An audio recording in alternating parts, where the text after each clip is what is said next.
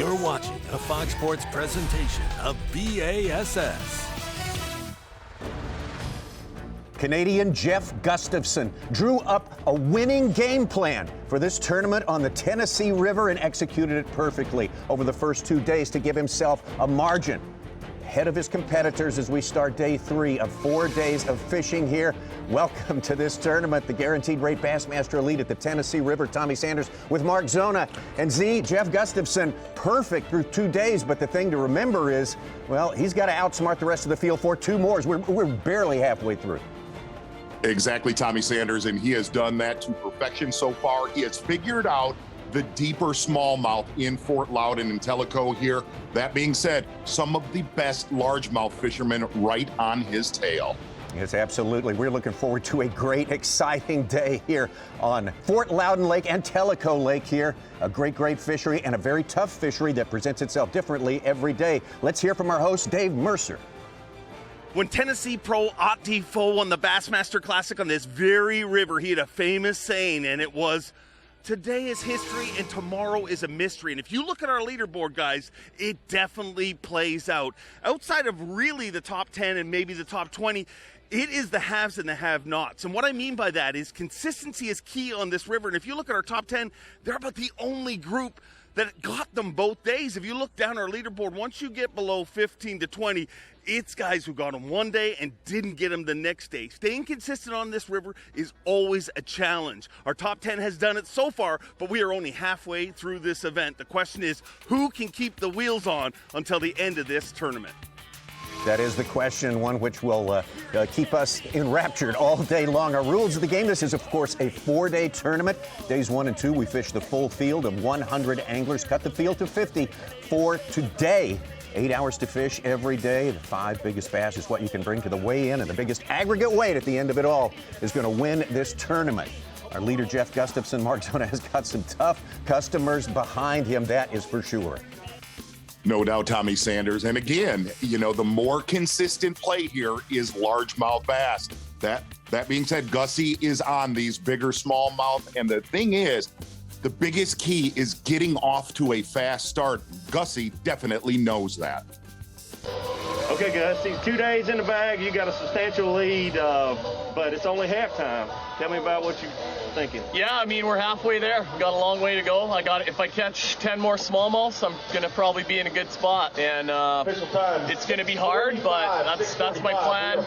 I'm gonna grind it out doing that. I'm not gonna leave, and whatever happens, happens. I know there's 10 more fish in my area where I'm fishing.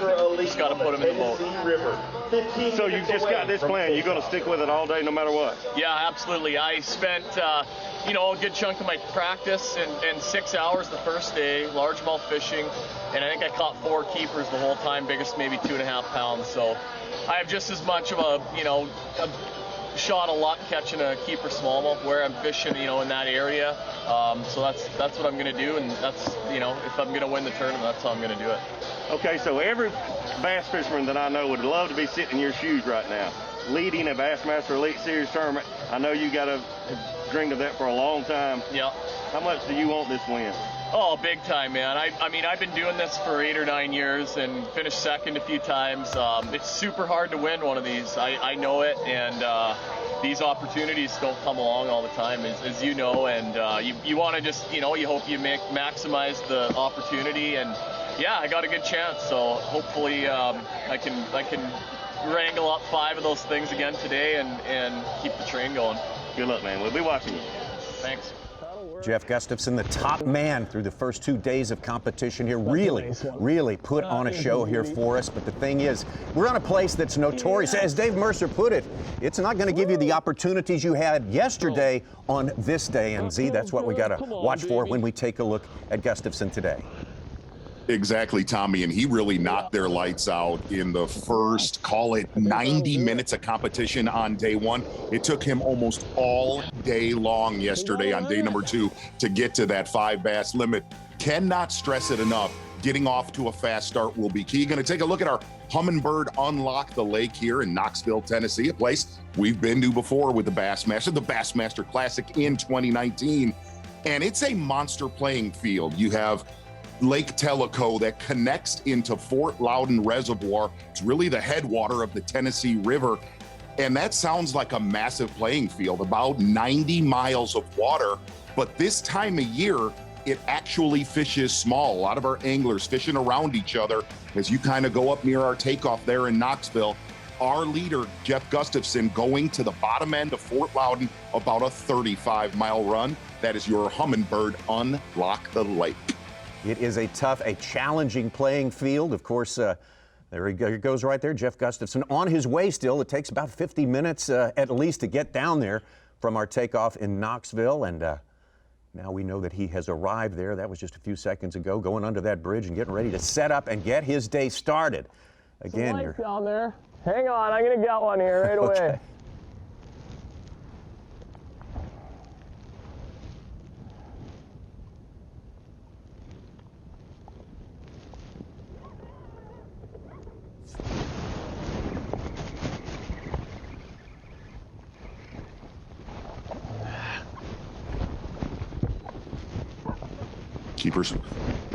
Keeper smallmouth has to be 18 inches down there here on Fort Loudoun and Tellico.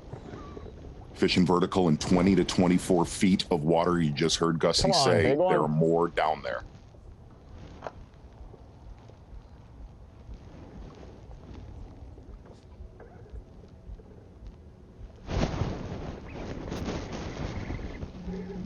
That feels better.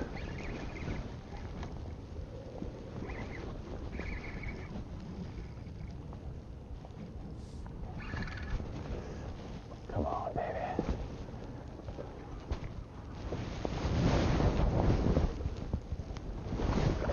Oh, I think that one will make it. Gonna be close. Yes. Nice. Has to be 18 inches. Keeper. One down. There's a bunch there. That makes me happy.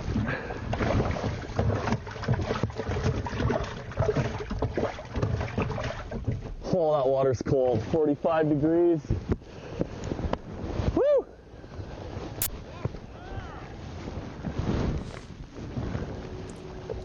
They're pretty stocked, so.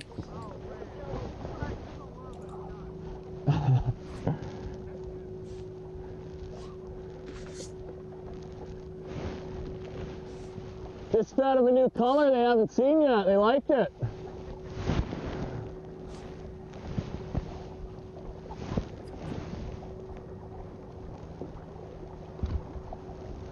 All right.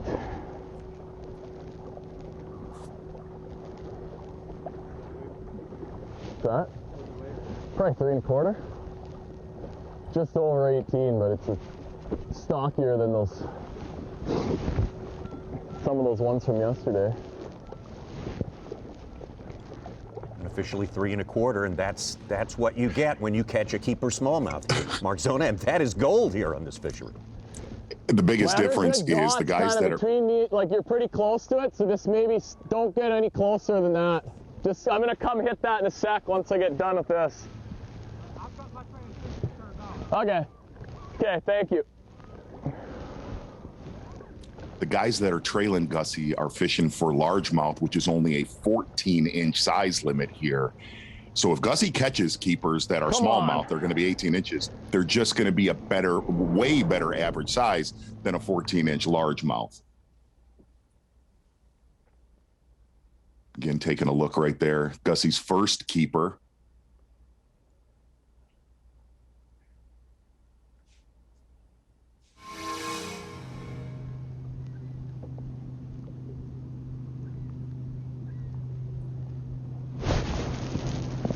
Hooked up again.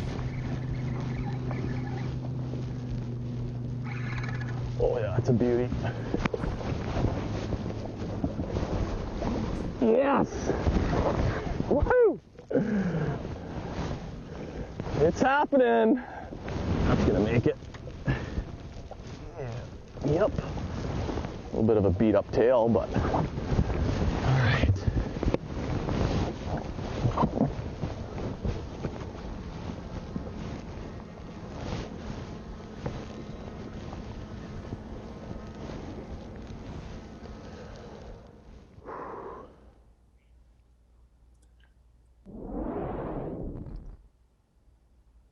Another keeper for Gussie right there. And this is absolutely huge right now, just because yesterday in all of that rain, we got probably, call it a ½ inch to 3/4 inch of rain yesterday. It took all day long to fill out his 5 bass limited.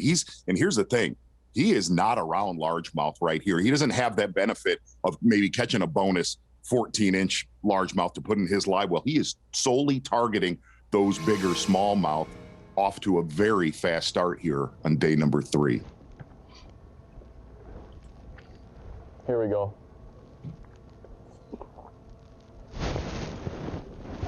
Boy, he is seeing them on his depth finder. All of these fish right under his boat, about 20 to 24 feet of water. Yeah, it's skinny. It might be long enough.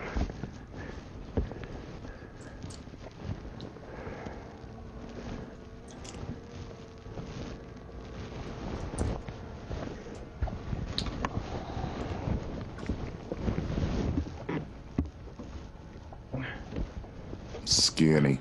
Yeah. Beautiful. Wow. That's not gonna weigh a whole lot, but hey, the limit, take a lot of pressure off this today. The lead of his goes from 3 pounds to well over 10 pounds now.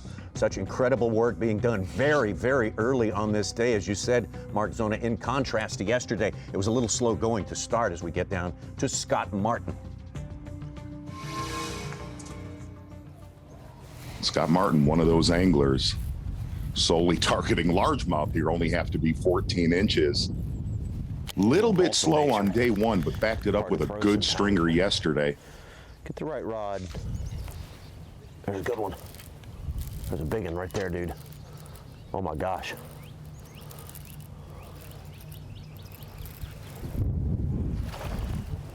Boy, you see the difference in the water color there. A lot dirtier water where the largemouth live, a lot shallower than your leader, Gussie. Yeah. Number 1. Gotta start somewhere.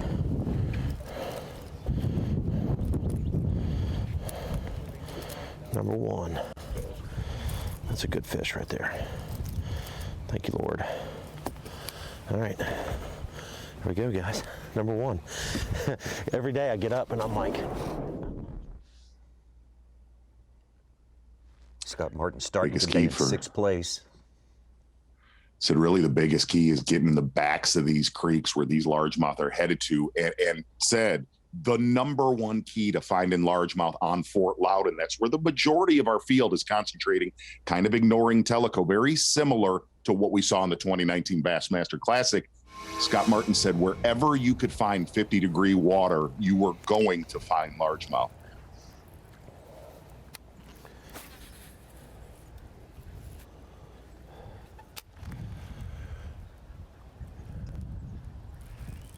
oh, another big one, dude, another big one. I say big one, I don't know what it is, but it feels good. Feels like a keeper. Oh yeah, it's a good fish. Oh wow. Oh yeah.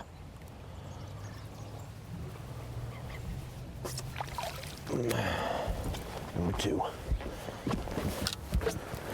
Small homemade flat side crankbait. Cooking, boys.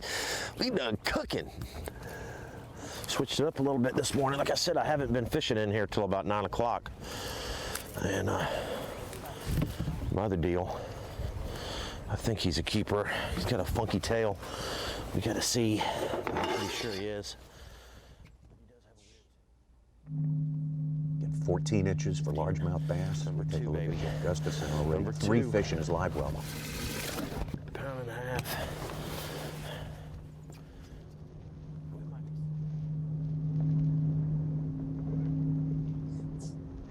So the question is going to be for Gussie. He is hooked up again. After he catches his 5 bass limit, boy, do you kind of just bail out of there and protect it, or I should make it. another good one. Yeah, baby. Whew. Beautiful.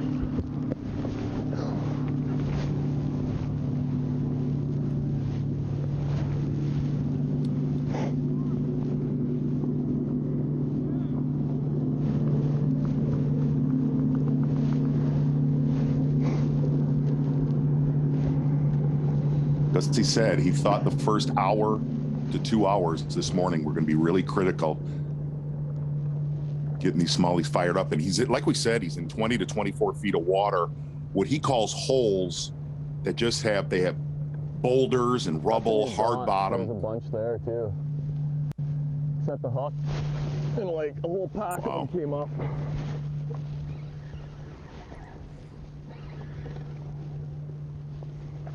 This is a beatdown. That hurts. First non-keeper right there. Oh, all the 50 anglers remaining in our field are up for a challenge, but they are being presented. They're being walked to the edge of a cliff right now by our leader, Jeff Gustafson, just off to an amazing, blazing start on this day 3 competition. It is far from over now, but boy, can Jeff Gustafson buy himself a ton of insurance today.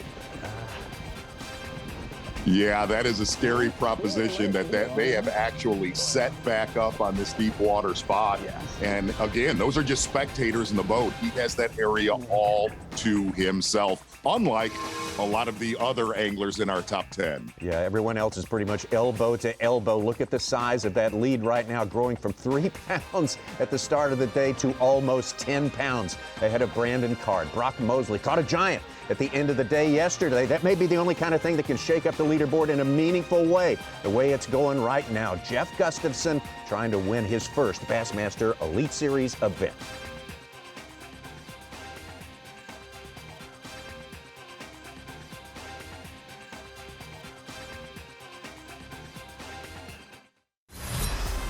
The Guaranteed Rate Elite at Tennessee River is sponsored by Humminbird, Mercury, and by Nitro Boats.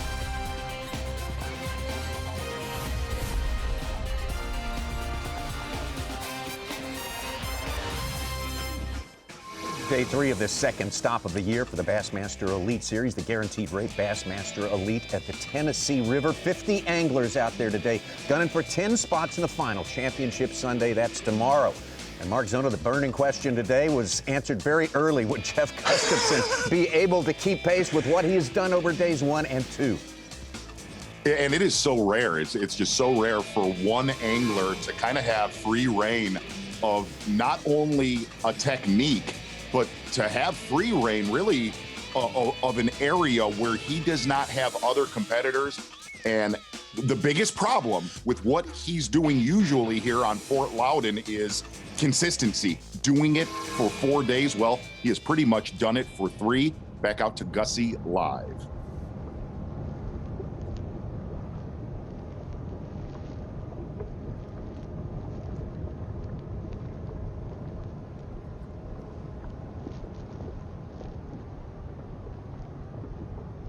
Z-Man 4-inch jerk chat on a 3/8 ounce jig head. And he's fishing that vertical, like we said, about 2 to 3 feet off of the bottom in 20 to 24 feet of water. Soft current poles off of the main current. Areas that these smallies kind of winter in. The benefit of this cold water, it keeps those schools tight. The chunk, but I think it's going to be one of those line burners. Oh, this one's so close.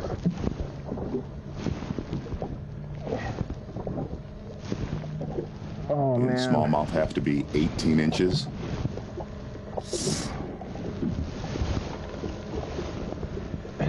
His mouth not quite closed. I get him to go. They're so stiff from this cold water. It's hard to.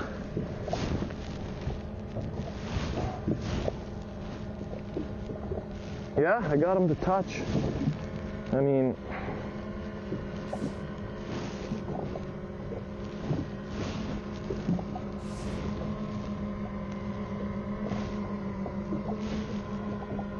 yeah. Just barely. We're gonna try and cull this one just to be safe, hopefully, but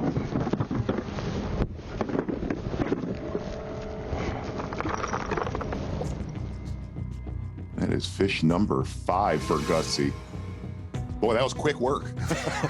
he's got a limit. He can continue to upgrade all day long. We'll explain that. He's ready to start culling now, but right now we're going to offer you a little bonus coverage. Starting out today outside the top 10, now moving solidly into the top 10, Oklahoma's Jason CHRISTIE. And Jason, kind of fill us in on what's different today and why the fast start. Hey, I want to start off by saying how much I've missed that voice right there. Oh, well, thank you very much, yes, Jason. sir. We've missed your fishing for sure. Yeah. You know, I've had me, thanks to a terrible cast in practice, I found a little hidey hole spot that I don't know why it's good. It's not good for big ones, but I can start the morning off just by catching, you know, 2, 3, 4 keepers. I think I've got 4 keepers. I actually had a chance at a big one just 10 minutes ago, and I lost him. But now it's kind of, you know, it starts off the day good. Now I can just go fishing. Today really feels like a big fish day. I mean, you can see what I got in my hands. Zona probably knows what that is. If I get 5 bites on that, then we'll be fine. The funny thing is I can't predict where I'm gonna get a bite after my starting spot, and especially a female. I mean, I can get males to bite. You know, the old skinny 14 inchers. I'm gonna say that, and I'm gonna end up with 4 today, but the females just randomly show up, and I've only caught 2 or 3 the whole week. So that's how my morning's going so far. 1 big bite, and I goofed it up. Jason, if you can kind of walk the viewer through how incredibly tough practice was into this tournament. We're seeing definitely a lot of fish catches today, a lot of fish catches by you, but this has been one of the biggest grinders we have had in the past decade. Yeah, the fact is that we're still in February. These fish, I think that the big wave, I mean the big movers, it doesn't happen until this lake starts coming up. You know, everybody's talking about, hey, they're going to come. No, they're not going to come. The residents around the bank, you know, they may go to biting a little bit, but there's no wave coming. I mean, you're hunting and pecking, you know, for a bite here and there. And I should catch one right here if my little pattern holds up. Jason, you made a comment that the majority of the big ones, the big females, are very random. Are they near the main river, near the main lake on Fort Loudoun, or are those bigger ones up in the creeks and pockets? Zona, I've weighed in 1. So whenever you find that out, you let me know. You know, I'm thinking that, you know, there's probably a few that's up there, you know, in the creeks and stuff, but the majority of the fish, I mean, most people that I'm seeing are in the creeks. If that's where the majority of the fish were, I mean, as good as these guys are, they would figure it out. I think most of them's out there in that channel are just, I mean, the current is ripping, and it's just hard to get one to bite. I mean, I feel lucky. You know, yesterday I started off with a 5-pounder, and I thought today's going to be the day that I'm going to smash a big bag. And I fished for big ones the rest of the day, and I never got in front of one.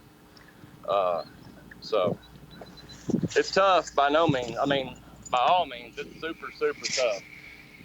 You know, I'm lucky to have that starting spot where I can catch me 2 or 3 and then, you know, go fishing. And the problem is I've been fishing and, you know, starting this area and staying for a couple of hours and then leaving, and I'm not culling anything. I think today I'm going to hang out, you know, in this 4 to 5 mile stretch and just fish. Well, Jason, great job.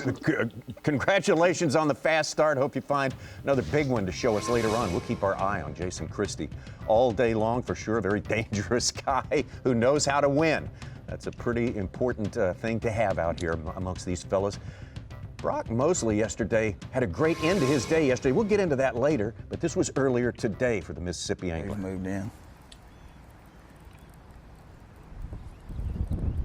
There's one. Stay hooked up. Again, earlier today with Brock Mosley, who get ready for this, caught almost a 7-pounder in the last 10 minutes of competition yesterday. Yes. Thank you, Lord.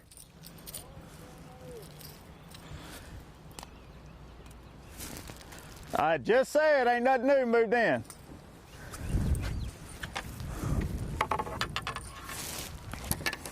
Hey. 1/4 ounce lipless crankbait. I didn't know what it was. It was kind of running at us, wasn't it?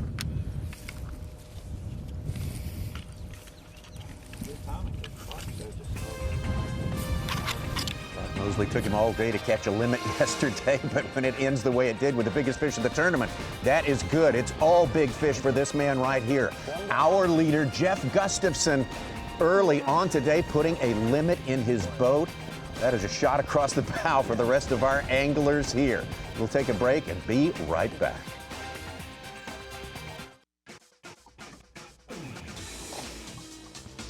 Well, tomorrow, the best season ever continues as the NASCAR Cup Series heads to Homestead Miami Speedway for the Dixie Vodka 400C, who will rise up and take the crown at the season's first 1.5-mile track. All the action starts tomorrow at 3:30 Eastern on Fox and anywhere on the Fox Sports app. Tommy, who do you have in that Dixie Vodka 400 tomorrow? Still chewing on that one right now. I got to say, they are chewing for our leader. Jeff Gustafson right now. He has lapped the field so far early in this game, but we got a lot of tough customers that can put a dent in that 15-pound lead that he has right now among them. That rain last night and the water has fell maybe, I'm thinking 10 inches to a foot. I don't really think it's fell any more than that. You know, I never noticed that yesterday. I don't believe that fall had reached this far down yesterday. And I think it really got here last night, because when I was in here yesterday, it didn't look like this. But I'm going back to that, rigging back up like I was rigged up at the beginning with a, you know, a dominantly white Rage swimmer, a solid white and chartreuse with that nickel blade, because that's where I caught them in practice. And the water was dirty like it is today, so I had to make some adjustments in here, because this water had really cleared up during the first couple days, so that kind of looks about like it did in practice. But with that being said, it's also down about 10 inches. But I'm gonna make some color adjustments. And you know, what I'm hoping is that one of these places I've been fishing, like there's a deep hole right here in the mouth of it that maybe, you know, that water pulling just pulled the bait, the fish, and everything, you know, into one of these depressions.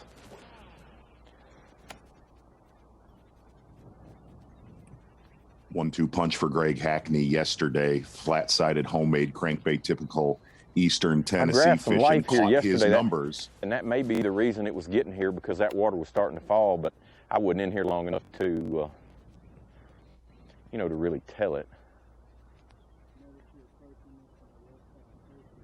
Well, I'm just changing the angle. Every day I fish this, I start on the right side. So I'm always pulling my bait at the same angle. So today, by starting on this side, when I get back around to that side, I'll be fishing both sides at a different, you know, just showing them something different. When you fish the same place so many times, it's good to switch it up, you know. Don't do things exactly the same every time. But today's gonna be different anyway. Just, you know, you can see how orange it is in there. And then again, with this water being down.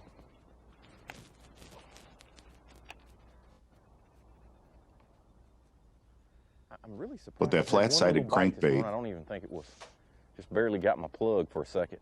And I don't think it was a keeper. But it's been pretty dead, and I haven't really seen any life yet, like shad flicking, and it feels like the type of morning that they, I mean, it feels good.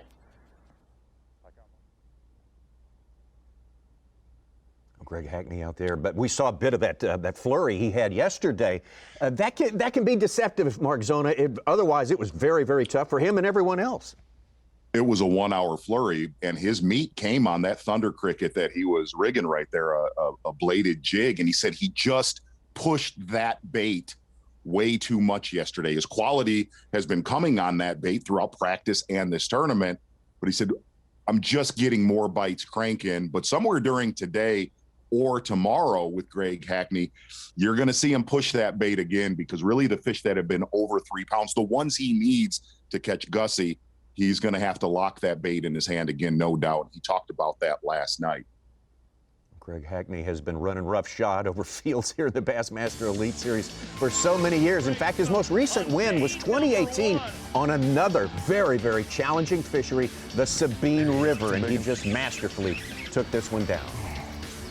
Exactly, and really he did it in that canal, just that 1 mile long canal. A little bit of company was in there with Greg Hackney, and it almost seemed like in that 4-day event, he caught every bass that lived in that canal.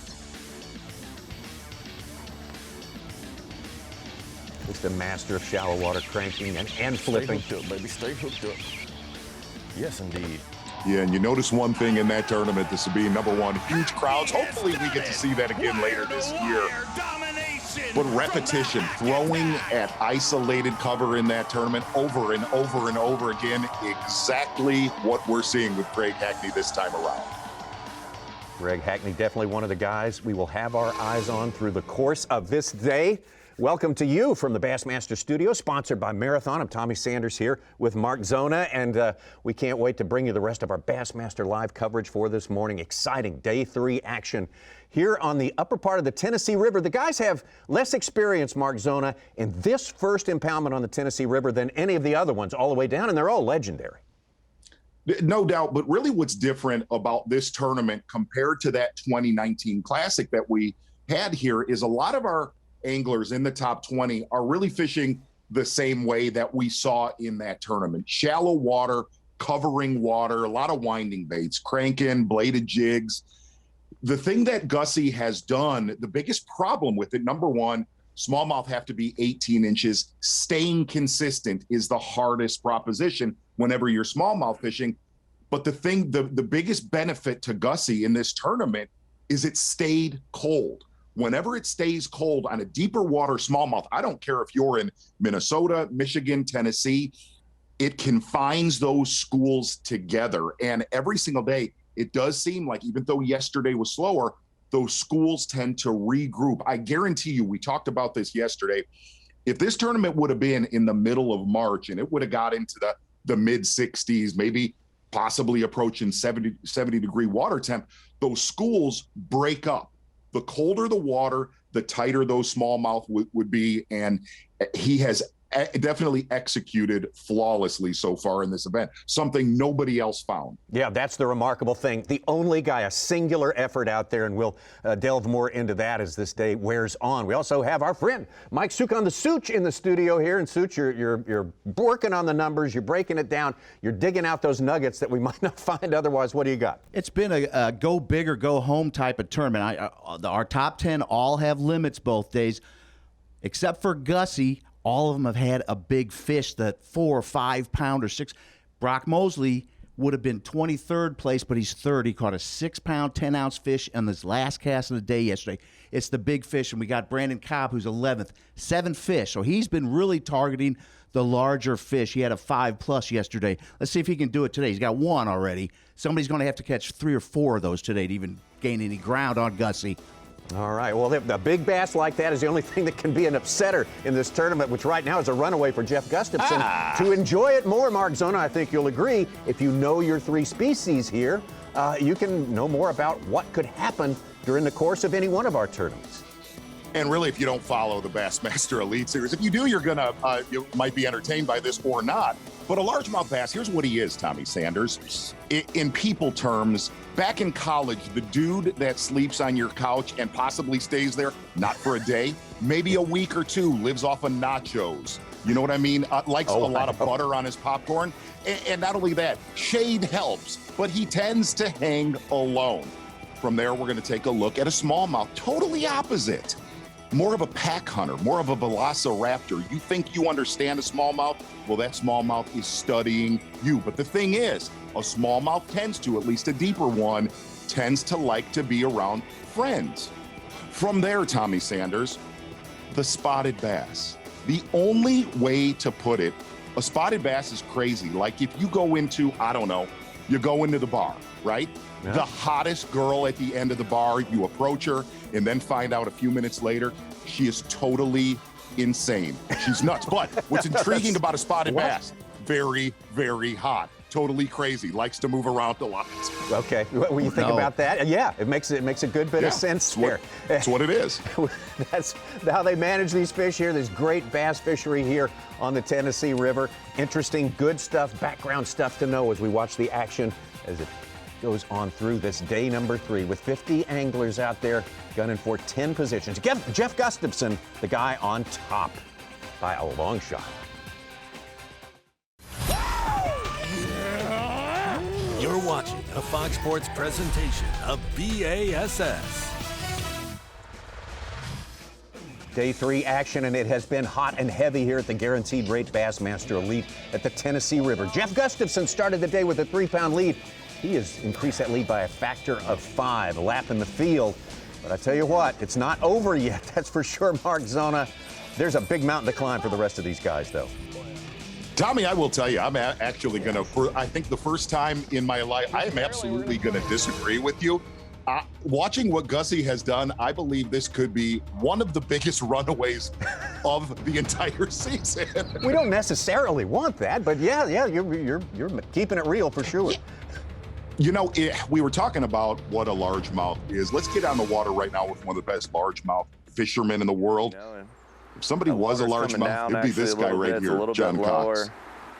Had one other one a minute ago, and I mean, I went to the chartreuse blackback because the water got a little more color to it, and gosh, it had it choked and it come off right at the boat. But it's a good sign that there's some big ones still moving through here, and you know, we're just gonna hang out and let them come to us, hopefully. The water temp, it dropped a little bit this morning. It was about 2 or 3 degrees colder than yesterday morning. So I think when we hit that, it seems like that magic temps when it gets around 55. It's 52 right now, so we'll see if maybe an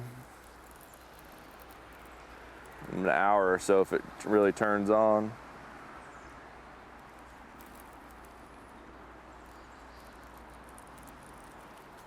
Cox had our second biggest fish yesterday, a 513 in his bag of 14 pounds even, almost half of his weight from one fish. And pretty much everything he's caught, Such, has come out of this little creek right here. A lot dirtier water, but like Hackney, you notice just repetitive casts at isolated cover, whether it's rock or wood. And Cox is not the only angler that caught him out of this little creek yesterday. There's so much fishing line and all these trees and people bank fishing. It's like, you don't know if it's ever a fish or if you just got someone's line.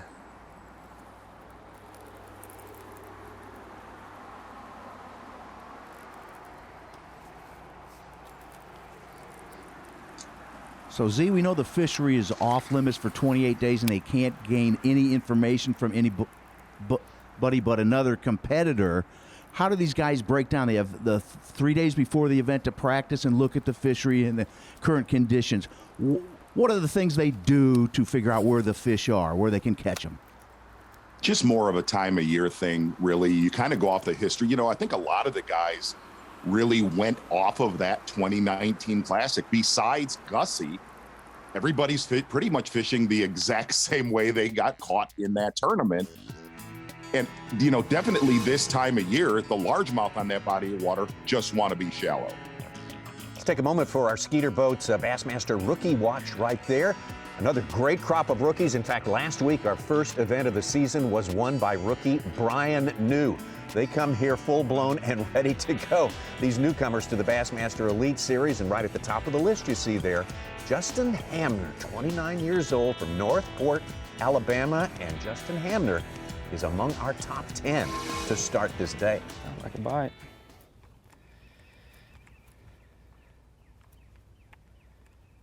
Justin Hamner from Alabama, rookie on the Bassmaster Elite Series. Didn't think we'd see this, but a front-facing sonar. 2 of our anglers coming into today, seeing a lot of these fish in front of their boat. Justin Hamner's lived with a jerkbait almost the entire tournament.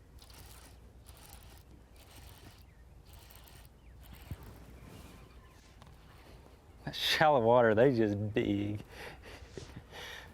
Good one. Oh, he's got one hook. Oh, got two.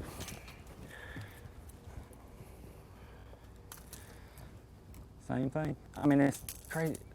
Stump will be 2 foot deep, and they're just like whole schools up. There'll be 4 or 5 on one stump.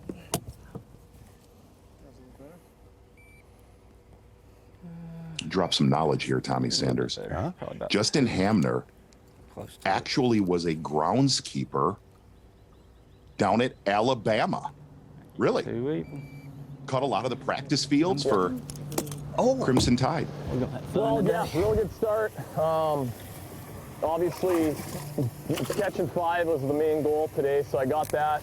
I got a few just keepers that don't weigh a whole lot, so I mean, still pretty solid. That takes the pressure off, but I'm gonna hang around here and try and find a couple more little juice spots if I can, and hopefully upgrade a couple of those. And, you know, I'd like to get all my fish maybe to be over 3 pounds. So, but yeah, awesome start. If I have to, you know, in a couple hours, I might do another pass on my little juice out there, but there's for sure, you know, a few more little sweet spots in here.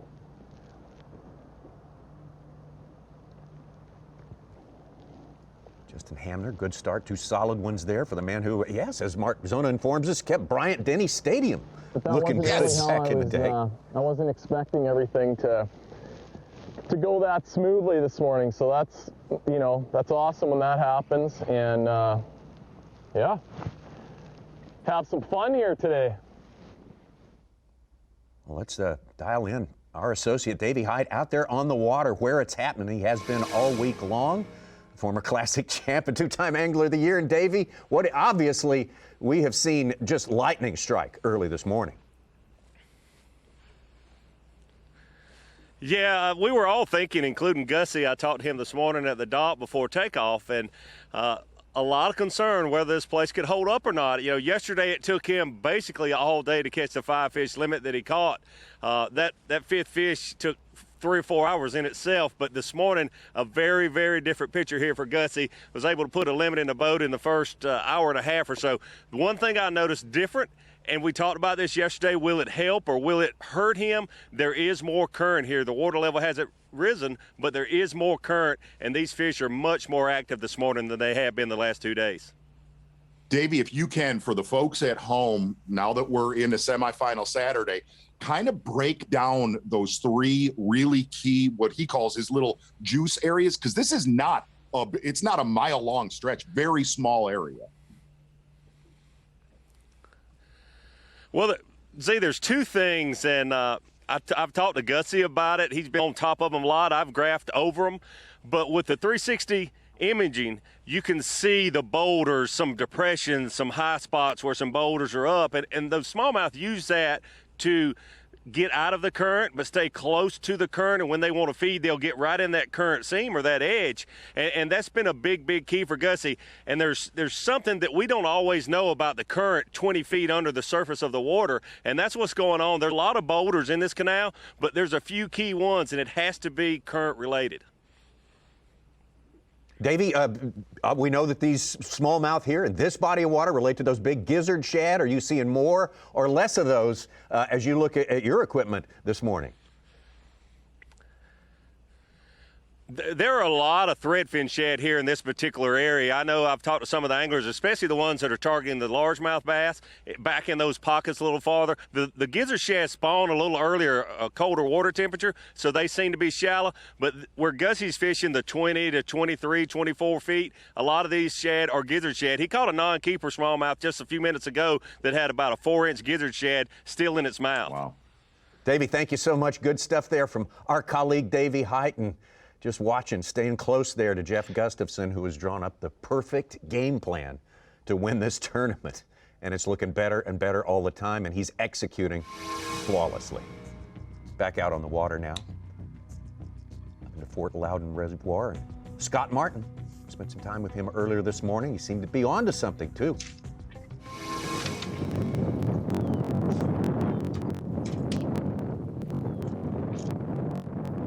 Well, you see Scott Martin and just like Justin Hamner staring at that front-facing sonar. 2 fish in his live well so far. Little rock veins. He said little rock veins. He called them micro points. Points that were kind of getting ignored from other anglers. Going to head back up Fort Loudoun right now. A little bit of color in the water there with Craig Hackney. Yeah.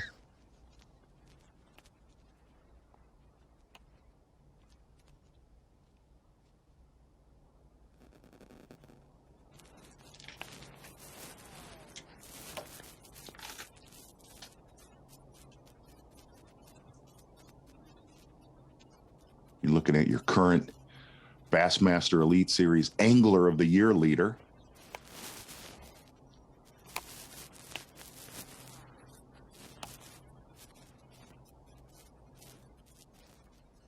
A great runner. Could not see two different techniques on the screen right now. Totally different. Clearer, deeper water for Gussie, as dirty and shallow. Greg Hackney said he has not caught a bass past 2.5 feet of water throughout this event.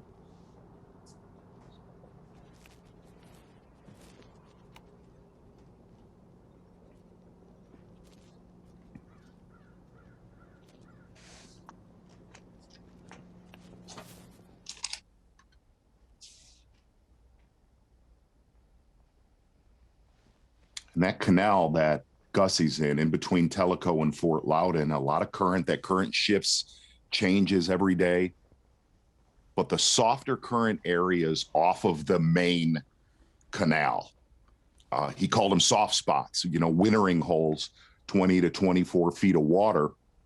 And he just said on day 2, yesterday was such a struggle for Gussie. He said there just was not as much life. You know, day number 1, when he came in there, he said there was pods of bait. They were eaten. He looked at his graph. When he would hook one, he said his graph would light up with more smallmouth. So it was just not firing as much yesterday. But really made the comment, I think the first hour of competition today was going to be, he thinks the mornings are critical because they really, after the first 90 minutes to 2 hours, this bite for Gussie definitely slows down. Limit in the boat for Jeff Gustafson. He's just trying to upgrade slowly as he goes along here. Or maybe, as you say, Mark Zona, just back off entirely. Leave the fish alone, save something for tomorrow. We'll see how it pans out. He's got a lot of time to think about it, and the advantage of a huge 15-pound lead to rest back on as he takes a look at the prospects for the rest of this tournament here.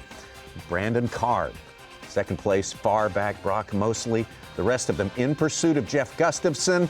We will continue from here on the Tennessee River. I caught a couple short ones, and I had some nice marks come up, a couple bumped my bait. I think sometimes I'm just sort of hovering my bait a couple feet off the bottom, and some of them actually will come up, and I think they hit it with their mouth closed. Drive by. I'm going to try a different color this time over them, and hopefully we'll connect here. Drawing up the winning game plan is one thing. Executing it perfectly is something else, and I think that puts our man Jeff Gustafson up for one of our big recognitions of the day, Z. Exactly right. Marathon peak performance. It was early and often for pretty much the angler that has commanded this event. And here's the best way to put it.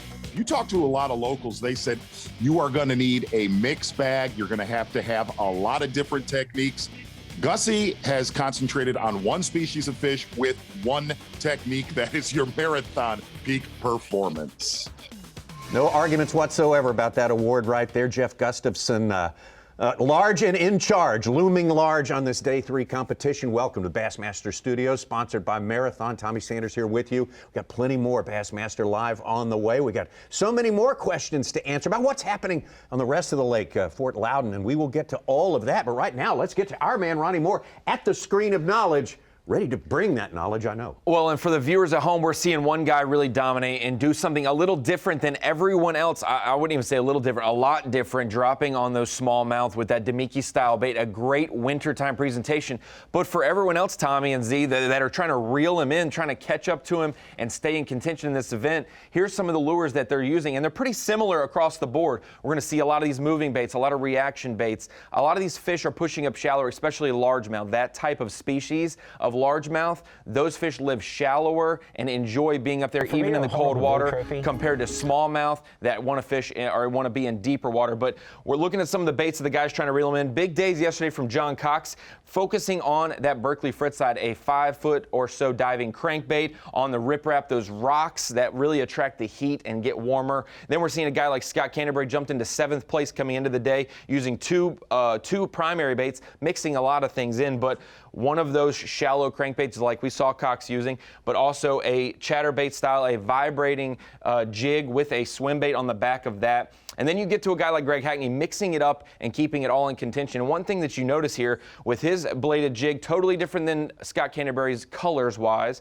and his crankbait very similar to Scott Canterbury. So depending on the water color, where they are in the lake, it will depend on what color you need to select for your baits. And then we saw yesterday Brandon Card really catching him well on a micro jig, his prototype Advantage bait jig with that twin tail trailer. So a lot of different baits coming into play, but these guys are really going to have to catch good ones today if they want to catch up to Jeff Gustafson, who's jumped out to that lead with his technique. So, Ronnie, thank you very much. You had to hustle to bring us pictures of all those baits that are looming large here. Looming large for the second tournament in a row is the veteran Mark Menendez, off last year for a hardship and back with a vengeance this year. Started this day in 9th place, caught 22 pounds over the first couple of days. Getting a good shot at some of those, as Scott Martin calls them, little micro points, little rock veins that stick off the bank right there. Mark Menendez said a lot of his fish have come in Fort Loudon, but he will fishing. Pull the plug if need Hard be today work, and run the Tellico. Rocks all the time, but every now and then you come by one of the rocks and one thumps it, and it's all worth it. This has been my key little place that I've visited a couple times a day, and this is the whole deal right here.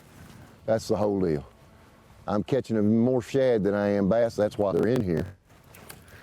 And it's just, when they slide up and get in a catchable position, you catch him. When they're out here roaming around chasing these minnows, you don't get bit, but then all of a sudden one sucks up and he ends up in your live well, so you got to be real patient. This plug I'm throwing, I caught one just like it in practice. So when in Rome, or Knox Vegas, do what the Knox Vegas people do, throw a DB crawl and see what happens. And it got me started yesterday, so kind of cool to catch the same bait, tie it on, and then end up getting you 5 on it. But it's been slow this morning. I'm beginning to think this may be more of an afternoon place. Wheeled in here the first afternoon, caught a 4-pounder and a 2-pounder, and then yesterday I only had one when I got here and ended up with a good solid limit. So see here, I mean this happens on a regular basis right here. And the seagulls and the pelicans have just been gorging themselves. And the bass have too. These shad are kind of stunned from the cold, and they just come up and they flash, and about that time you'll see a lot of white bass in here. Caught a big one a little while ago. But every now and then, when they get positioned where you can catch one, you'll catch him. I'm wrestling with my head right now whether I'm going to stay all day, not crank the big engine. But my other area up Tellico is calling me, because I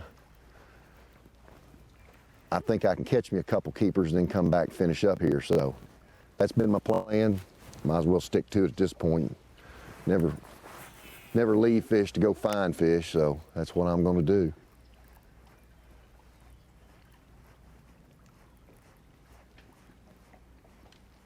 Mark Menendez fast approaching his 250th Bassmaster event. Man, this guy has been there. He's done it all. He's won 3 times. For the viewers, what he was talking about right there, he's been throwing a Strike King 1.5 crankbait, a little square bill crankbait, and he actually caught another Strike King 1.5 crankbait yesterday with his lure, tied it on, and caught a limit within 2 hours on it. That's phenomenal.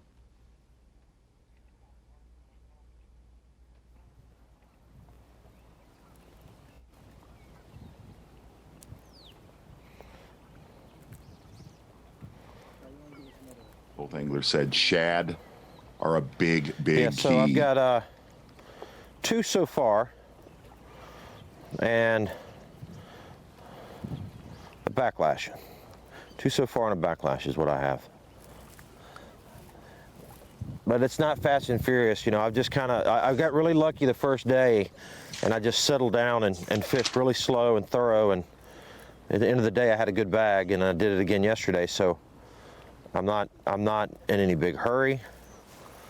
I'm just kind of fishing the highest percentage places I can, and hopefully by the end of the day I'll have another nice bag. For me, it's been mostly cranking. Today I'm going to mix it up a little bit because that weather and the wind is going to create some opportunities, probably the chatterbait and some stuff like that this afternoon. Just fishing these little rock banks, flat rock banks.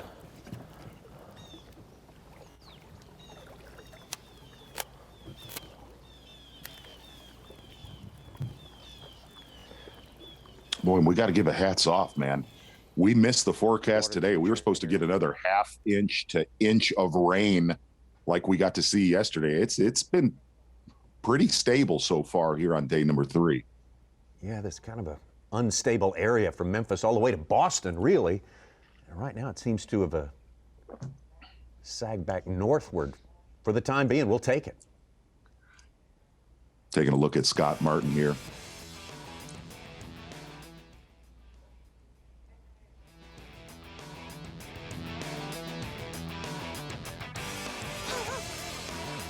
Two keepers in his live well so far, throwing a little homemade flat-sided crankbait. Scott Martin said, you know, man, it's not fast and furious, but a lot of these areas seem to reload through the day for him so far in this event. Scott Martin has achieved much in the world of bass fishing, the always telegenic guy who really can bring the fish catching to at times. He comes from bass fishing royalty, but he'd like to wear the crown of Elite Series champion. For me to hold up a blue trophy would be unbelievable. You know, my dad's won 19 of them, so winning one would be unbelievable, right? But I got to win like 20 to make it even more unbelievable when your dad has won 19. So am I going to win 19 Bassmaster Elite Blue trophies? I would hope so, but it's probably not going to happen. I'm going to be honest with you. I don't think that record will ever be broken, just like his 9 Angler of the Years will never be broken as well.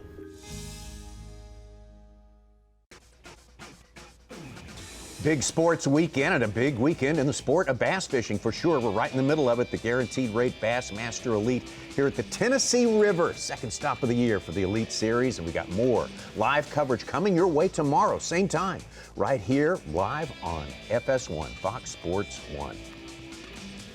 Great host city here, Knoxville, Tennessee. We're going to take you up there right now. Bass fishing country, big college town, big sports town on this big sports weekend, and one of the biggest names in our sport is our MC at all events, Dave Mercer. And Dave, great thoughts as we got started earlier today. Maybe your take on what you have witnessed so far in the first hour and a half of fishing here. Wow. First of all, unbelievable. I mean, I got to spend last night with Gussie, and I'll tell you, he was, incredibly calm, guys, like really calm. And I think it goes back to what we've talked about earlier this week. Nothing is everything. The fact that he has exhausted all those other options, done the largemouth thing and had very little success with it all the way through pre-fish. He told me, he said, all I have to remember is there's at least 10 fish left in there. Obviously a lot more. As we see, he only needs 5 more, and he believes, he said to me, if I can get a limit of them the next 2 days, I believe I'll have done enough to win this tournament. Dave, I'm going to ask you the same question that I asked earlier in this tournament on day number 1. This has been one of the, besides Gussie, This has been one of the toughest Bassmaster Elite Series events we've seen in a decade. For our viewers on FS1, on day number 1, there were a lot of guys that were totally mentally spun out in this event before they made their first cast. Yeah, there definitely was. I mean, you could feel it on the dock, and really it's just everything that, I mean, literally going into an event, these are high-performance athletes, you know, and you put it in whatever term you want, but I mean, they were literally worried about about actually catching a fish. It's like a NASCAR driver going into a race hoping it'll start, you know, the car will turn over. So they were very nervous. But in the moment that I really cashed in and thought, they are not just messing with us this time around, was that first keeper that John Cox got on day number 1. When I saw the elation in his eyes, I was like, yeah, this is a different kind of tough this time around. Dave, we look at what's going on out there today, and if you were Gussie, if you were Jeff Gustafson, I mean, would you keep poking around? Would you even dip into tomorrow's supply of smallmouth bass, or would you just kind of back off and sort of let it happen? Wait your time, bide your time till the final day. Well, I mean, if I was Jeff Gustafson, I wouldn't be a tournament MC, number 1. So I'm probably the worst person to ask that question of. But I would say, I mean, I think Gussie is going to spend a lot of time there trying to find something else. Like he said to me, he says, you know, he spent an incredible time, you know, picking it apart, but where he's catching the fish is just very, very small zones. And he realizes at this point he is literally 5 bites away from winning this.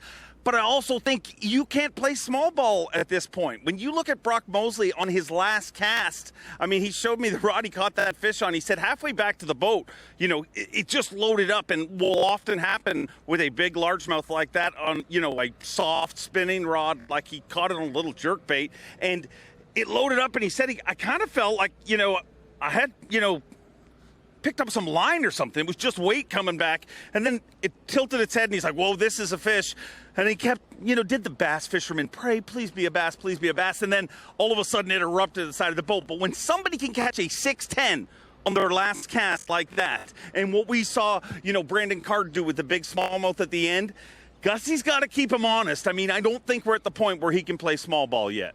There was actually a good little run of big fish catches, not just Brock Mosley with the big fish of the tournament. Very, very late in the day yesterday, Dave Mercer. Could you sense that the guys were wanting to be out there maybe another 15 minutes more and do some more damage? Definitely. The ends of the days, Tommy, have been key for us, but it's been the days have been bookended, and I think that's another reason that this tournament has been as tough as it has, because you see guys doing some damage early, but then they go through hours of lulls, and it's staying focused and keeping mentally engaged so that when they turn back on in the afternoon and that opportunity strikes, you're in the game and ready to go. So definitely the afternoon and the morning's a key window, and a lot of guys said, you know, being that later flight yesterday definitely helped them. Dave Mercer will be a big star this afternoon when the weigh-in time comes around there in Knoxville, moving the weigh-in to a World's Fair Park, and the performance lawn there should be quite the spectacle. You know, and there's a real fine line watching guys like Greg Hackney, Brock Mosley, Scott Martin that have excelled winding shallow on Fort Loudoun in this tournament is and where a lot of guys trying to do the same thing did not capitalize, did not have success fishing that same way. You're in a tournament like this, your body says cover water. Man, the more water I can cover, the better I'll be at the end of the day. It's more of a law of averages.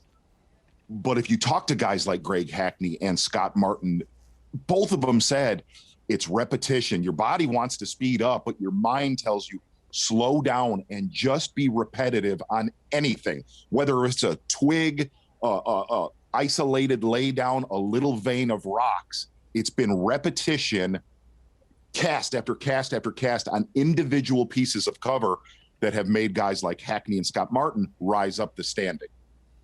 As we continue to watch Greg Hackney, very slow for him so far this morning, but they come and go.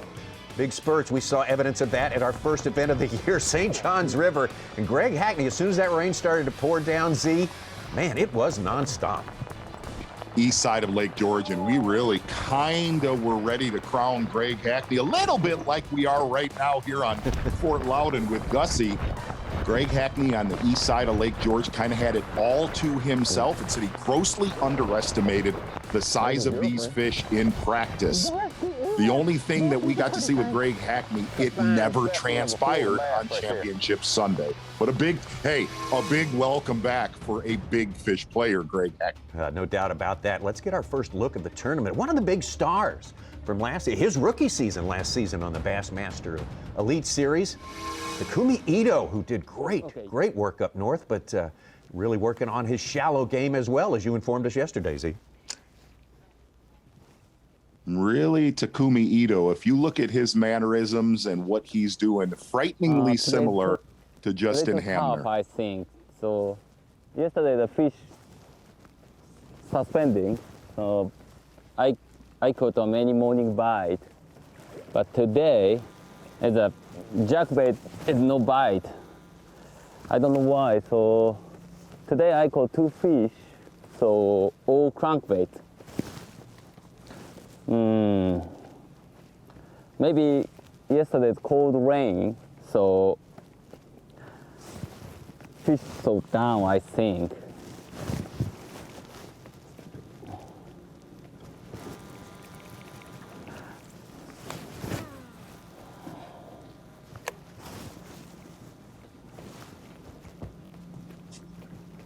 Takumi Ito, day number 2, caught most of his fish on a jerkbait with his front-facing sonar, just like Justin Hamner. The only thing it seems like the guys that are looking at him on their front-facing sonar, they're not catching very big, very solid quality 2 to 2.5 pounders, but they're not getting that 4 to 5 pound bite like a lot of the shallow crankers and bladed jig fishermen.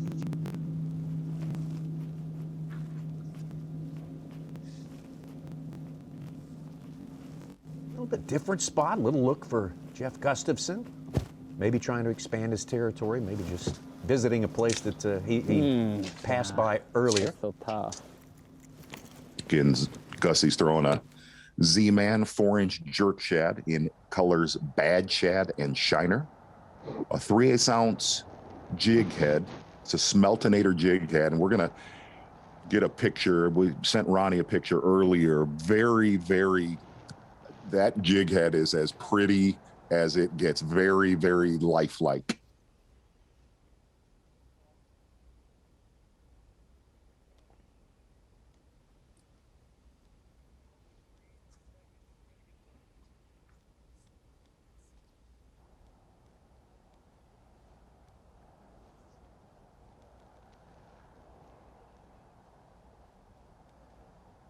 Boy, you see Gussie really pressing it, trying to expand on and he said, man, the spots that these smallmouth are on are so small. You can miss them by 5 feet and never get a bite. And I use a 4 feet depth, so shallow, but 6 feet I use. So, and touch the bottom, and the rod work slow. It's very, very slow, and I got a bite. So maybe tough day, I think.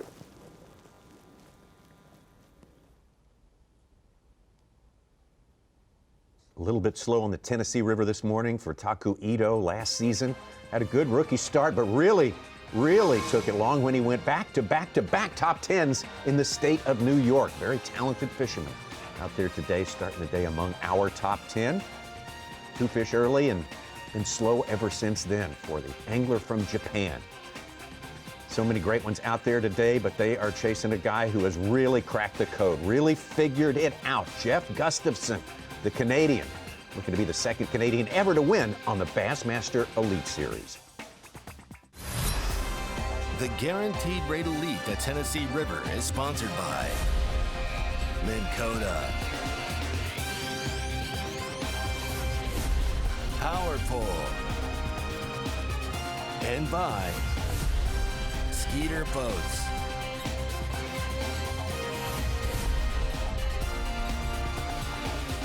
Nine regular season events on the Bassmaster Elite Series. taking us all the way up to New York later on in the summertime. But we got 3 of them here on different stretches of the legendary Tennessee River. One of them is our next event, March 18th through the 21st. Pickwick Lake, the second from last impound, all the way at the other end, just about, and a lot of rock and roll history in that little corner of the world, and some great bass fishing history as well. Mark Zona should be in prime shape. Yeah, and that is the time of year. I got a feeling we're also going to see some very, very big smallmouth in that tournament. And this was actually moments ago, Keith Combs with yet another solid finish here, at least so far, on Fort Loudoun. Had a big tournament on St. John's a couple weeks ago.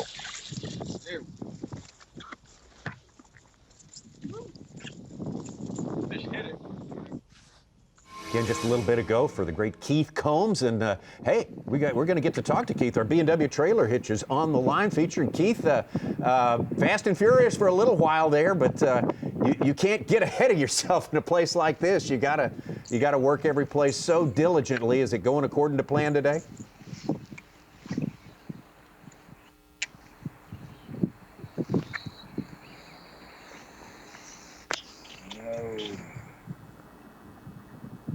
Keith heard us there, but we're going to ask Keith. Tell us about what's going on. Good morning.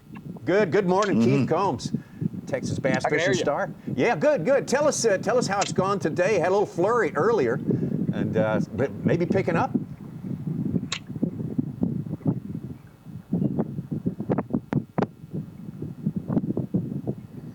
Okay. We'll just watch Keith for a minute here. Scratchy, a little scratchy. A little scratchiness on the audio there. Keith Combs moving up the leaderboard somewhat from his start today.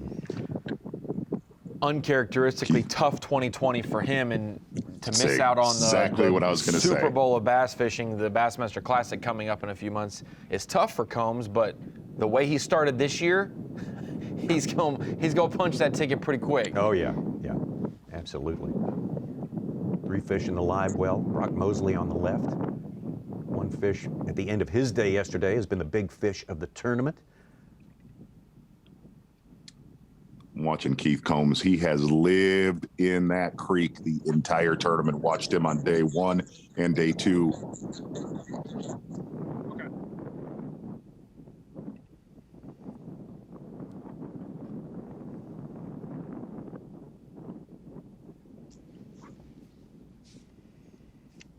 Brock Mosley from Mississippi started back in 2017. Took his lumps, had a terrible first year, but the next year he went to New York and knocked out a 2nd place on the St. Lawrence River. Since then, it's been on the uptick for this young man from Mississippi. Used to play college baseball. Was a fantastic baseball player in high school in Mississippi. Went to a community college, was one of the best players there. I think every single player at that community college went to a D1 school and transferred. And he went to Ole Miss and played.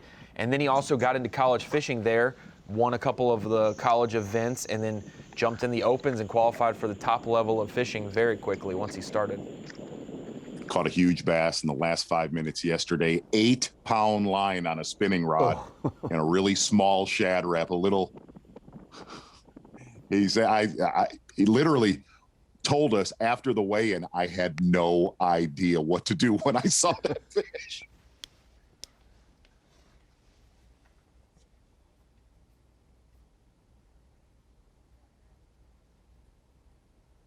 That took over the Phoenix Boats big bass of the event by a pound, a full pound. Normally you see it go up by an ounce or 2, and at the weigh-in it's, oh, is this going to take it over? It took it over by a full pound and set the mark from day 1. That was 5'10". We saw a couple big ones. I believe Brandon Cobb had a 5'11" yesterday as well. Mosley's 6'10". I think Cobb had another 5-pounder, and then we saw obviously Brandon Card's 2 good ones to jump into 2nd place. And really the uphill battle, if you don't follow the Bassmaster Elite Series here on FS1, the uphill battle for these guys that are really solely targeting largemouth is for them to track Gussie down. There's no weather pattern. Nothing dictates that there's a lot more largemouth coming. If we're, a week from now, 2 weeks from now, and we're on a warming trend, it's bringing a lot of those fish shallow. I think a lot of these guys that are fishing the way Combs is, Brock Mosley, Greg Hackney, they're catching what's there. and a lot of the population of largemouth on this body of water, they're still in their wintertime pattern. I mean, heck, at the beginning of the week, water temps were 42 to 44 degrees. It slowly warmed up, but it also got knocked back yesterday with that cold rain. There's no variable that's going to bring another wave of largemouth shallow. At least that's the way it looks right now.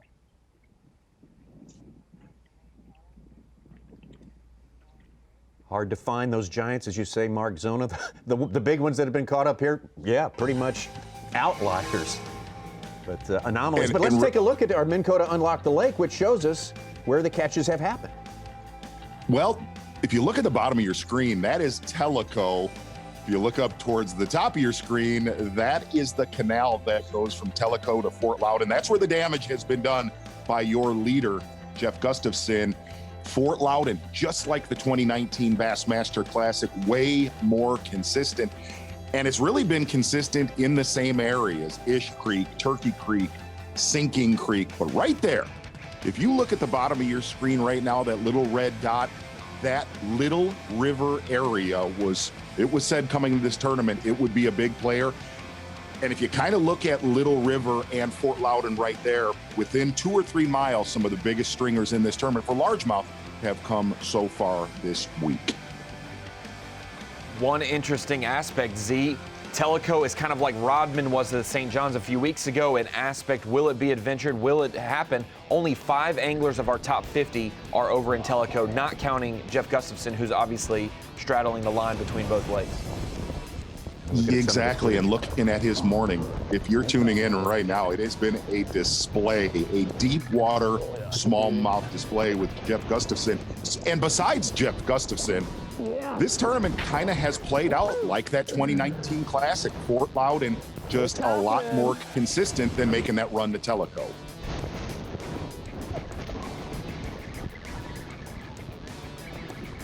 Again, Jeff Gustafson knocking it out of the park on day number 1, doing what people said is so improbable to be able to do here, is catch a limit of smallmouth bass 18 inches long. That's a key to winning, but so hard to do.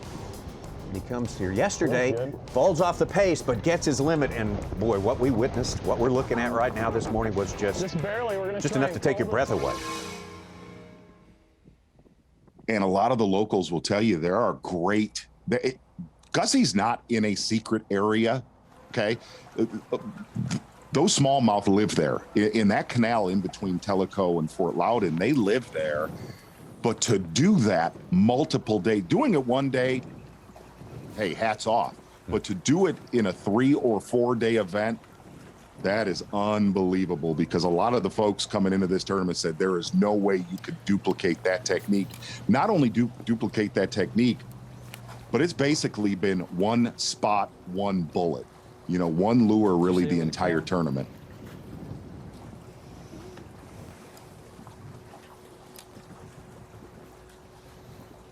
Mosley in the upper hand part of your screener. This was him just moments ago.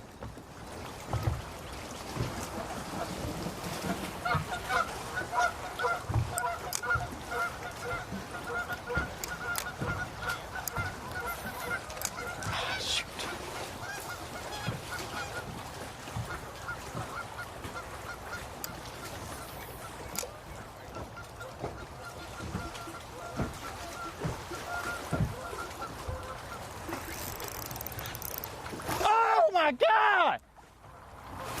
Did you see it? It's a 4-pound smallmouth.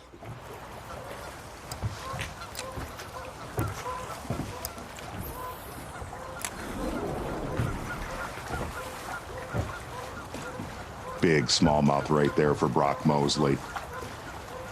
And we've seen a few big misses in this tournament too. Gosh, that was a good one. Saw big fish get broke off yesterday from Steve Kennedy, and this is not a tournament where a 4-pounder can be made up.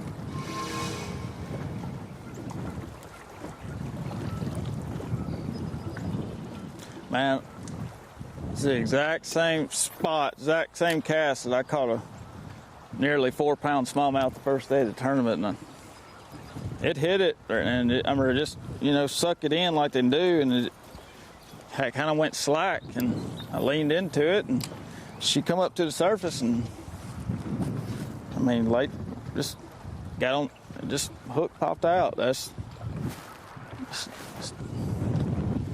just when it's real cold, they don't, you know, they don't just run up and inhale something. They just kind of just suck it in. Boy, when you're 17 pounds behind the leader, almost 18 pounds behind the leader, you got to have some breaks, and you cannot have any break off on you here. And Brock Mosley now remains at one fish and far behind our leader, Jeff Gustafson, on this day 3 competition. Gustafson far away from the field, and they got to catch big ones in order to catch Jeff. Third day of competition here at the Guaranteed Rate Bassmaster Elite at the Tennessee River. 50 anglers out there today.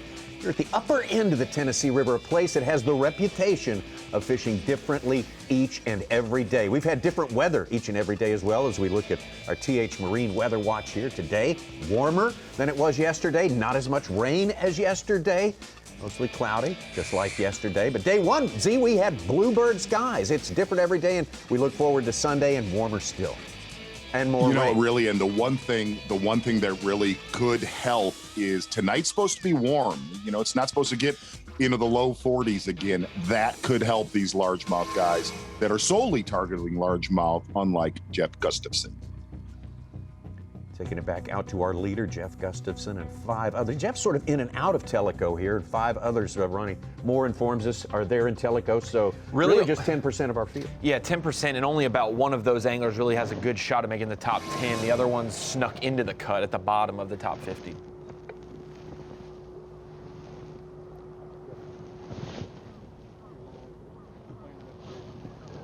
Well, I'm just going to keep hunting around in here. Floating my little Z-Man jerk shad. I got a little pack of them right here, and I've gone over them 3 times. I've had a hit every time. I've had 3 or 4 come up, and I don't know, like, if it's just I've caught a bunch of them and they're fish I've caught already, or they're smartening up or what, but I'm going through some different colors and just trying to trick one. I caught 3 of my big ones here the first day, right here, so hopefully, yesterday this was a ghost town. So I'm just trying to connect with one of these suckers.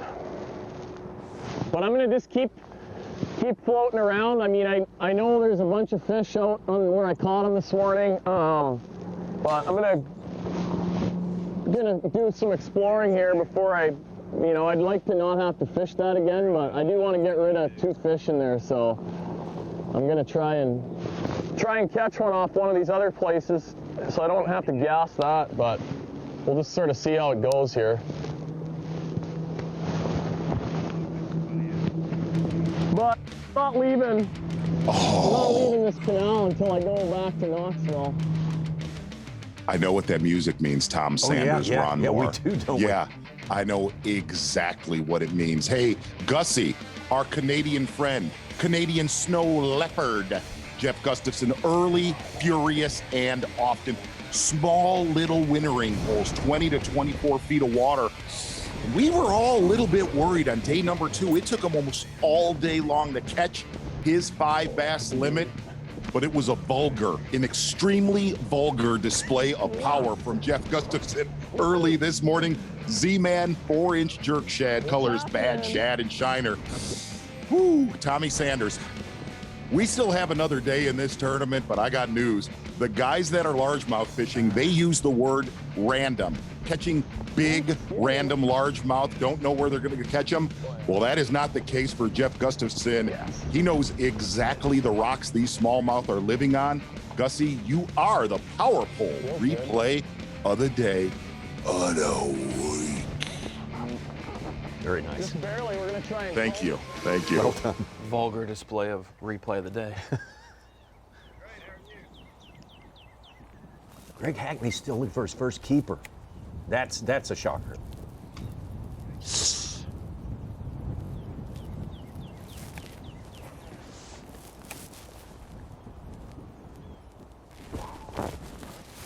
God, I don't know what the deal is. I didn't feel him bite.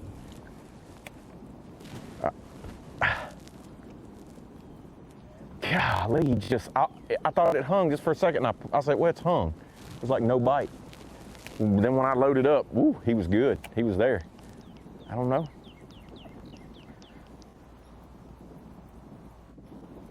You know, I keep changing colors. I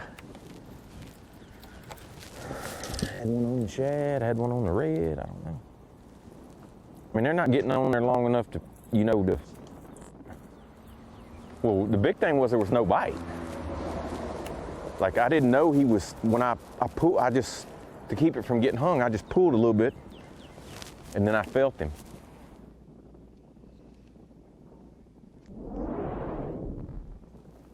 Red one back on there and just, maybe I'm reeling too slow, you know? But then I was afraid when I wasn't getting bit, maybe I'd got in a hurry and was reeling too fast.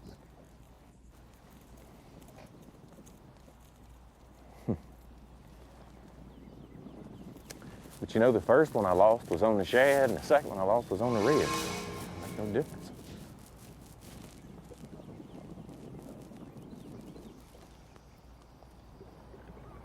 But I just knew I was going to get, just as soon as we fell off in that little depression, I was like, well, that's the place right there. Yeah, I can now.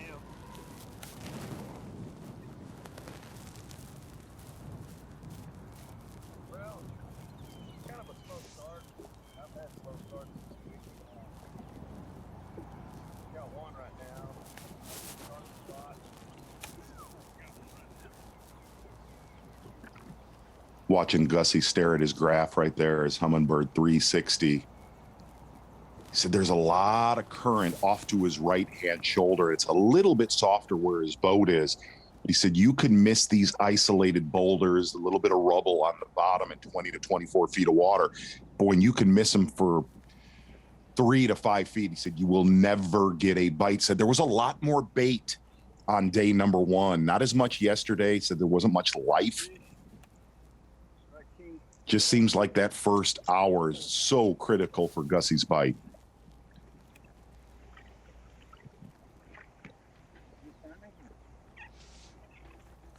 We had a tournament on one of the tributary rivers here, the Holston River, a few years back on Cherokee Lake Z, and one of the contenders, Jesse Wiggins, fishing this technique, basic, there's something very close to it, and he caught all of his fish, the whole tournament, off a place the size he described as big as a car hood. That was it. Yeah, that's where we saw that technique, which we talked about it earlier this week, that, you know, jig head minnow, just like Gussie's used all tournament long. And Gussie said last night, look, I'll keep him honest on other baits, you know, like a Ned rig today and tomorrow. But that bait, that Demiki style rig is a wintertime deal. And one of the reasons why we've heard a lot of guys, we saw Mark Menendez snagging shad shallow, is when this water gets cold, there is a shad die almost every night. Every night those shad tend to die off. And I think that's what helps Gussie really early in the morning, where a lot of these shad just get in shock from the cold water temps.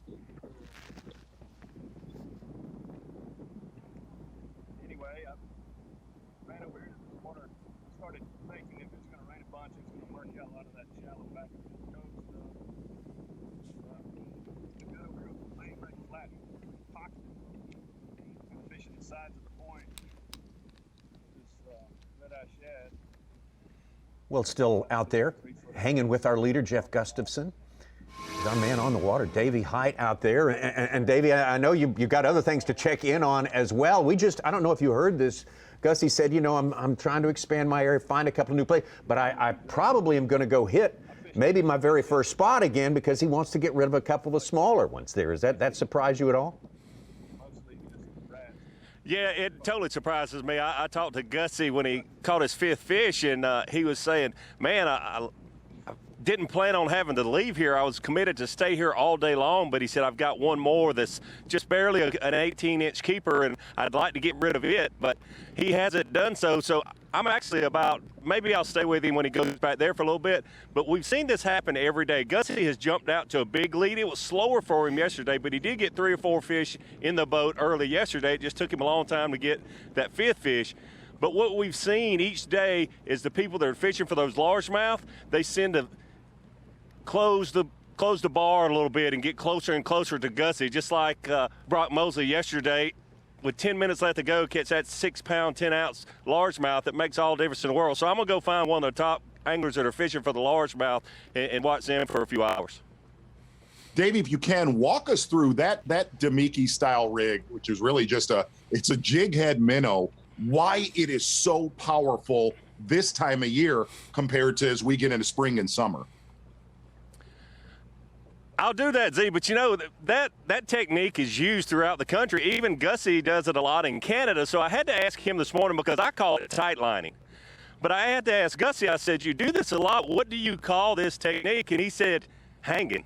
So that's like my favorite way to describe the technique and what he's doing. And actually, it's when these shads start dying off, when the water temperature gets low and those threadfin shads start dying off, you use a bait fish looking bait, a jig head with a bait fish piece of soft plastic on there like he's doing, and you just hold that bait and shake it just a little bit. These fish are gorging themselves. You see so many shad, and you just have to keep that bait right in front of those fish. He's using his electronics, keep it right in front of those fish, and finally get them to commit. He got little tricks, you know, sometimes he'll drop the bait, sometimes he'll kick it up, sometimes just hold it very, very still right close to the rock where those smallmouth are set up. Thank you, Good Davey, stuff so right much. there, Davey Hike. And actually take a look at a very, very similar bait, almost the same, not the same jig head that Gussie's using. Gussie's using a 3/8 ounce Smeltonator jig head, but the bait is a Z-Man 4-inch jerk shad. And the thing is, very elastic and buoyant. You say to yourself, man, why does that not work as well the rest of the year? Exactly what Davey said is at night, the shad tend to die off with the colder water temps, and that bait shines this time of year, winter, cold temperatures. And the one thing that we've noticed with that bait, not only this region of the country, not only it gets bites, but it catches better than average size fish.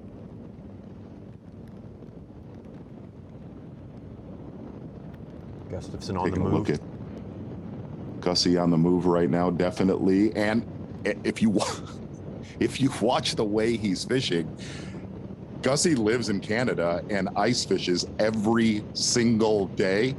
It's frighteningly close to exactly how you ice fish vertically. Staring at your electronics, very, very subtle, very slow.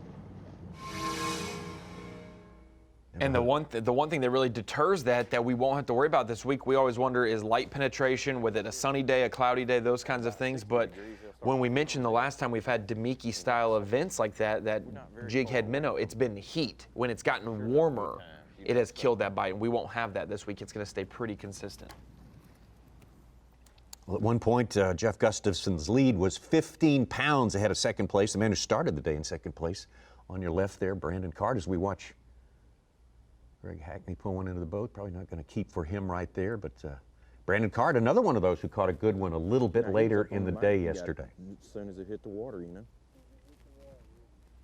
know. Boy, Brandon Card's area looks a lot different than it did yesterday. That water was gin clear on day number 2. There was a ton of rain, a constant downpour yesterday in most areas that these guys are fishing. So, yeah, you got to expect some changes today. Jeff Gustafson, 13 pounds and 9 ounces. Unofficially ahead of Brandon Carr. John Cruz, the Virginian, making a move up the leaderboard. Brock Mosley holding his own, and Steve Kennedy re-enters the top 10. We'll run those guys down when we return.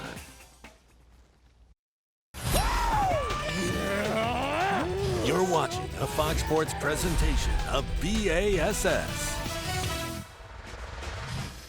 Well into our morning session of the Bassmaster Elite at the Tennessee River. Guaranteed rate Bassmaster Elite event, second of the season. What a great host city we have here. Hosted the World Championship back in 2019. Knoxville, the Holston and French Broad Rivers, just east of town, come together to form the legendary Tennessee River.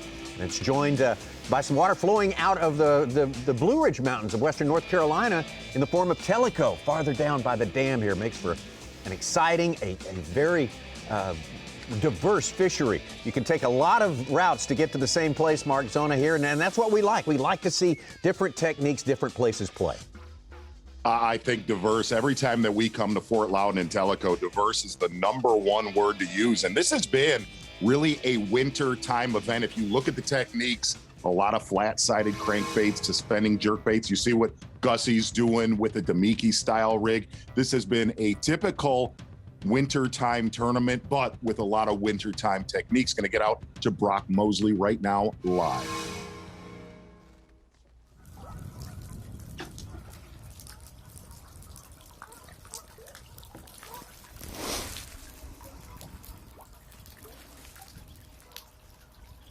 You see one fish in Brock Mosley's live well, and that's been the biggest struggle for the largemouth fishermen throughout this tournament, is just staying consistent.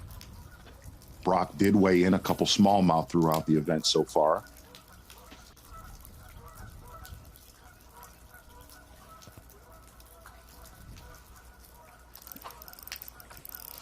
Stay hooked up. Stay hooked up.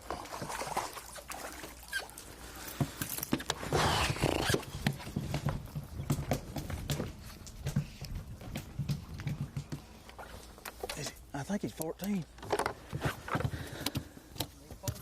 I think he's 14. Going to measure that one. I think it might be close there. Brock Mosley, of course, we saw him just really about 15, 20 minutes ago. Got a good one hooked up, smallmouth. Oh. Yeah, and that is a killer in a tournament like this, really, where besides Jeff Gustafson, every other angler in the field, every keeper bite counts. But boy, when you connect with a 4 to 5 pound smallmouth, that is hard to make up. We're going to head back down Fort Loudoun right now with Greg Hackney. Slow morning so far for Hackney. Where they bite. You know, at 45, 46, a lot of times it is hard to get bit, but I mean, about everywhere we go now is 49 or 50. And in this part of the country, that's not cold. I mean, think about this. At about 60 degrees, they'll start trying to get on the bed. You know, so we're not very far away from, sure enough, good times, you know, so.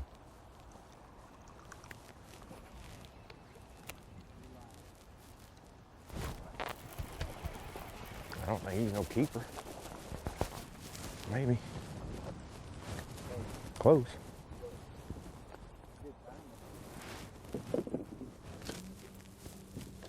Now, he was up on the bank. He got it as soon as it hit the water, you know. Again, largemouth have to be 14 inches.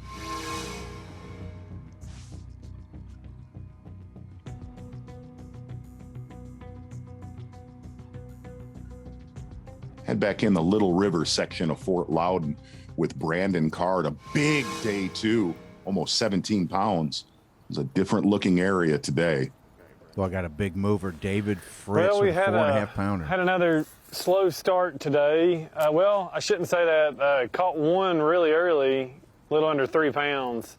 But then we hit a dry spell and only caught one other little keeper. So we're sitting on 2 keepers right now.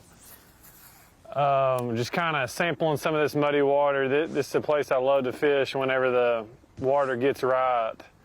And it's close to where I've been fishing. So this water clarity is about perfect. I caught them back up in here pretty good last year. So we're gonna throw this spinnerbait around a little bit and just see if we can catch a few in this muddy water. But we're definitely gonna go back out there and give that area another go. I'll probably give it, it's 10 o'clock, I'll probably give it till 12:30 or 1. And then, you know, if it's not panning out, then I'm going to go run a new place that I've been saving for after the rain that should be right. So we're just going to keep an open mind today, fish slow, just keep our options open. I'm not going to live and die out there. I mean, I've milked it pretty hard the first 2 days. I would assume more fish is moving up, but this morning is not a sign of that. So we're just going to stay in this muddy water for about 30 minutes, and then we'll go back out there and just kind of see what happens. So hopefully we can catch us a big old muddy water bass here pretty soon. on a spinner bait. Brandon Card had a great day, won 13 pounds and 13 ounces, but raised the stakes on day number 2. It took him a while to get started, but he got into some good size there, Mark Zona, middle of the day. Exactly. It really took till about 9 or 10 o'clock. And that's the one thing that we've seen in this tournament, whether it's been Brandon Card, Greg Hackney, your leader, Jeff Gustafson, is flurries. This time of year, the fish do not feed all day. They feed in little windows, could only be 10 to 20 minutes. But yesterday, Brandon Card getting on one of those flurries, a suspending Yozuri jerkbait, a little homemade jig, 5/16 ounce jig. But we were told coming into this tournament, Little River off of Fort Loudoun could be a player. A lot of tournaments won in cold water this time of year. Brandon Card needs one of those flurries to somehow stay in the game with Jeff Gustafson going into Championship Sunday. Absolutely needs at least that, and better if he could get to double of what he got yesterday, because he may well need it. Oh, good one. Dude. And that fish came really kind of midday, and just like Brock Mosley, Brandon Card catching a big smallmouth within the last 30 minutes of competition yesterday. He's going to need that for sure again here on semifinal Saturday. Yep, you need all the big breaks you can get here in this race to at least catch up to our leader, get close to Jeff Gustafson.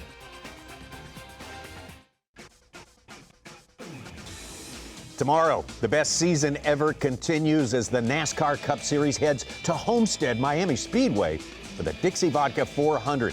See who'll rise up and take the crown at the season's first mile-and-a-half track. All the action starts tomorrow at 3:30 Eastern on Fox and anywhere on the Fox Sports app. Tommy, I know you're a huge Jason Christie and Kevin Harvick fan. Sorta, yeah. Are you going with Kevin? Are you going with Kevin Harvick tomorrow? I have Are no you problem feeling with it that. again? I have no problem with that whatsoever, Mark Zona. And you? Who are you? I'm consistent. Give me some Martin Truex Jr. You know, he's a 7-1 favorite. 7-1 favorite. Yeah, him and Harvick are both 7-1. Denny Hamlin's the odds-on favorite, 9-2. Sweet stat right there. You know, a lot of our viewers, you say to yourself, how is this guy the only angler fishing this way? And I've thought about this. If you rewind to the 2019 Bassmaster Classic, nobody caught them deep like Jeff Gustafson has done in this tournament. The entire tournament was dominated. It was, in March, but it was dominated 5 foot of water and less. And I just think it completely got ignored.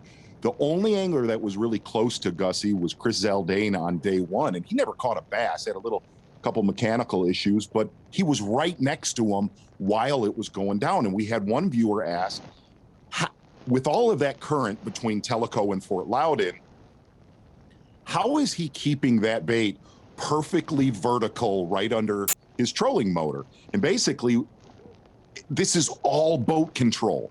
You see how he's staring at his depth finder and constantly feathering that trolling motor. It's controlling that boat in the current and keeping that little 3/8 ounce jig head right under that trolling motor about 18 feet down. And that's the entire game. Gussie is one of the best in the world at boat control over deep water fish. Yeah, and like Dave Mercer told us, he says this is his absolute favorite way to fish, especially when he's back home. So the hours on the water doing this have obviously made him, kind of head and shoulders above everyone else. And if you don't follow, the Bassmaster Elite Series, your leader on the left-hand side, Jeff Gustafson, he's not just aimlessly floating around in 20 to 24 feet of water. There are a dozen very, very key boulders and rocks and little hard spots that these smallmouth kind of just sit behind to really get out of that colder current that's flowing through there and then ambush little pods of bait as they come by.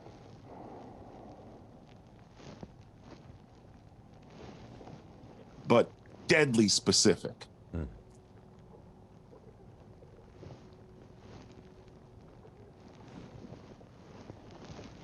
Shower moving through down in the Tellico area there where we find Jeff Gustafson, different where Brock Mosley is. He had 8 hours to fish yesterday, and he actually caught a fish about every hour and a half. He divided it up into equal portions. He's got to be very, very patient.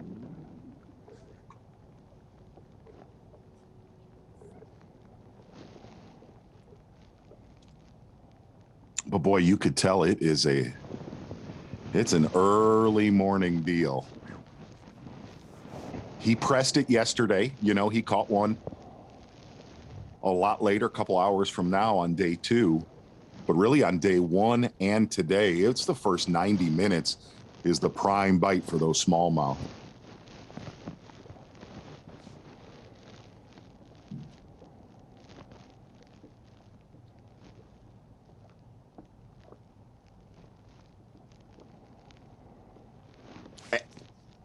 And there are a lot of hardcore bass fishermen that despise this way of fishing. They say it's boring, you know. They want to be up on the bank and see a bunch of explosions from guys like Greg Hackney.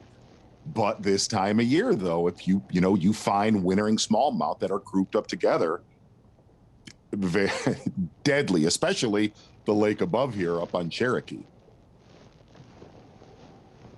Is this prototypical video game fishing, as they call it, Z?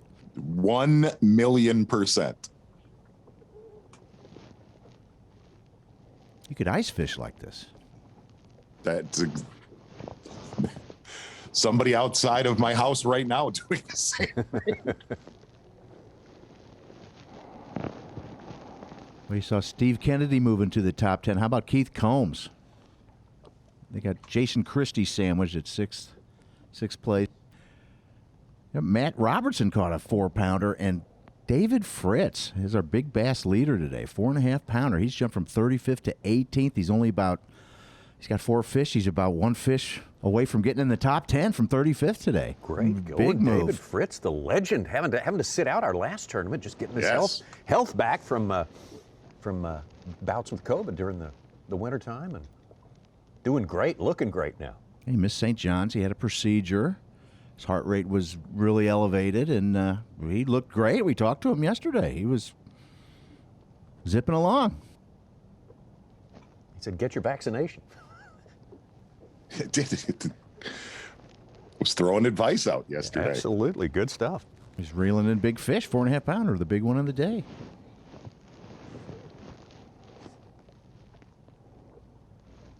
Boy, when the weights are so low, painfully low, you know, this is one of those, Tommy, you're a big golf fan. This is one of those shoot par and you're in the top 10 events. You see huge, massive swings, a lot of swings that we don't see the rest of the year, you know, where you can jump up from 30th, 40th place and jump into the top 10. That's very hard to do on a lot of the other bodies of water that we go to throughout the Bassmaster Elite Series season. Yeah, a single solid fish can move mountains up here, that's for sure. Comes the rain. It's coming, I feel.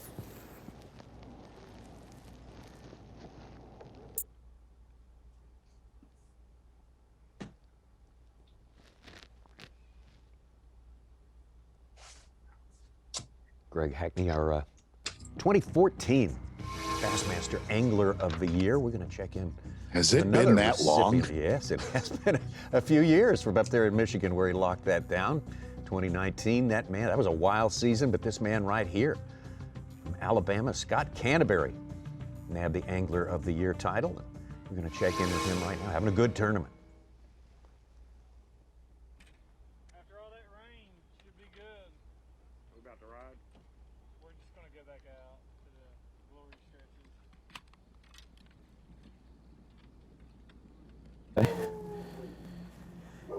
Trying to just fish the conditions, you know, up the river up there where I fished yesterday. You fish what covers in the water, and if one's there, he's gonna bite. But down on this lower end, you can fish more conditions. You can scatter out, run a pattern down here because there's more fish down here. Obviously, they're just harder to catch. Unless the conditions get right. The wind gets blowing really good, it could put them up wind blown stuff, and that's what I've been running, but it's not paid off yet. We got a few more places to run. Just trying to mix it up. Not sure. I mean, it just seems like it's just, even the little ones aren't biting. I'm gonna be back up that river though for the evening bite. I just wanted to try to catch 2 or 3 keepers. Hadn't been able to do it. Keep grinding around though. If I get, usually like down here during practice, if you caught one, it sort of told you what to do on this end of the lake. The last day of practice, the wind blew really, really hard, and I think it confused some of us. Matt Airy, myself, got to running that wind-blown stuff down here, and it was, you catch a lot of fish. It was just hard. They wasn't all keepers, but you was getting bites, and that's what I was trying to duplicate today. The wind's been blowing, and just hadn't been blowing as hard. It hadn't created a mud line in the back of none of these. There's one. That and I keep. Hasn't created a mud line in the back of none of these pockets yet. It's a smallmouth. He won't keep. Smallmouth have to be 18 inches long. Well, a good tournament, but a tough day. Number 3 for Scott Canterbury. 2019 was a challenging season for all the anglers. Scott Canterbury, new to the Elite Series, but a guy with a reputation for a ton of big-time bass fishing game. Yeah, Scott Canterbury from Alabama, a lot of versatility. And we knew Scott Canterbury was going to do well in the southeast portion of the Bassmaster Elite Series schedule. But when we went up north, St. Lawrence River, Lake St. Clair, Scott Canterbury showed us he's one of the most versatile fishermen throughout the country. Something really cool that he said last night. You'll like this, Tommy Sanders. As tough as this tournament has been, like we said, as versatile as they come right there, he said, man, it's all about timing, Zona. But it's just been so random. I said, what? Wait, it's about timing and it's random? He goes, no, it's just really, really ugly on Fort Loudoun this week. Well, it was a great season for Scott Canterbury in 2019. What a memorable week it's turned out to be for Canadian Jeff Gustafson, trying to be the second ever Canadian to win on the Bassmaster Elite Series. All of these guys are not going to quit, though. They're not going to lay down and just let him have it. Every one of our anglers that we're covering today. Oh my God! Going to have to fight through the adversity. Execution is going to be key to catch up with that guy right there. Boy, Gussie has put on a smallmouth, a deep water smallmouth display all 3 days of this tournament. Well, he's a thing of beauty, something to watch from the man from Keewatin, Ontario, extreme Western Ontario, down here in the mountains of East Tennessee. Brandon Carr, the native of East Tennessee, in second place. And Virginia John Cruz round out our top 3. We take a quick break, and we will be right back. There he is. There's a lot of history for me with bass in that even before I started fishing bass, like I was a lifer, if that makes sense. I watched every bass. I remember we didn't have cable when I was growing up. I grew up in South Arkansas, and we didn't have cable. We had like 5 channels. But a friend of mine that I went to school with had cable, and he would own a VHS tape and binge watch Bassmaster. You know what I mean? I watched all those guys, Rick Clun, you know, like I watched win the Classic in 1984, you know, when I was 10. He's still out here fishing. It's crazy, but that part of that history is really what brought me back. It was not my history with bass. It was the history I had with bass before Bass even knew who I was. You know, it was Bassmaster. I'll never forget that. I went to that weigh-in at the Bassmaster Classic. I was 10 years old. It was the last day on the Arkansas River in 1984, and Clun wins the Bassmaster Classic, sets the all-time record, and it left an imprint on me that has me sitting here today. And from that moment on, it was 24/7 Bassmaster, every Bassmaster magazine. My daddy was a life member of Bass, And I had been reading Bassmaster magazine before that, but going to that tournament, being at the Bassmaster Classic, I was absorbed with it. Greg Hackney, some Bassmaster history, really headlined by the World Championship, the Academy Sports and Outdoors Bassmaster Classic. Well, this year's edition, 2021, coming in June 11th through 12th and 13th on Lake Ray Roberts there, one of the tributaries of the Trinity River. They're noted big bass haunt. We got the brand new Dickey's Arena, state-of-the-art place, and first time ever, our host city is going to be Fort Worth, Texas. You better believe it. It's bass fishing country and a great destination. So looking forward to the Classic coming up. Making plans for it right now. Oh. And, hey, Z, we're going to do, what's our Mercury move of the day? Oh, I see. Okay. Exactly right. Steve Kennedy yesterday sitting in second place on day number 1, 5 fish for 14 pounds behind your leader, Jeff Gustafson. Yesterday, a surprisingly big smallmouth, but could only back it up with one more bite yesterday. Lost one big one. We did see him lose a giant early. And Steve Kennedy is not getting a lot of bites. That is all that he weighed in yesterday. 2 bass there on Fort Loudoun. But looking at today, your Mercury move of the day, Steve Kennedy has not swung the hammer very many times, but the quality is in his live well. Doing something a little different. He's been flipping laydowns, a lot of that wood cover, ignoring rock like a lot of guys that he's fishing around him. 3 fish, that is your Mercury move of the day for Steve Kennedy, hooked up live.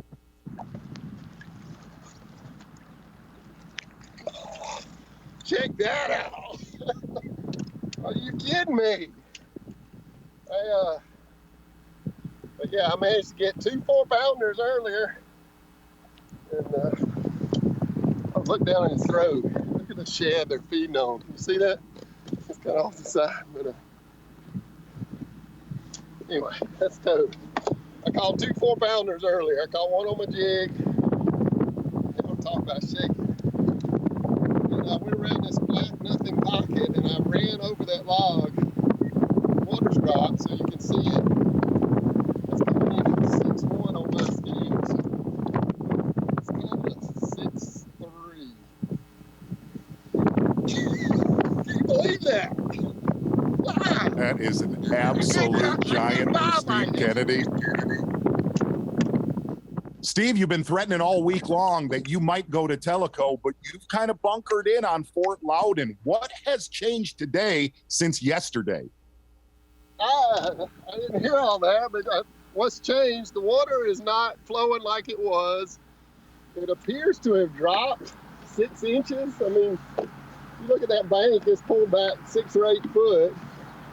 And I have no idea. Everybody seemed to catch them better than I did. I kind of got suckered in by that smallmouth yesterday and stayed out there on the main river, which is 47-degree water. And we had the overnight. It actually warmed up overnight. It was 47 when we went to bed at 6 o'clock last night, and 50-something when we got up this morning. So I came back in the creek where I broke one off, and I've caught 3 giants now. So I don't know. And I picked up a chatterbait. I mean, with the overcast conditions, they're not, I can't target them in the wood. They're, my pitches, I got to pitch it in the perfect spot to catch one on that jig. So this kind of keeps it up high in the water column a little better. And they're eating right now. I actually, there's another tree in the back here that we were headed toward. And I swam a jig over the top of it, had a huge boil come up, but never hooked up on the jig. That jig keeps getting down in the mud too quick because they're so shallow. But just wow. I caught one. Let's do it again. Steve, are you around a lot of other competitors today like you have been throughout this tournament, or are you kind of left alone? Well, kind of alone now, but Cox and Perch, I saw them, you talked to me earlier the first day. I was over there on that far bank, and so yeah, Perch and Cox have been around me all week, but like I said yesterday, I kind of stayed out too much. That small kind of sucked me, but I seem to have it all to myself now. Perch was in there a little while ago. I don't guess he caught him because he ran off. And know one other place that he's been fishing that has some big ones in practice. So I'd love to go back in there, but I'm kind of trying to let him have it. So. Steve, what did that last fish weigh? 6'1" on my scale. So I think we need like 3. But I mean, that log, I've been by here, you couldn't see it before, and the water's dropped enough where I could see it, and I ran the boat over the top of it about an hour ago. So I was ready to leave. I hadn't had a bite in an hour or two, so I was about to get out of here. And y'all called. I'm like, I know where that log is. Let's go see if we can throw at it. Steve, we can't thank you enough for waiting till we got hooked up with you, for catching the biggest one we have seen all day. Alabama's Steve Kennedy. What a difference a day makes, Mark Zona. It's the biggest one that we've got to see on camera all week long. Right. I mean, it almost terrified me when we went to him. Just nearby, right around the corner. Solid event for John Cox. Big mercury move from 19th. That ought to put him in second place. He's got the big bag of the day, closing in about 10 pounds behind Gussie still. But that's only his 4th fish. He's 4 fish for 16 pounds right now, correct? Yeah, he's knocking on 20.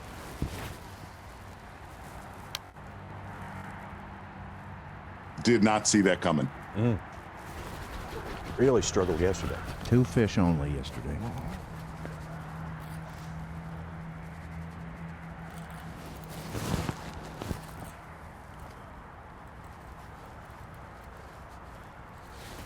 We got a whale on. I mean, just if it's not a grass carp.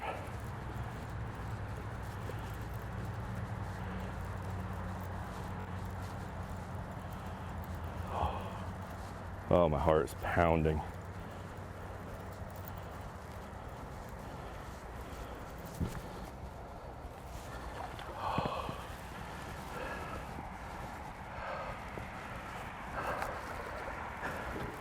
It's a big old bass. She's hooked in the back though.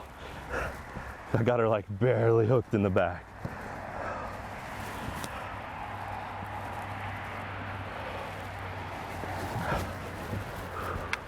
Come here, baby. Let me get my hand on you.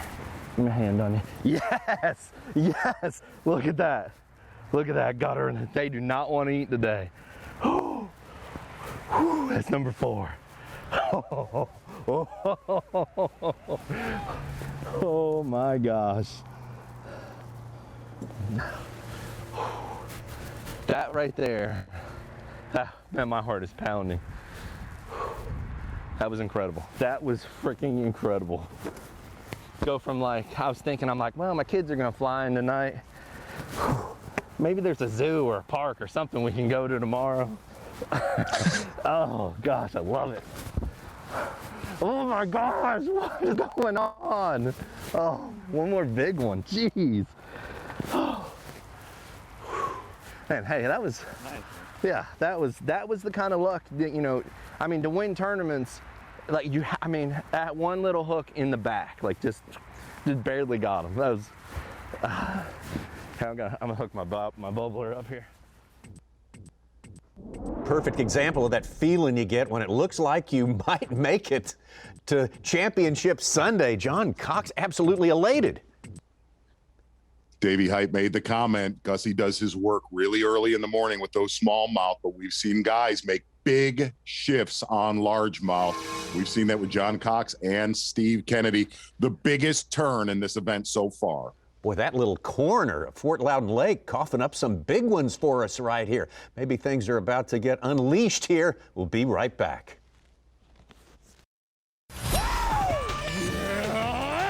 You're watching a Fox Sports presentation of B.A.S.S. Day number 3, everybody chasing our leader, Jeff Gustafson. But we saw some guys make a few inroads here in the last couple of minutes, Mark Zona. How about this one from Steve Kennedy? Hey, what are the odds we are going to Steve Kennedy to do a phoner? He catches a 6-pounder, and right around the corner, John Cox with one right at 4, maybe a little bit over.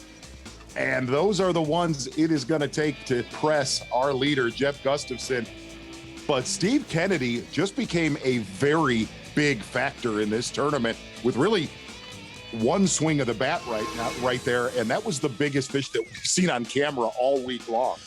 Absolutely. Of course, the big giant largemouth are what you got to have to move the needle here, but by far the most valuable commodity has been a limit of smallmouth. The average size of a limit-sized smallmouth is what really helps you get over, that's for sure. Great 90 minutes for Gussie this morning. 5 fish in his live well, but he has a few line burners. Has to be 18 inches or over here for a smallmouth. And it's been a slow couple hours since that flurry earlier today. Kennedy did recently catch his 5th fish. His limit fish was only 1.5 pounds, though. Big bag of the event at 18 pounds.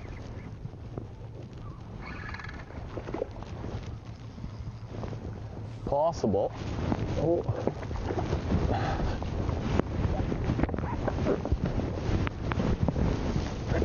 Be a good keeper. A bunch of them are just like this 17 3/4 stuff. Come on. Oh man. Again, just like literally like lightest fish is a 2.5 pounder. Hair short. That's a shame. No help anyway. Didn't measure. Still got one he says he'd like to get rid of right there, so he labors on down there in the place where he started the day, where he spent each and every day. Got some bonus coverage now from a man we spent a lot of time in the boat with yesterday, veteran John Cruz. And John, contrast and compare yesterday versus today.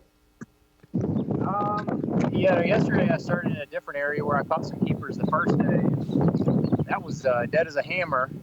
So where I caught the limit late, I started in that area, made a bait change late yesterday, and that was the difference between catching nothing and catching a limit for me.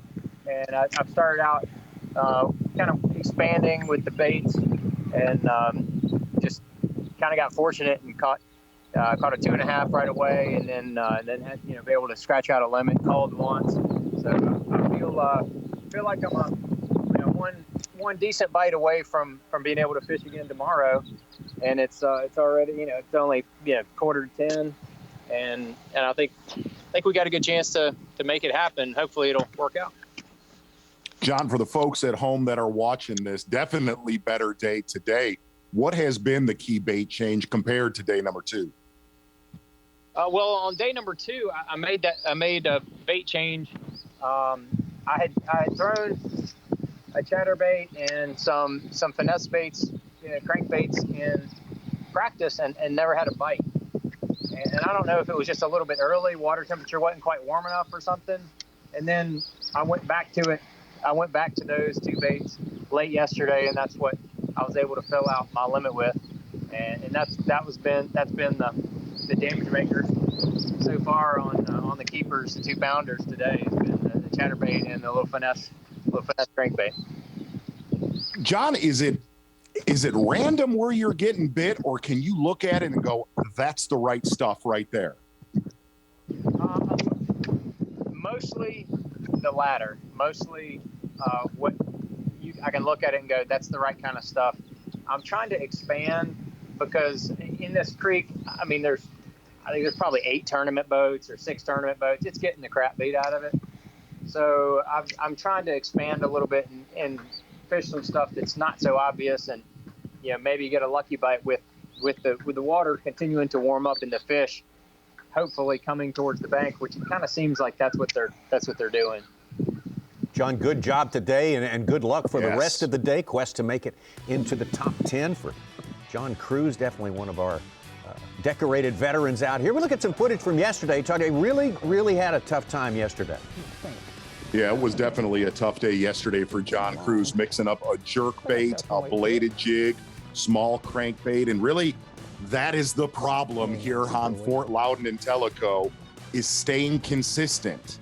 When we kind of really learned this body of water back in the 2019 Bassmaster Classic, it's almost like you have to have one really giant day and then protect that bigger stringer, John Cruz. But looking at what he did yesterday, a lot of his damage was done late in the day.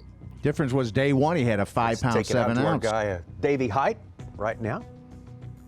Davey spent all day yesterday in the vicinity of Jeff Gustafson, and why not? I mean, that's the story. It is the #1 story. But I know you had other places you wanted to check out. Davey, where do we find you now?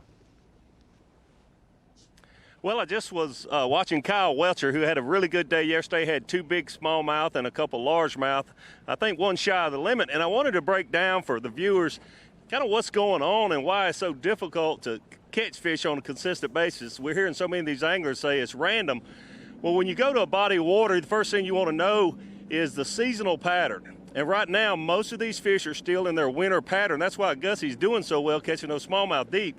But the guys, the anglers that are targeting the largemouth, they are on these deeper banks, as you see right here on your Humminbird Lake Master, where those contour lines are close together. It actually looks like black, but that's just because those contour lines are close. That's what Kyle Welcher is fishing. Some of the guys are back in these pockets where a few of the fish have moved to in the shad. So you have fish that are back in the pockets real close to the spawning areas out here on these deeper banks, and even some still suspended in their winter pattern. That's why it's so difficult right now. Davey, looking at Gussie's day, you were with him yesterday, and yesterday was a bit of a grind, but he also talked about the mornings being so critical. After he caught his limit today, it has been painfully slow. Just say, if it's slow tomorrow on Championship Sunday, could we see lightning strike and a guy like Steve Kennedy actually do the impossible and come back in this tournament? Yeah, absolutely. And Gussie's got to be feeling real good right now. But he knows that every day is a new day with the current here, the weather conditions, and the nights were not as cold last night, and we're not supposed to be as cold tonight. And that's going to really help those largemouth fishermen. And you see the hint of what could happen when you see Brock Mosley catch a 6-pound, 10-ounce largemouth yesterday, Steve Kennedy catching that 6-pounder this morning. If somebody, one of those guys that are in the top 10, can put a couple of those fish in the boat, look out, Gussie. But Gussie's going to go do what he's going to do, and he's only got one plan. So if that doesn't work, he's going to be in trouble. And those largemouth fishermen that are in the top 10, if any of them can catch a couple of those 6-pound fish like we've seen yesterday and today, they can make up a lot of ground in a hurry. Davey, for somebody at home that does not fish a lot, smallmouth a lot different than a largemouth. They like to swim away. If their food moves, they absolutely will roll. Yeah, they absolutely will, but the conditions are really favoring them. It's not quite the conditions we were calling for. Haven't had as much rain today, and I think more rain will help the largemouth fishermen. The warmer nights can definitely help them, and more of those shad will be going back in those pockets. You hear a lot of those anglers that are fishing for largemouth, they talk about the temperature in the backs of those coves. It means so much. And yeah, we love sunshine, but at night, those warmer nights mean everything. It could be a very, very good day for the largemouth fishermen tomorrow. Davey, good information. We appreciate the visual aids as well. Our own Davey Hyde out there telling us kind of what's going down there, what's behind it all. Really lean on Davey in a big, big way. Steve Kennedy leaning on him pretty hard to put himself, as you say, much more of a factor in this tournament there, Mark Zona. So we will keep our eye on Kennedy and all the rest, but still, Gussie in charge here in Tennessee.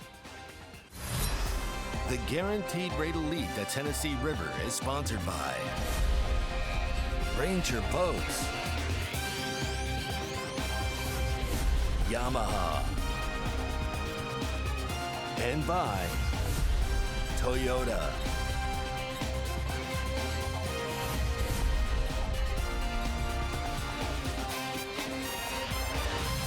Coming to you live from Fort Loudoun and Tellico, the fishery, our host city, Knoxville, Tennessee, for this Guaranteed Rate Bassmaster Elite at the Tennessee River. If you're just checking up with us, Canadian Jeff Gustafson started the day with a 3-pound lead and an awesome game plan, one which he could blow up that lead with very, very quickly, and that's exactly what happened in the first hour of fishing.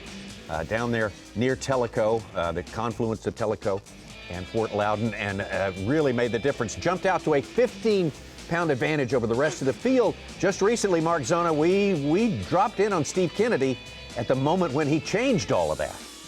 Steve Kennedy with a very painfully slow day number 2, only catching 2 bass, but boy, possibly the biggest stringer of the tournament so far for Steve Kennedy. Gonna get back down to that little canal between Tellico and Fort Loudoun with Jeff Gustafson live. Currently, unofficially, your leader.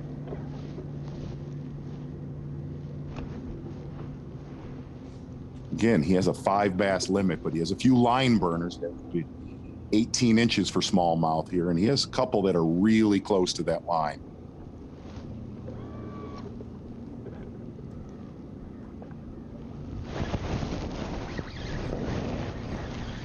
Feels good. Yeah, it's a big one. Ooh. Not as big as I thought. I don't even know if that'll keep. What did you see that shad that fish spit up right there? Wow. That's why they're there. Another 17 and 7/8, so I've caught like a bunch of them. Yeah, like it's over 17 3/4. Doesn't make it. That's a shame. Did that big shad land in the boat? Watch when that fish jumps right here. One floating behind us. That is why those smallies live there. That shad that flipped out of that smallmouth's mouth. I've always said this, Tommy, is the #1 structure for smallmouth is what they put in their mouth. Whatever they can eat, they revolve. You could have the best spot in the entire world. If there is not food there for a smallmouth, he will absolutely roll. And the other thing that I said to Davey is, you know, a smallmouth is very unpredictable. They like to move a lot. There's a good look at that shad right there, what those smallmouth are feeding on. But this time of year, smallmouth have a tendency to not really move as much as they do other times of the year. When the water's cold, they don't roll as much.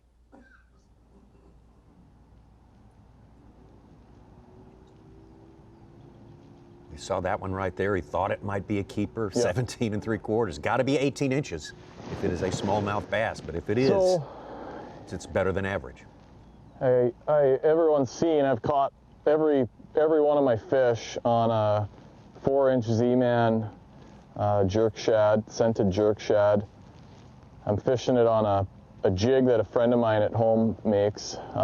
It's called a Smeltinator, and Lake of the Woods Sports Headquarters in Kenora makes it. And really nice, you know, realistic minnow head jig. It's got a Gamakatsu hook in it. That's kind of the most important thing for me as far, you know, like for tournament fishing. I want a good quality, strong hook. And so, you know, normally I think a Ned rig's pretty tough to beat just about everywhere I've ever fished for smallmouths, hula stick, and these things are just not eating off the bottom, I don't think, really at all. And you know, all the fish I've caught have been on this jerk shad, and I've seen, you know, just this last one I caught puked up a 5 or 6 inch big shad, and it just, you know, kind of verifies what they're feeding on. The first day when I fished here and it was sunny, I actually saw a lot of bait on my 360, and the last couple days, I don't know if the clouds are just sort of hurting that a bit, but I haven't been seeing as much bait, but obviously that's why the fish are here. There's quite a bit of current through here, and you know, we've seen tails sticking out of their throats, so I'm just sort of hanging this thing up over their head, and hopefully they you know, you just roll over one that wants to bite.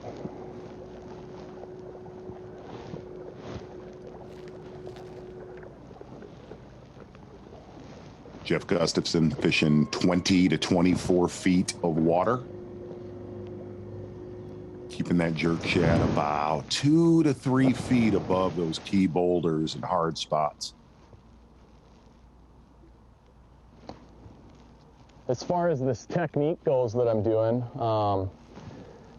everyone down here calls it a Demiki rig, but we've been doing this at home for a long time, and kind of the pioneers of it, there's some guys up in my part of the world, Ted Stooner, Alex Kessler, and And then the Linders, Jim and Bill Linder won.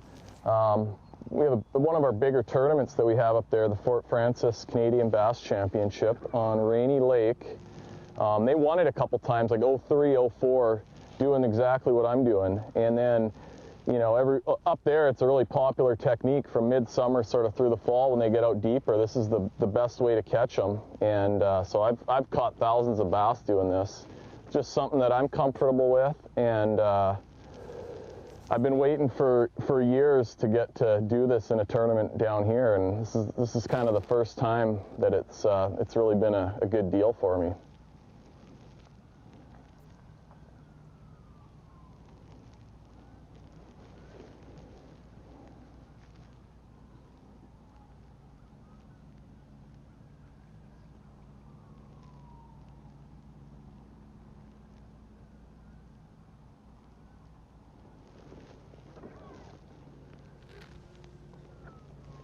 Gustafson giving us a little background on this technique, and I think Davey said he told him it was called hanging. Oh, is that right? There's one. Actually looked up right now. So slow and methodical. Oh, yeah, that's a helper, I think. Hopefully it's fat. Yeah, that's the one we need. Yes. That should help. That should be the one. Yeah, baby. Yeah. All right, everybody cross your fingers here that this one will cut it. Oh, yeah. We got a 19-incher. All right, I got to get off this spot now. They're here on this place, but I got to try and find a couple more places to catch a few. Now, my conundrum, do I get rid of a 275 or that's a line burner, or a 250?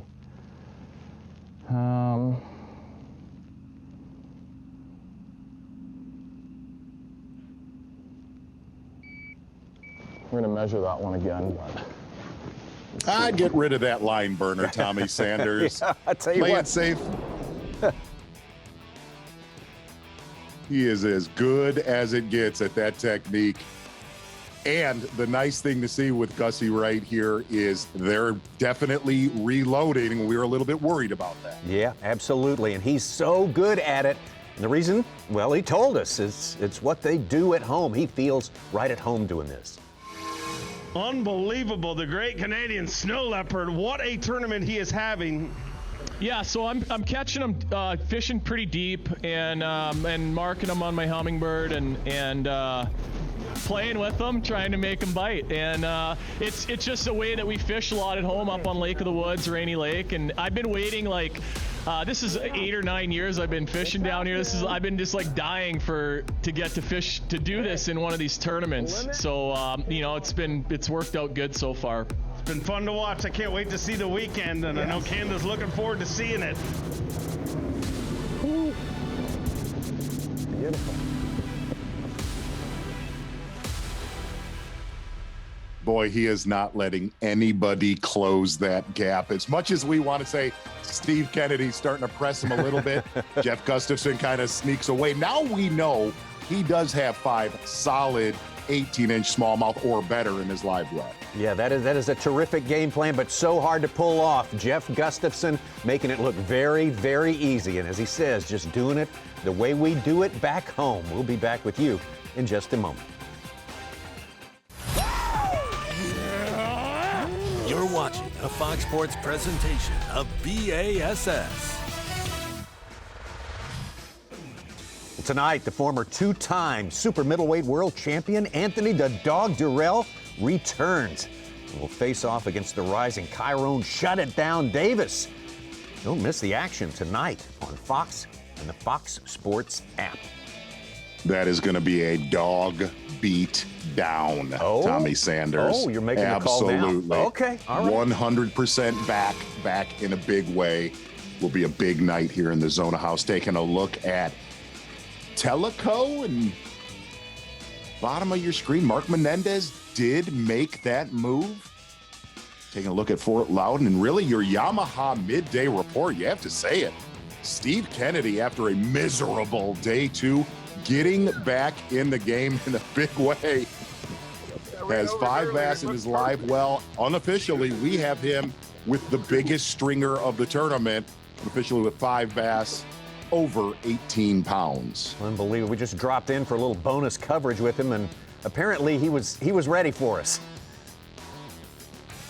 Yeah, we had dropped in right when he was fighting this fish. First time we've seen him during this tournament kind of transition from flipping a jig and all those laydowns to going to a bladed jig, catching the biggest one we've seen on camera, one that is estimated at over 6 pounds for Steve Kennedy. Talking with Ron Moore here, Mark Zona. Just, man, how much larger does that make the 2 fish only on day number 2 loom for Steve Kennedy? Something he probably didn't want to think about. You know, we saw Steve Kennedy catch a giant smallmouth yesterday, not retie, and then he broke off a big one. It was just a painful day, but decided to stick around here on Fort Loudoun and not run to Tellico. Biggest decision in the event so far for Steve Kennedy. That is a good one on Fort Loudoun. Not too far, especially as the crow flies just around the corner. This is pretty much simultaneously John Cox. Yeah, exactly. A little area just north of Little River on Fort Loudoun has been probably the biggest player for bigger stringers of largemouth bass. John Cox, not a ton of bites, but man, lands this one right here that swiped at his crankbait using a Berkeley Fritz side crankbait. Dirty water. John Cox, Steve Kennedy, Clifford Perch, kind of fishing this exact same creek. A lot of other nice stringers caught in here yesterday. I'm sure John Cox, after his practice, pleasantly surprised where he's sitting in the standings right now. Brutal practice, he said, one of the toughest of his career. Cox told us he had the family coming in. Was trying to think of something to do tomorrow since he was pretty sure he wouldn't be fishing. Now that picture has changed, he's feeling better right now. You know, we were saying, Tommy, from the first day of this tournament, really high skies, no wind on Thursday, that there was potential that weights could go up as these fronts would pass through with a little more wind today, a little more wind tomorrow. It is possible that our weights might rise, which is very, very rare for this time of year, unless you have a major warming trend. But the story of the event so far, Jeff Gustafson, we all wondered, would those smallies reload? They definitely have done that down on the bottom of Fort Loudoun and Tellico. It's happening. Jeff Gustafson starting the day with a 3-pound lead after 2 days of really great work. Had the potential to, as we say, make that lead huge early on, and that's exactly the way it played out. Going from 3-pound lead to a 15-pound lead at one point. Yeah, we didn't really want that for Championship Sunday, but it looks like he's got her right at about a 10-pound lead right now, which this time of year, Tommy Sanders, in all honesty, of all the tournaments we cover, to have a 10-pound lead on a body of water like this where it's hard to run away, Gussie has done something very, very special. I don't think anyone would have predicted it. Oh yeah, that's a helper. I think hopefully it's fat. Again, got that limit very, very quickly. Kind of poked around for a while, went back to one of his good spots just to upgrade. Had 2 that were just, as you say, line burners, very, very nearly short. I wanted to bring you into the Bassmaster studio, sponsored by Marathon, and hit some fantasy fishing and some stats because, Zona, you were right. It did get better on day 2. We saw a really cold practice period. Water just at 40 degrees. Now it's almost in 50s consistently. We've seen that fishing progress and get better. And we saw the day 1 stats. Only 29% of the field caught limits. We saw a big uptick in that. We saw the biggest bass of the tournament, 610, get caught yesterday. We have one that rivals that today with Steve Kennedy. Also another pretty good bag, 16 pounds, 10 ounces from our second place angler, Brandon Card. And our cut weight, only 5 pounds and 7 ounces on day 1. And normally we say for folks who don't know about that 50th place cut line, normally we double it and we'll add a pound or subtract a pound if the fishing is getting better or worse. We doubled it yesterday, Tommy, and we added 2.5 pounds to it. So the fishing got much better for these guys, especially the mid-level guys. And then when we take it over to those mid-level guys, the ones who were below the cut line and they needed a good day yesterday to get in for Rapala Bassmaster Fantasy Fishing, Skylar Hamilton, one of the most picked anglers, the highest picked guy for fantasy fishing, jumped from 86th to 42nd with a very good day too. Clifford Perch, another great angler, picked in this event. You mentioned his Z fishing in a very popular area right now for big fish. He made the jump from 50th on that cut line into the top 25. And then Mark Frazier, his first year on the Elite Series, making his first cut of the season, jumping from close to 60th up into the 30s. So big bags were caught yesterday. A lot of those 12 to 14 pound bags, not the biggest of the event, but very considerable good bags came yesterday. And we're going to see a lot more today. We're already seeing an uptick in fish catches. Arrow moving in the right way. Thank you, Ronnie Moore. Good stuff right there. I'm going to take you out now for a little bonus coverage. Another one of our 50 who have made it to the third day, Saturday competition today. He's Matt Robertson, new to the Bassmaster Elite Series, but not new to big-time fishing. And Matt, kind of give us the lay of the land and what's gone on with you today. Man, I'm in the very back of a creek, and whenever I practiced in here, the water was muddy, like it is today. And I came back here the last 2 days, and it was clear, and I couldn't get bit. And I noticed the water was starting to dirty up yesterday, so I thought it'd be worth a shot again. And yeah, I came back here and caught 3 pretty quick. And I know there's more fish around. I've seen them blowing shad and busting a little. Some pretty, I thought that was him. But we're just throwing a big 1-ounce spinnerbait in a couple feet of water, big Colorado blade. One of my favorite things to do. Matt, rookie year on the Bassmaster Elite Series season, and a little bit slowed down at Florida, but you cut your teeth on Kentucky Lake. How much time have you spent here on Fort Loudoun and Tellico? I fished the Classic 2 years ago, and man, this is actually what I practiced doing in the Classic, and I caught some real big ones, and I thought I was going to win the thing, doing this. And man, basically just the Classic. I come up here for a little pre-practice, and before the Classic, but other than that, after that tournament, I said I was done pre-practicing because I found out it don't really help me much. Matt Robertson, thank you so much for letting us step in for a minute. Good luck on your way to a limit. That's the first job for the rookie from Kentucky. Hey, he made his second Classic. He's going to fish it in June at Ray Roberts because he won just up the road from here at Cherokee. All right, let's get to Jeff Gustafson breaking down what he's seeing under the water there. Yeah, I've caught quite a few off this little stretch, but I haven't got a keeper here, so I don't know. I mean, it seems like you just go through enough of them and then you run into a keeper, but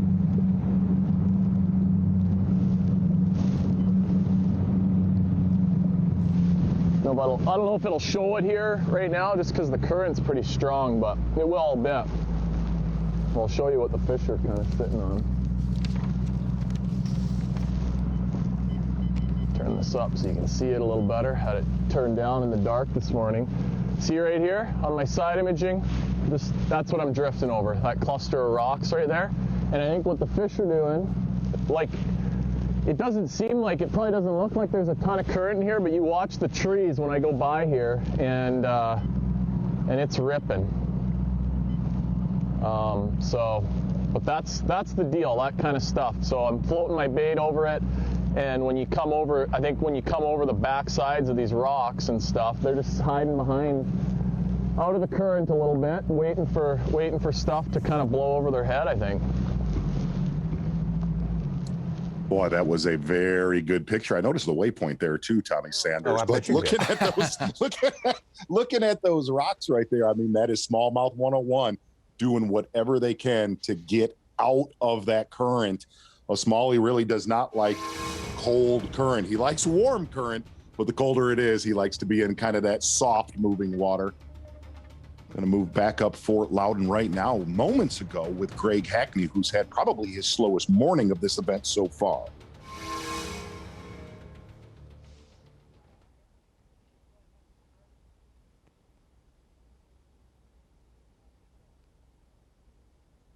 Again, moments ago with Greg Hackney.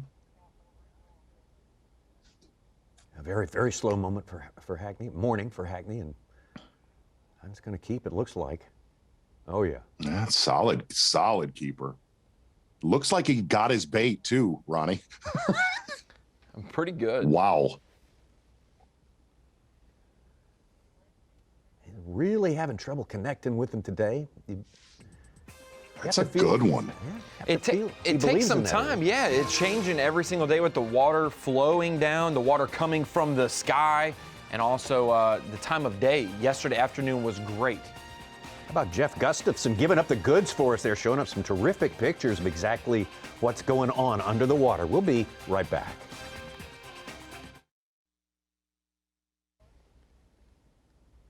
All right, thank you, Kevin.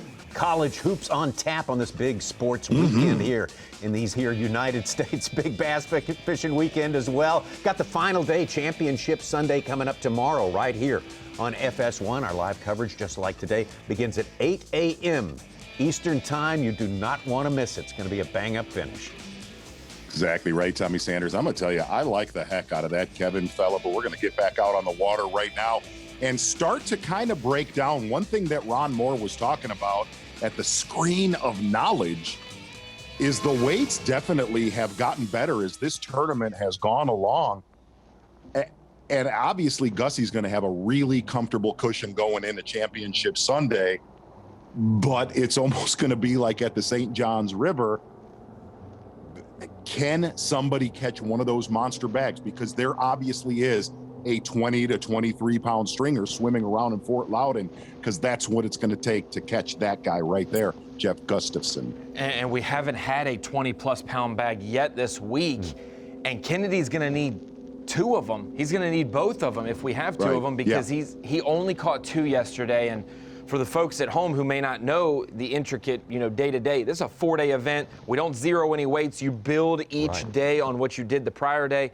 He had a tough day two. Not uncommon here. We've seen guys who know this place very well have a great day one, a tough day two, and back it up with a great day three. He did that, but in a 4-day event, only bringing 2 out of your possible 5 fish in on day 2 handicaps you. He's only able to catch 17 bass then and weigh them in instead of 20 by the time tomorrow's weigh-in comes around. I will tell you, looking at his weight right now unofficially for 3 days, as tough as this tournament was supposed to be, Ron, that weight for 3 days, the Bassmaster Classic in 2019, when the fishing was so much better, the conditions were better, the fishing was better. I mean, he's at that same weight that it took in that Classic, which is, I don't think anybody saw that coming as tough as it was coming into this one.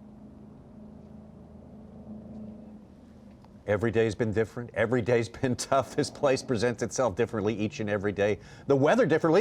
The good news is maybe more rain tomorrow, but mainly warmer. A warming trend that actually started late yesterday. Yeah, it doesn't take much, Tommy. Like it was freezing in the southeast last week when these guys showed up to here, and so the water temperature has gone up 10 degrees, but it's not because it's been sunny and 75. It's just because it's been in the 50s to 60s, and this time of the year when the water is in the 40s, it doesn't take a dramatic increase in air temperature to really impact the water, plus that warmer rain coming from 50 to 60 degree air temperature and raining, that helps the backs of those creeks. Those largemouth guys like Steve Kennedy, it could be fireworks tomorrow if someone could just get a little closer than 10 pounds. 10 pounds is so hard to make up on this fishery, especially without Gussie slipping up. He would have to slip up. Well, if you've been following the coverage on Bassmaster.com, the one thing that we got to see yesterday afternoon, the biggest bass of the day by far, were caught in the last 60 minutes of competition on day number 2. Yeah, potential for plenty more fireworks and changes today. But boy, you look at the top of that leaderboard, nothing changes that fundamental situation right there. Jeff Gustafson doing the work and doing it in a very, very convincing manner. Greg Hackney now falling out of the top 10. Scott Martin as well. We just talked to Matt Robertson having a bit better day on this day. David Fritz holding serve, hanging in there in the top 20. Good for David. It's definitely been hostile throughout this tournament, just staying consistent, hovering around that 12 to 14 pounds. So hard to do for 4 days of fishing here. And the lone Tellico representative with the ability to make the cut, Whitaker in 12th, has the quickest limit of anyone in Tellico all week. So that might be a positive. Wow. Less pressure, already has a limit. Not going to be able to factor and win this event, but somebody may come from it like they did at Rodman at the St. John's last week. Only 50 anglers out there today from our original 100, and again, only 10 of them will advance to Championship Sunday tomorrow. So it's a big-time weigh-in coming up later today, 3 p.m. Eastern Time. I think it's fair to say, coming into this tournament, we were told it was going to be the toughest one in the history of the Bassmaster Elite Series. Fort Loudoun and Tellico has made a big comeback here in the last probably 48 hours, the best way to put it.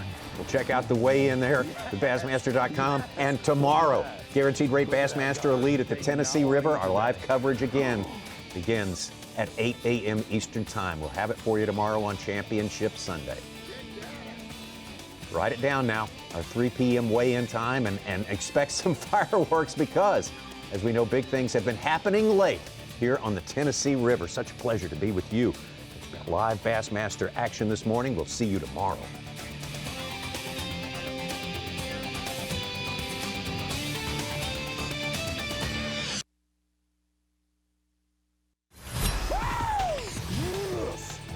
Live coverage of the Guaranteed Rate Elite at Tennessee River is sponsored by Carhartt.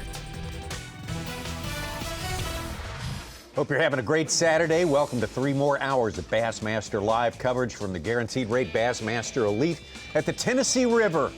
Maybe or maybe you don't know the story, but Canadian Jeff Gustafson has worked a near-perfect game plan to perfection over the course of 2.5 days here. The result is a 10-pound lead over the rest of the field. Steve Kennedy has actually eaten into what was at one point a 15-pound lead. John Cox, Brandon Card hanging in there, Brock Mosley and all the rest. Boy, they've got a big mountain to climb, Mark Zona. As we head down to Jeff Gustafson. Not supposed to be a blowout. Taking a look at Gussie in between Fort Loudoun and Tellico.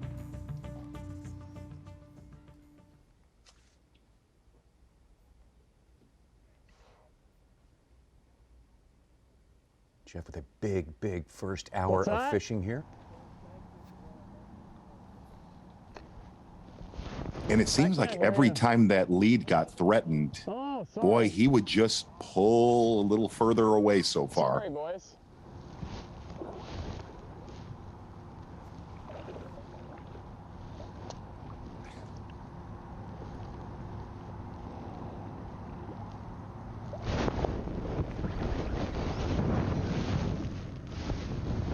Feels good.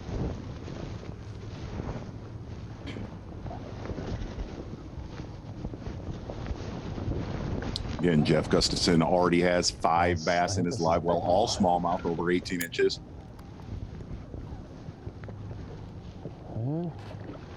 Maybe.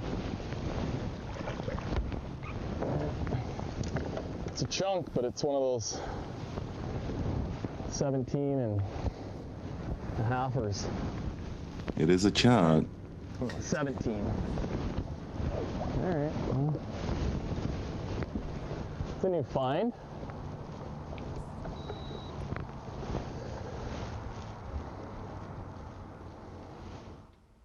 During our FS1 broadcast, Tommy Sanders, Jeff Gustafson made a comment. He has been waiting for a tournament like this where he could apply this technique.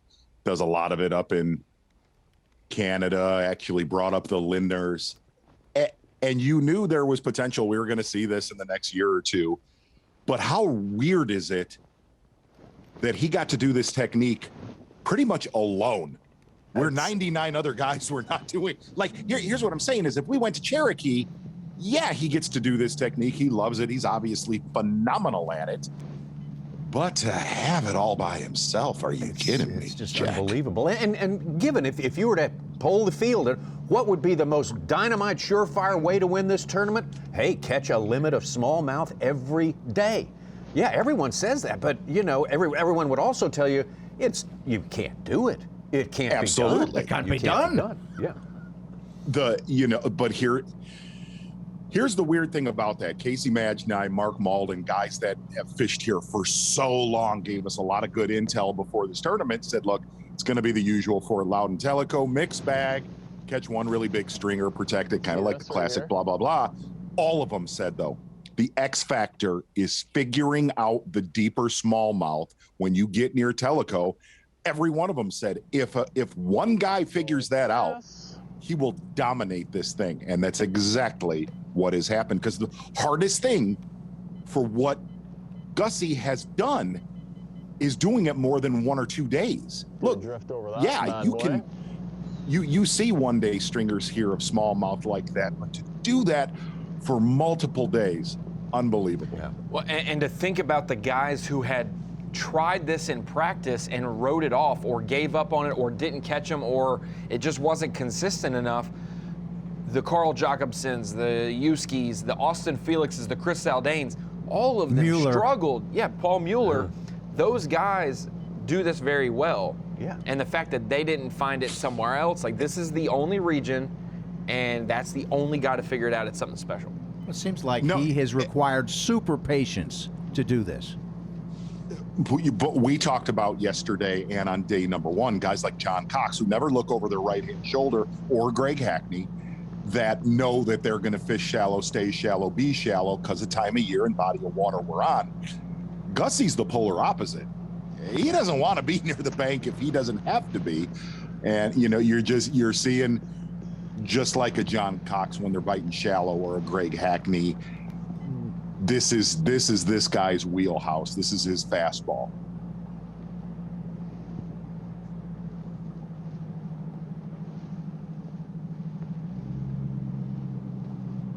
When are we going to hear the deets? The super details of exactly how he did it and how he figured it out over guys like Zaldane, who was right there on day 1 with him. Right here. Well, there's some of it right there. Okay. You ever look at a rock, Tommy, and say, that is sexy? It's the channel. More than you think. Stand down, Ronnie.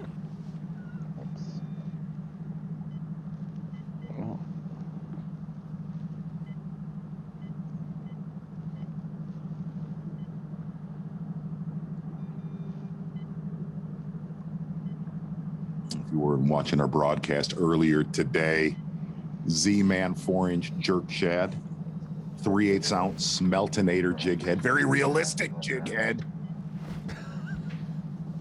Z, for everyone who wasn't watching this morning or has watched it all, just picking up with us, we're going to see 2 different fisheries here. Jeff is on the fringes of Tellico. We're going to see some guys fishing on Fort Loudoun. They're going to look entirely different, and tell us why that is. Jeff's just down near the clear on any of these bodies of water throughout this region. When you get near the dam, you're going to be in the clearer, deeper water. Fish are going to live, the average depth, the fish are going to live deeper. As you get up Fort Loudoun, the watercolor tends to change, the water temp tends to change, and the fish, the average depth, they just live shallower. And a largemouth this time of year, he's going to certainly live a lot shallower than a smallmouth, whether you're on the top or bottom end of this lake.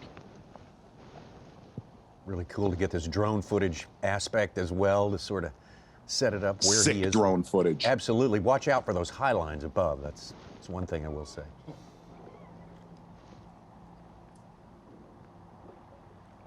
I'd like to know if he's been able there. Okay. So where he's caught these fish every day is 20 to 24 foot of water. We've talked about it on end. softer current, not in that real main ripping current. And a lot of these smallmouth want to get on the back sides of the rock and kind of just ambush any pack, clouds of bait fish that come by. One of them, when we were on Fox this morning, Gussie caught him. Fish came to the top of the water, spit up a big shad. But Davey said he's had 3 clusters of rock. And Gussie also made the comment, it's so hard to hit the juice hole is what he calls it. He said, if you miss it by 3 or 4 feet, you will not get a bite. Has he been able, Tommy, to expand on that? Yeah, that is the question.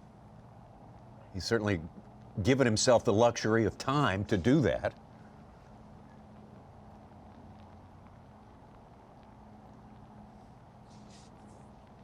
But we'll see.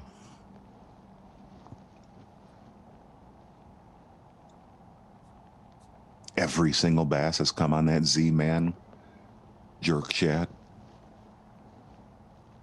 color bad shad and shiner, 10-pound braided line to an 8-pound fluorocarbon leader. Jeff Gussie, Bassmaster. Just counted up the guys with limits. We got 11, a little bit higher percentage than yesterday at this time. And Hunter Shryock just jumped into our top 10 at 8th place with his limit fish. His time of day was best right now yesterday. Yesterday's when he caught his better fish. Including that giant striper. Yeah. He caught the Pretty cool. biggest bass of the event. It was just a shiny one and the wrong species. Boy, and David Fritz, he had caught his second 4.5-pounder from 35th. He's 13th right now, less than a half a pound out of our top 10. That'd be a nice move of the day. Very cool.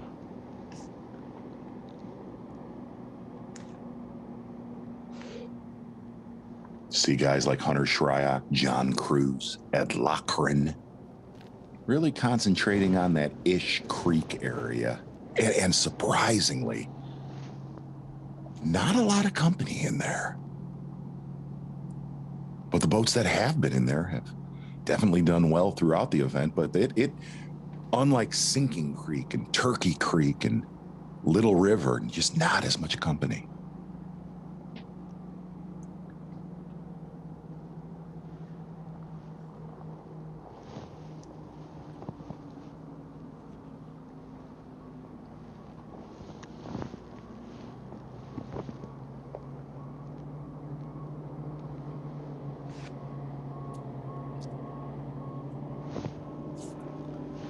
Z, do you think Gussie has to have a number in his head? Yesterday took him forever to catch a limit. He caught it and immediately left.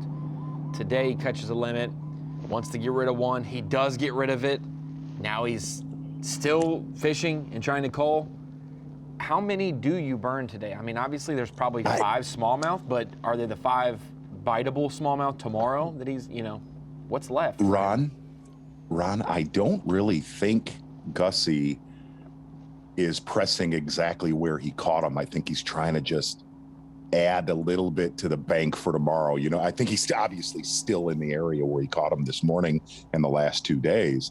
I think he's doing whatever he can to find something else, another pile of boulders or rubble or hard spot on the bottom, just to add, another bullet to his gun for Championship Sunday.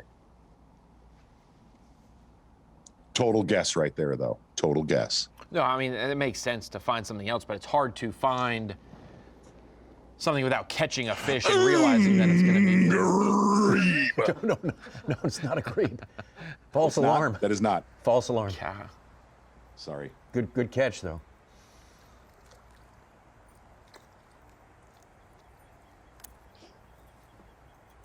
Well, you've seen Brandon Card has spent a lot more time in the dirtier water of Little River today.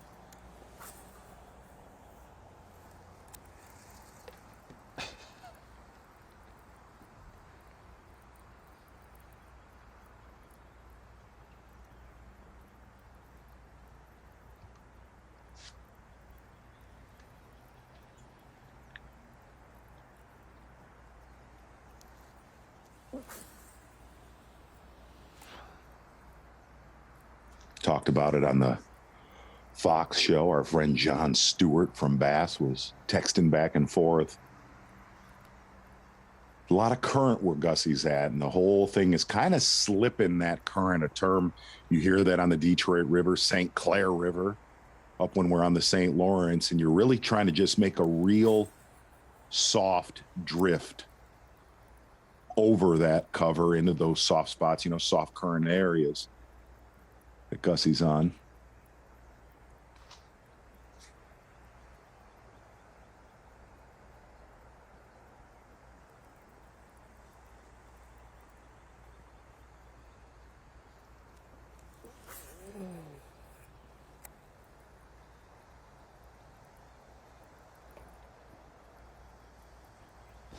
Something we haven't done that I think one of us is batting 1,000%, Tommy Sanders? Yeah. Oh, it's not. It's not that we're not there yet. I know what you're talking about, but John Gustafson is batting 1,000%, it seems. Oh, yeah. Good segue, Thanks for the Z. save right Good there, Ronnie. segue. Thanks. Brain melting. If you all recall, you'll go back in time 3 years ago. This time of year, Bassmaster Elite Series, Lake Lanier. Very similar conditions here. Remember who your first-round leader was? Yes. It was Jeff Gustafson. That's why I was worried. And then it all unraveled for him. If he seems cautious here, if he's willing to not take things for granted, maybe that's one of the things that plays in his mind. He's got good reason to be. It's just the hardest thing this time of year to find a school of deep fish like this that you can vertically drop on and then stay put for 3 days, 4 days. Well, he went into day 2 worried. Will they fire on my spot? Sure. Legitimate right here was Soon today, while we too. were away. This was that call that put him over 15. Yeah, he's now smiling instead of big. 14. Oh, yeah. Nice. There we That's go. That one's upgrade. built a little bit different. Put him a right shotgun there. shell instead of a bullet. Now it can be done. Now we can dive right into it, wade right into it. Striker Daily Trivia. Here's the question. Lowrance fish locator, hit the market in what year? I got the you on Lowrance this one, fish Z. locator. Was it 54, 57, 59, or 61? That's how they spelled it back then. It was written on the, was it the green or the red? Locator. Locator. Think back to happy days times and see if you can find out the answer. We'll be back. The Guaranteed Rate Elite at Tennessee River is sponsored by Humminbird, Mercury, and by Nitro Boats.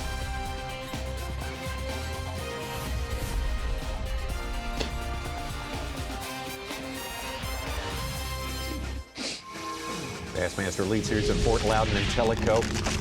Our Striker Daily Trivia. Let's get this gear question answered. The product called the Fish Locator hit the market in what year? 54, 57, 59, or 61, Z? 54, Tom. 57 for me. 57 for me. All right, Get let's off see the what it schneid was. right 57 here. Chevy. Let's go. 57 Oh, Chevy. yeah, let's go. Let's go. Let's go. Let's go. Change it a little bit. Little green box hit the market. Retailed for $150 back then. Yep. Really good look right there at the mapping.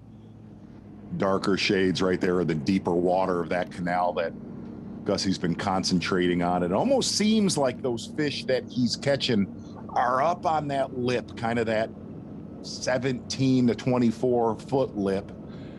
But he said Davey actually made the comment that he felt that it was possibly part of an old road bed, Tommy Sanders. He did mention an old road bed.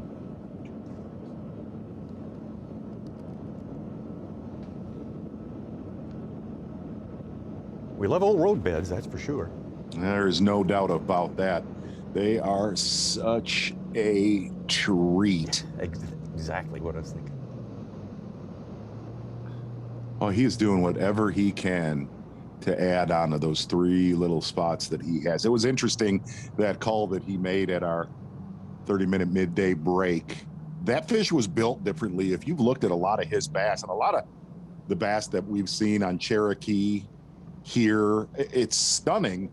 They're just built a lot different from other places we go, places like Pickwick all the way up to the St. Lawrence River. They're kind of bullets. You catch an 18-incher, they're not that stocky, and that's surprising, but you know, they fight a lot of current their entire life. That was a good call. I mean, that fish that last keeper he caught, you know, was built thick. It wasn't one of those 18-inch, 2 3/4 pound fish. Absolutely. Still trying to get it dialed in down there and dialing us in on the dialing in that's going on is our man Davey Heighton. We're picking up more pieces of the puzzle, Davey. We're getting it all put together. What's striking to you right now? What's kind of become apparent in these recent hours?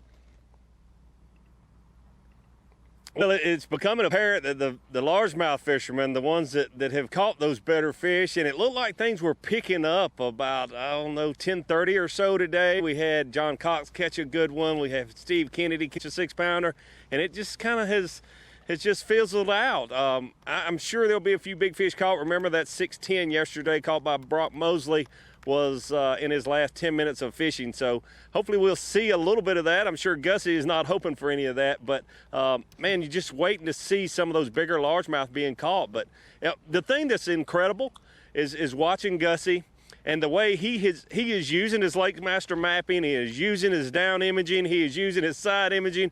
There's only about 3 places in that whole canal that he can consistently get a bite. And he has looked and looked, and he's got all the best tools to do so. And you know, I just asked him, you're not going back to the juice anymore today, are you? And he says, no, I'm not. I kind of want to because there's some there. But you ask yourself, why didn't someone else or a couple other anglers find this? There's just a very few small little spots, and Gussie has found them. Hey, Davey, one of the things we were talking about earlier today for all of our Bassmaster.com friends that are watching, talk about the flurries that we've seen, either with the largemouth guys fishing shallow or Gussie, those flurries in the morning, how small those windows are this time of year compared to a month from now, 3 months from now. Yeah, Z, I mean, it's just we're still in most of these fish are still in a winter pattern, including the smallmouth that Gussie is catching, and those fish are relating to shad, to bait fish. And we've got some fishermen that are around a ton of shad, a foot deep, 2 foot deep, or in Gussie's situation, 17 to 24 feet deep. And those fish, they just gorge themselves in the wintertime, and you have to figure out a way to trick those fish. That's why the largemouth fishermen, you hear them talking about, I've got to make repetitive casts to a target. Well, Gussie's doing the same thing with these smallmouth, but it's much deeper. And the reason you have to do that, these fish are, I mean, they're just as big as they're going to be. Now, you look at these smallmouth and you say, wow, they don't really look that way, but these fish are leaner than our northern smallmouth that eat those gobies all year long. So these fish really aren't hungry, so to speak, so it's almost like sight fishing. You have to trick them. You have to do something different with your bait, keep making enough presentations until you get them to bite. And that's why I can't stop thinking about Chris Zaldain is one of the best fishermen in the world. Smallmouth fisherman using his Humminbird electronics, and he had a tough time tricking those fish. Gussie has really got something going on. You can tell he's in his wheelhouse. Davey, you have fished hundreds of tournaments, professional tournaments, and covered, well, you're getting near the same amount. How incredibly rare is it for somebody to kind of have free reign of an area and a technique where nobody else is doing it? Well, Z, you just, you know the answer to that. You just don't see that anymore. We saw that before. The fishermen had all the tools that they have now. We've got the best fishermen in the world with the best tools in the world, and very seldom do you have someone in a Bassmaster Elite Series tournament that has something to themselves. And he has basically had that. Yeah, Chris Zaldain was in the area, but I don't think he really figured out exactly how to catch these fish in practice like Gussie did. It's just unheard of. If he continues on, I mean, to lead wire to wire is rare nowadays, but to have something all to himself, and what he's doing, whether you call it hanging or tight lining or Demiki rigging, whatever you call it, it's something that's done throughout the country and also in Canada, obviously. But he's very, very good at it. He said, I've been waiting for a long time to have this opportunity, and for him to have it and have it all to himself, it's just unheard of. These guys are too good. It doesn't happen very often. Davey, one more. I know you made a little roll up into Fort Loudoun and take a look at some of the largemouth anglers there, and our closest competitor, Steve Kennedy, up there. When we came to Steve Kennedy, right after he caught that big fish, he said, you know, I'm doing better today because the water is lower and the water movement has slowed down. What did he mean by that? How was that helping him? Absolutely. Well, I typically you want the water a little lower. It pulls those fish to those isolated targets. And I know he's been flipping some blowdowns throughout the tournament. I don't know so much about today, but typically when that water starts falling, those fish will pull off the bank a little more and hold on isolated targets. And I think what Steve Kennedy is doing, from talking to him last few days, fishing a log here, a stump there, that sort of thing, isolated targets, and he's not fishing the banks so much in that falling water. But now we're on the other end of Fort Loudoun, and the current has definitely picked up here. So when you're 20, 30 miles away, this lake is doing something very, very different. Davey, this tournament, with all the bad weather that we had throughout the country, there was potential that this could be moved into March. Does Gussie remotely come close to this performance if we would have postponed it into March? I don't think so, Z. The weather's unpredictable this time of year, February or March, but it's more predictable and it's more stable in March. What could have hurt him here had the warming trend continued like it was a few days ago? A lot of these fish might move into shallower water, move into more of the pre-spawn mode, but they've stayed in their winter pattern. And the other thing, his fish may have moved away a little bit if this tournament was in March. I really think they would have. The largemouth would be moving in more and more, and you'd see more of those 6-pound largemouth being caught like we have seen the last 2 days. Davey, any chance? I mean, I think all of us, everybody who's watching is in agreement that whoever would want to win this tournament besides Jeff Gustafson is going to have cooperation from Jeff Gustafson, some sort of stumble. Is there any chance of that happening? Well, here's the thing, Tommy. This tournament reminds me a lot of the Pickwick tournament that I had a few years ago. I think the current could change drastically for Gussie, and those fish totally change. That's the only thing. If the current stays relatively similar to the way it's been the last 3 days, he's going to catch some fish. But he may come here tomorrow and it be little or no current or picking up even more. I just talked to him, and he's really paying attention to the current. He said it's been about 0.8 miles per hour. And it was at this morning. He said now it's at 1.4, 1.3, 1.4. So it's picked up significantly. If he comes tomorrow and it's 2.3 or maybe it slows way down, I think they've actually pulled more water today in anticipation for rain, and we really haven't had that much rain. Just a little mist is all we've had. So who knows what they'll do with the current. That's the only thing that if I were Gussie, I'd be very concerned about when I got to my spot tomorrow morning. Davey, Ronnie and I were talking. There's a 175 boat tournament going out of that boat ramp right where you're at down there tomorrow. Will that have an effect on this event? That's great. That's great. I will have to say this. Not only has Gussie had this place to himself, no other elite anglers, it's been incredible. He's had a good group of spectators every day, and nobody has even thought about fishing around him. And that's wow. Incredible. And you got to give credit to all the local anglers for giving him his area. I have heard a couple of them say, come Monday morning, it's going to be free game, but that's great, and I'm sure Gussie appreciates that. Davey, thank you. Yes. Thank you so very much. I know you welcome the opportunity to test out new gear, and you're getting to test that new rain suit in a big way out there this week. Disclaimer. There is not a 175 boat tournament going on. There's not one. No, there's only a 10 boat. We're having a prank. Yes. A prank on you. Yes. That's funny. All right. Well, we got more to come here. I'm going to give you some more bonus coverage on the way as it's yielded up some big results for us today. We're going to check in with our anglers that we're in the boat with all day long as well. You never know when someone's going to run into a pile of them and start catching them big time. We'll be around for that. Take a break and we will come right back. Second stop on the Bassmaster Elite Series here in Knoxville in the Tennessee River. Yeah. Dave Mercer we've located now, hanging out with some pals there, kicking back a little bit in the calm before the storm. You know, if the storm's going to be the big wave. Put the windows up. Yeah. Put the windows up. Yeah.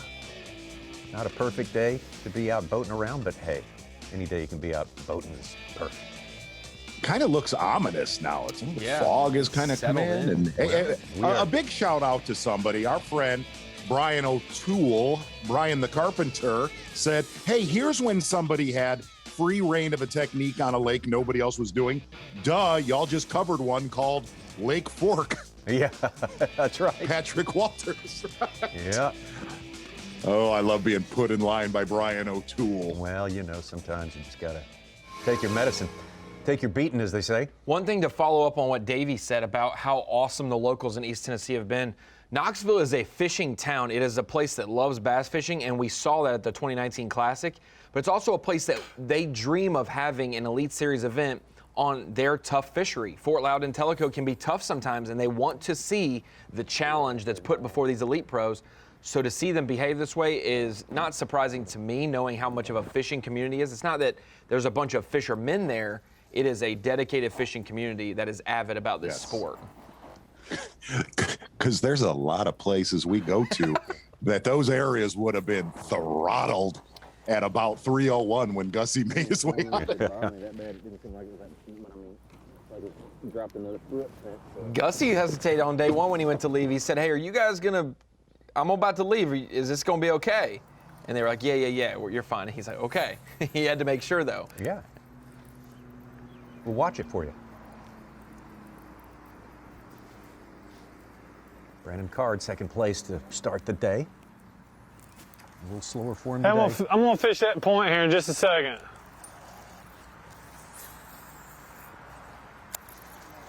That's update now. Well, so I'm just kind of running some places that I thought was going to be happening with all this rain coming in. This creek here has muddied up with the rain, but there's bait fishing here. I just don't think the population of bass is in here yet. So I'm gonna fish a few little places a little bit deeper out in here in this creek, and then I'm gonna probably just hop around, maybe check one other creek, and maybe hit a few main lake stuff. And then after that, we're probably going to go back up and try our main area again. But it's been a slow day for me today. I kind of had a feeling that area that I've been milking was, kind of playing out a little bit. So I'm definitely going to give it another chance and just see if maybe some fresh fish have moved in, during the day. But we're just kind of hopping around, keeping our options open. I mean, it can happen quick here on this lake. It's happened for me really quick. The first 2 days, it's like when I find a wad of fish, I can catch multiple fish. Ooh, that felt good. I can catch multiple fish pretty quick, so that's just kind of what we're doing. We're just looking for an active section or stretch of bank. So we shall see here pretty soon what happens in this creek. Brandon Carr trying to find some signs of life there, as are the birds behind him, also ducking into this creek to check it out, and they've left. He's hit a lot of different areas today, and Brandon Card, one of the anglers that said, man, I would have loved this tournament in March during the lockdown last year. I spent every single day on Fort Loudoun and Tellico. I know how they act, what they do, and where they go. And this time of year, it's just really, really hard to stay with them in a 4-day event. Fishing in the Little River area. He's kept a lot more honest today. Kind of got in that colored water a lot more.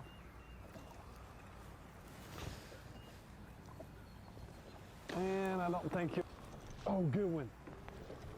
See, I got a burning question in my head talking about Gussie's spot. What weekend angler who would try could even duplicate the skill that he's had taking fish off of that spot, those spots? Yes, baby. What? What is the question? Let's go right over there real quick. Who else would have the You can just skill stay if back a there. guy like Zaldane couldn't figure out how Gussie's catching him from those rocks? It's the weekend guy wanting to try his spot, and when he leaves every afternoon. I wouldn't think you'd have too many who would be successful. Is what I'm saying. I do think, from what we know, though, that is a very. I'm not really sure what the question. You mean how many folks could go in there that are not in the field 4-pounder too and clean, accomplish that? White, Yeah. thick. To the people who are watching and the spectators who we've seen try. Okay. I'm sorry. To have their personal tournament against the elites. Yeah, it's what they do. That's the way they fish all winter, you know. Yes, it is a very well-known area where he's at. It's not like he cracked the code of an area of Fort Loudoun and Tellico that's unknown. It is a very well-known area. Scott Martin put a couple in the boat very early today, and well, so far that's been it. Oh, it'd be awesome. You know, that's what I'm fishing for, to be honest with you. I mean, I know everybody is, but it would be great to, you know, not only make the top 10 and have a chance to win, because that's my goal, obviously. It's everybody's goal, but, you know, I need the points to qualify for the Classic. So, you know, finishing in the top 10 is, points-wise, is going to be a huge difference in finishing 35th or whatever it ends up being if I don't get 2 more or 3 more fish. So, there's a lot on the line, you know, a lot of pressure. It's, but it does feel good to make somewhat of a comeback after Palatka. That was an unexpected failure.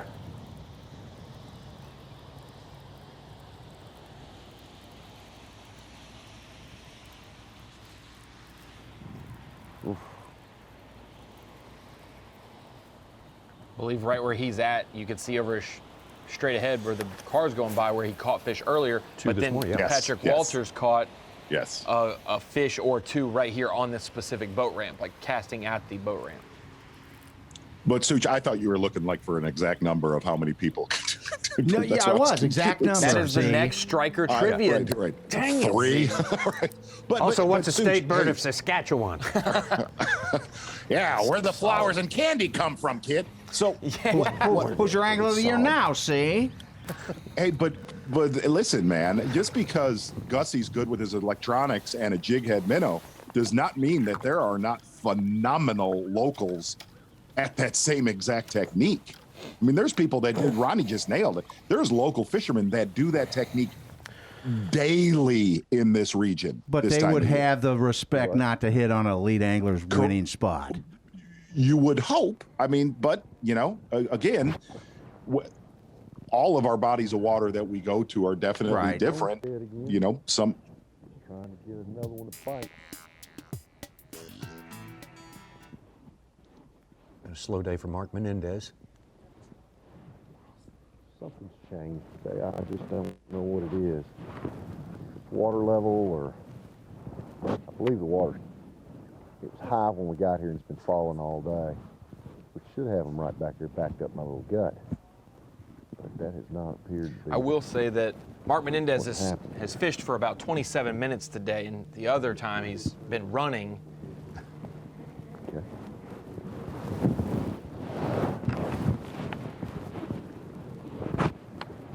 Tough day, but 2 good events going to be in the book, so that's a strong start. Gives me a lot of confidence due to my back issues from last year that I can maintain, I can still do this. I've gotten less tentative in my boat driving. I've been very tentative in my boat driving all week this week, so that's a major plus. But I think we're here to stay. I think we'll be okay. Have another good tournament on one of my favorites, Old Pickwick, where I won years ago. I'm looking forward to that one. That should be a good tournament. So three good tournaments in a row would be a hell of a good start. But I'm not discounting 2 anyway. So, but we're not done yet. We've got a little more time, and we can turn this thing around real quick like we did yesterday. Caught 4 and 30 minutes in here yesterday, and that gave me my limit. So it could happen. It could happen. Mark Menendez, again, just the one fish, but still he's hanging in there in the top 25. And he's right, a couple of good fish, man. He could get into a much better point situation. Absolutely. Let's take a look at those Bassmaster Angler of the Year points right now. And Greg Hackney, and there is Mark Menendez coming into this day. A top 5 finish down in Florida. Greg Hackney, of course, a second place finish down on the St. Johns River. Welcome to the gun show on that list right there. How about Brian New was down in the 80s. His salvage yesterday brought him back into the top 10 to salvage and make the day 3 cut. Very, very important race. All about consistency. You don't have to win a tournament to win that award, but it would sure help. Live coverage of the Guaranteed Rate Elite at Tennessee River is sponsored by Carhartt. We'll pass the halfway mark on this third day of fishing of a 4-day tournament, the Guaranteed Rate Bassmaster Elite at the Tennessee River. 4 days of fishing goes by awfully fast. And now for Jeff Gustafson, it can't go by fast enough.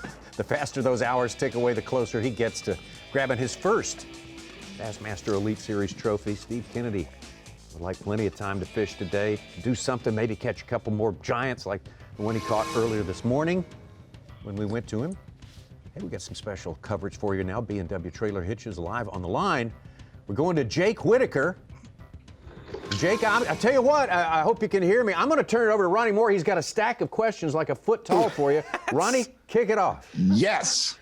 Well, first, I wanted to see what the water temperature in Tellico is like because there's not many survivors in there. Have you been fishing by yourself, not seeing other competitors today? Okay, so actually where I started this morning, there was one other angler, Gerald Swindle. He's over there. And I think, I'm not sure, but I think that's where he caught him the first day. But, yeah, dude, I'm alone. Water temperature's 55 degrees. It's stained. So in practice, when I came in, actually, this is Fort Creek. This is where I caught him day 1. In practice, it was pretty stained, about like it is now. And then actually, after those few days of, real bluebird skies, sunny weather, it actually cleaned up a lot. And I think that kind of hurt the bite, actually. But after the rain yesterday, it's dirtied back up. I've actually caught twice in here. Nothing huge, nothing big out of here today. Most of my weight has come from another creek up. I'm not exactly sure what the name of it is, but it's just up on Tellico. But again, it's the same thing. It's stained. It's not muddy water, but it's a good stain. 53, 55 degrees. Just fishing little secondary points, clay points, rocky points, and, just kind of hitting the high spots.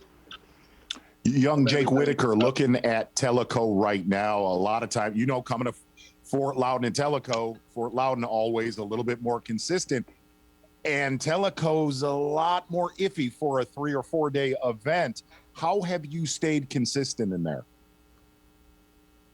I just honestly think that, that I've been by myself. So, I've not had any other anglers messing with me or in the area. So, and I honestly don't think Tellico gets fished as much as Loudoun does. So I don't know that these fish are as pressured. They get fished for, but nothing like Loudoun. So, and then another thing, Tellico is a clean lake. It's much cleaner than the river, Loudoun. So, on a clean water lake or clean water system, whenever you get mud and whenever you get dirty water, springtime, that's straight where the largemouth goes. So, like I said earlier, I think I came in here and practiced the second day of practice and had 2 bites. I caught a keeper and a short, and that's the sad thing to say is that's the best area that I found as far as getting multiple bites. So I decided to come in here the first day, and like I said, I only had 4 fish, but I had was lucky to catch a big one. So and I mentioned earlier, this creek is where I caught them day 1. It actually cleaned up yesterday, and I think that's why they didn't bite as well in here yesterday. and I had to switch to another creek. So, but it's muddied back up, and was able to cull a couple times. So, and I'm just slinging my crankbait around, trying to hit as much stuff as possible, and you know, it's working out so far. Well, Jake, best of luck to you for the remainder of the day 3. Jake Whitaker making a nice move up the leaderboard. Nice to catch up with him for some bonus coverage for you right there. They call it the Smoky Mountains, just adjacent to this part of the country, and you can see it's getting a little smoky, foggy looking in here. And it's getting musical too. See? Exactly right. It's almost like the opening of a Motley Crue concert. You got the fog, you got the music, you got a sponsor element called the Power Pole replay of the day. Coming in to day 3 of this tournament, the one thing that we were worried about watching Gussie yesterday, has he fished this area out? Will they replenish? Well, the answer, my friend, the Canadian snow leprechaun. I think that's what leopard. Is that no? Leopard, yeah. Snow leopard. The yeah. leopard. Yeah. Deaf leopard. Well, they were there, and they were there in numbers earlier this morning. A Z-Man Jerk Chad 4-inch 3/8 ounce Smeltonator jig head, and he only needs to do it one more day. We think we're starting to use that mental calculator. We think he only needs probably to catch about 3 of those 18-inch smallmouth, but by far, Gussie has not been the Power Pole replay of the day. He has been the Power Pole replay of the event, Tommy Sanders. Keep going, please. Go running. Of the event. Nice. Canadian snow leopard. Getting rid of bullets for shotgun shells. Good stuff right there. And good stuff through the complete length of this tournament by Jeff Gustafson. Boy, he is still snooping around there. TH Marine Weather Watch Sunday. Cannot say it enough, though. We have been graced with a lot less rain today than that was expected. Yeah. And a lot less rain than yesterday. 98% chance of rain listed for tomorrow. Look at almost 70 degrees tomorrow. That's warm night tonight.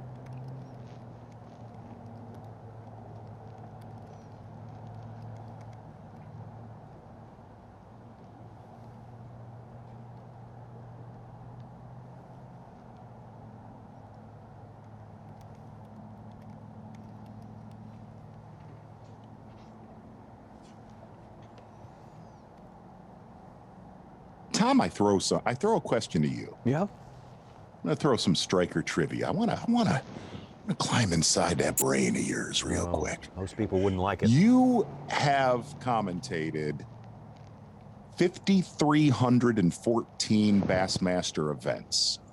Yeah. Give or take a lot of folks, and whether it's a Bassmaster event or just a fishing show, they don't like to watch guys fishing vertical off of a sonar, whether it's drop shit. Yeah, you know exactly what I mean. Yes, I do. Question is, how high up on your list of techniques is that, or down?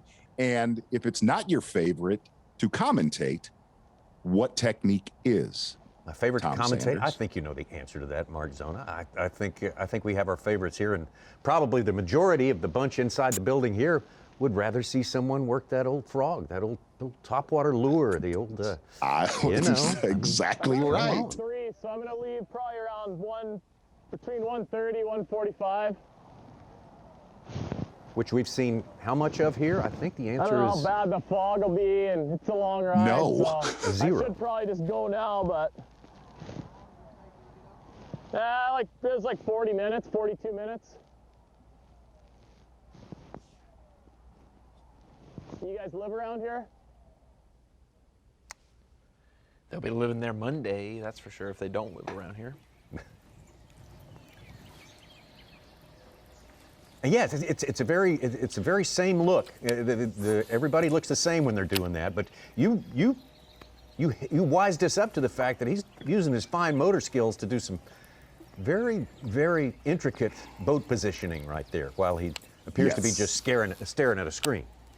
Yeah, that is boat control 101. Probably something we don't talk about enough, especially when you're trying to do that in current, whether it's here or St. Lawrence River, where your current's going 2 to 3 miles an hour. It is not easy to do to keep that bait perfectly horizontal under your trolling motor.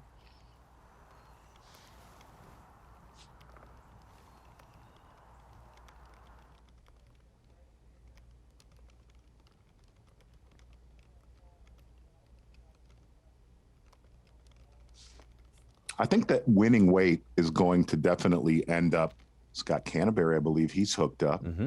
Needs it. He's in Slow 28th. day for Ken. Yes, yes. That and got it there. Nice one. Oh boy.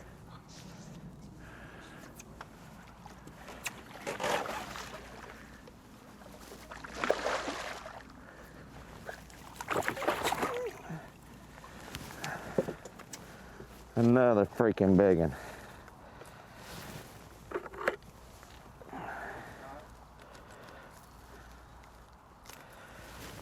Look at that. That's a Fort Loudoun stud there.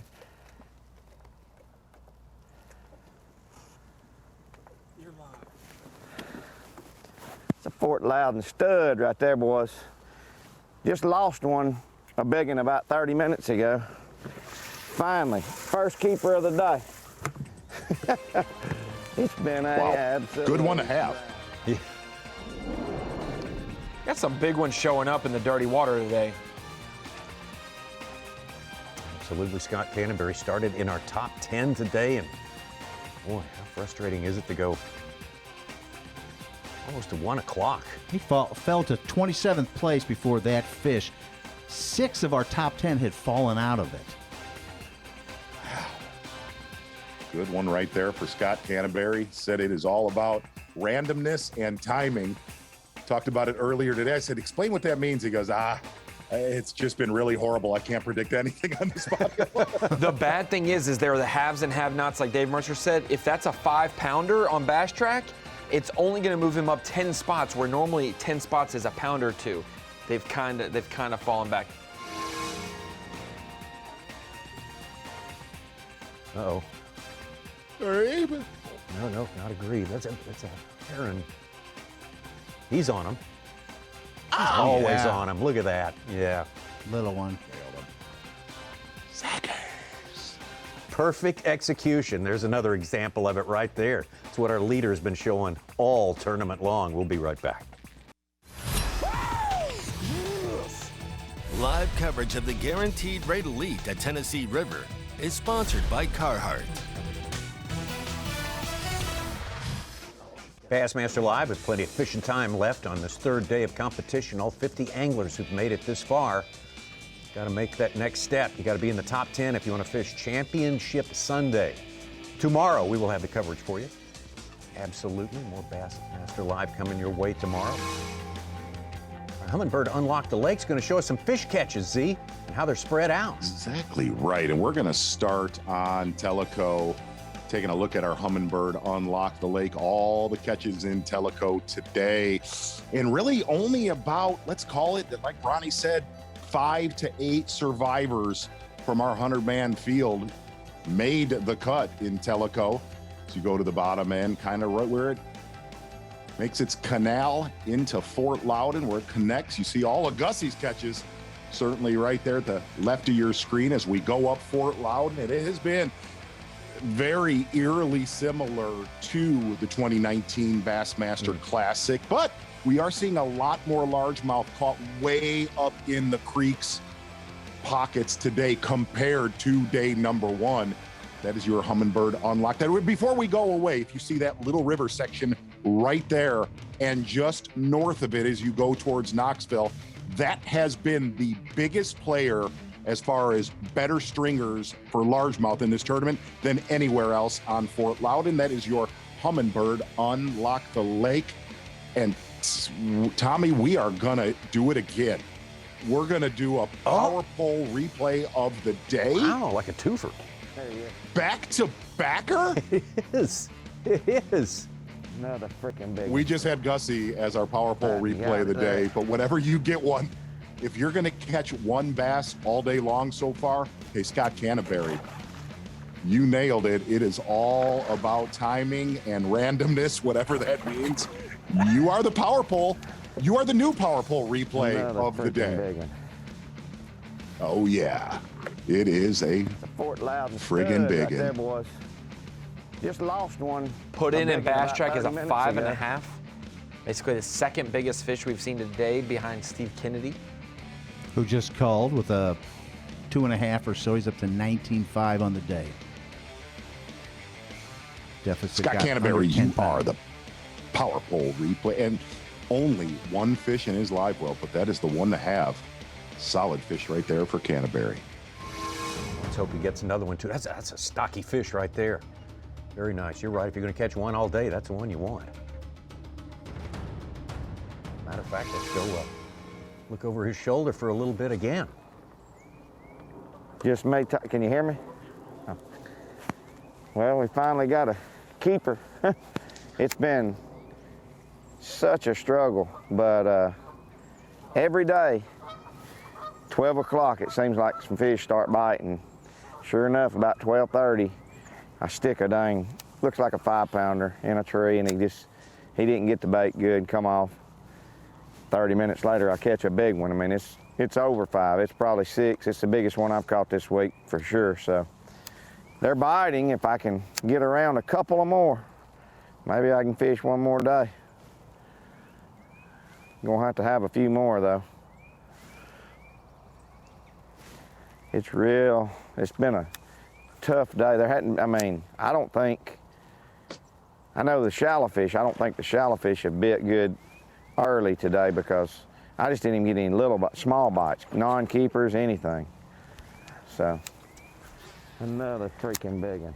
I tried to mix it up and catch a few, went down the lake, all the way to the lower end. I just like driving my Scooter and Yamaha around, but so I run all the way down to the dam and back up. Maybe they'll go to biting.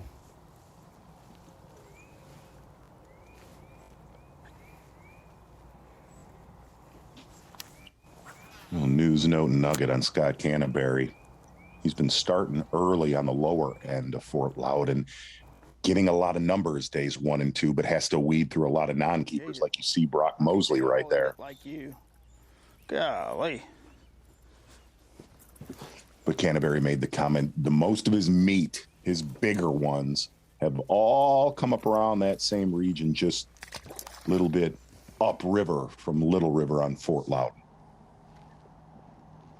Scott Canterbury, your 2019 Angler of the Year, currently 46th in the AOY points, so He was brutal day 2 at St. John's. He was 25th after day 1, dropped back to 75th in a do or die.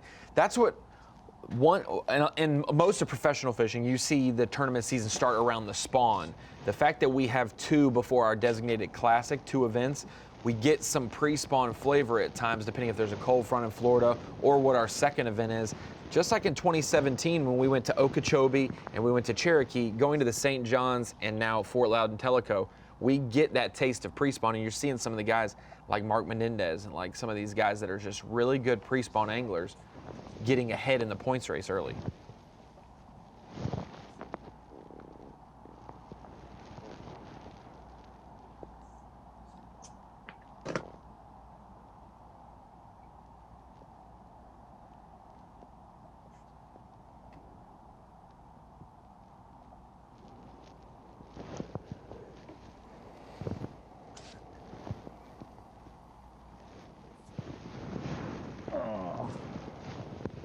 One more drift.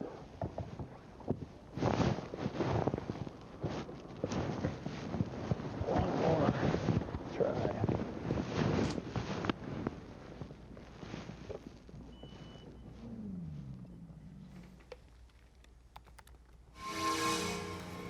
It's about this time yesterday when our leader got out of Dodge, so to speak, started making his way back to Knoxville. Looks like he may keep poking around, though, down there for a while today, and you can't blame him. Yeah, he said that's one more drift, and it wasn't just, I'll go to another spot, it's I'm going to go back, because he said that 120 region, roughly, or 130 region, he was going to head back.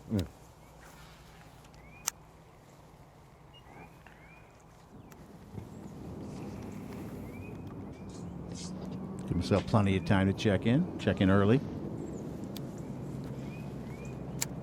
One thing that's a little crazy to me, Z, is that Brandon Card, coming into here knowing more about this fishery than anyone else, catches the big bass of the day on day one, 5'9", and he's in the top 4.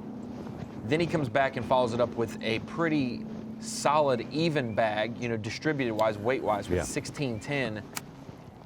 And then today, it's just been shot.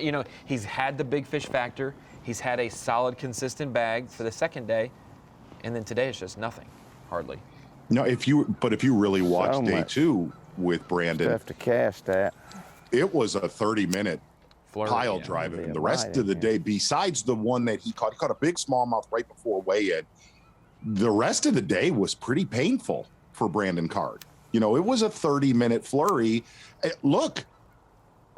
Hackney's in the same boat right now. Oh, exactly. Yep. Hackney went on a 30-minute flurry yesterday, caught almost 14 pounds.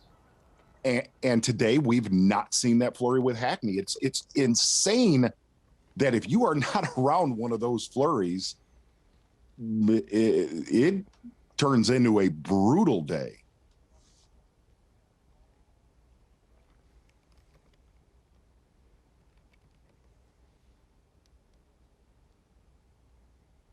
Well, it'll be it. Kennedy just called again. It is going to be really interesting to be in his boat tomorrow and see what he figured out in that general area of Loudoun that nobody else has this entire tournament as far as a weight like that. Up to unofficially 19.5. Boy, if he can get one of those sort of very late in the day giant gift fish. And get himself up around 21, 22 pounds now. I mean, I'm not saying it's going to make it a neck-and-neck horse race, but it's going to make it a little more interesting. It just means what that does, this, Tommy. I'm not telling you something you don't know, but literally that big bag today will just make Gussie have to catch a little bit more than he does. You know what I'm saying? Like right now, with a 10-pound gap, he doesn't have to get a limit. He only has to get a few. If it was a 6-pound or a 5-pound gap, Gussie's going to have to catch a little bit more to be sure that he's got it. And Kennedy still has a 2.5 and a 2.11. That's right. Exactly. Started today 13 pounds, 7 ounces back of Gussie. Well, there's Gussie right there, and you heard Ronnie say one more drift. He's probably going to start making his way back to our host city of Knoxville, Tennessee. Steve Kennedy. Yeah, can he upgrade a little bit more? Can he put a little more hay in the barn? Make it a little more interesting. John Cox we haven't heard from for a while, but having a good day. We'll check in on some of these other guys when we come back. Live coverage of the Guaranteed Rate Elite at Tennessee River is sponsored by Carhartt. 50 anglers out there right now trying to make it into the top 10. Scott Canterbury started the day in the top 10 and has had a very trying day until this moment about 15 minutes ago. Exactly right. Scott Canterbury losing a big one that he said was 5 pounds. Backing it up with this one, probably closer to 6. And Steve Kennedy, before our midday break, catching one over 6 pounds. Big largemouth showing up. Largemouth that we have definitely not seen on camera this week, but it has been a smallmouth beatdown. Looking at Gussie right there, and I don't know if we could get this number. Besides the 18 and over smallmouth that Gussie has caught this week, I'd love to know what the rest of the field has weighed in smallmouth besides that angler on Fort Loudoun and Tellico. That would be interesting. I bet you it's 15 and 15. It's 15 for Gussie, 15 for the field. Okay. I would agree with that. Bob Downey with a nice one yesterday, and the Marshall. You think Card, Mosley Downey, Livesey had 2 the other day. He might have had 5, in the full bag. Kennedy. Yeah, Kennedy caught one. But that's saying something that it's like 15 over 3 days of 150 possible, shots at a fish. Scott Martin lower left there. 2 fish early today, but that was it. Scott did clue us in on something to keep in mind that, yes, it's all about winning the tournament, but there's also other considerations. He's trying to climb back, grab some points. He missed out on points last week. He and a bunch of other guys are trying to fish as hard as they can today, whether or not they have a chance to make it to the top 10, certainly not whether they have a chance to win. They're fishing for points, and that's important. You know, something that Mercer said about Scott Martin, and look, Scott Martin has a lot of business irons in the fire, fair to say. And Mercer made the comment down at the St. Johns River, the first Elite Series tournament a couple weeks ago. It was a circus around Scott Martin with camera crews and YouTubers and all that. I'm going to take a little bonus coverage of David Fritz right now, just taking a peek at him. The legend, David Fritz, out there. David, good to catch up with you again. Got to talk with you yesterday, and you've had some nice little high points during the course of this third day of competition here. You're having a good tournament here. Uh-oh. Yeah, I have. And I've had a really good chance today. I've sort of faltered a little bit, let one get away. That was probably another 4-pounder, but actually, I'm not complaining. I'm just fishing for another 4-pounder, so, or a 5-pounder, and maybe I'll have a chance. Well, would be tremendous to make it all the way into Championship Sunday. Tell us what you've been kind of concentrating on today, and is it the same thing you've been doing for the previous couple of days? Well, it is. Today, we've got more current in the creeks, and the lake is falling, so I think that's probably helped me some. Getting in a little bit, I don't know, where you got a little better water, even though I'm still fishing extremely shallow for me, but it seems like they position the fish a little bit better, and it's made a little bit easier today. Like I say, today I've got 5, and it's the first day. So, I mean, the first day I've caught 5, so I'm just looking for that 7-pounder, and then I'll be in real good shape. Yes, sir. I'd be looking real good for the top 10 then. Absolutely. You're the deep cranking legend. Now you're having to crank a little shallow. Tell us the adjustments you make and what you do a little differently. Well, you know, fishing shallow and fishing deep are a lot in the same.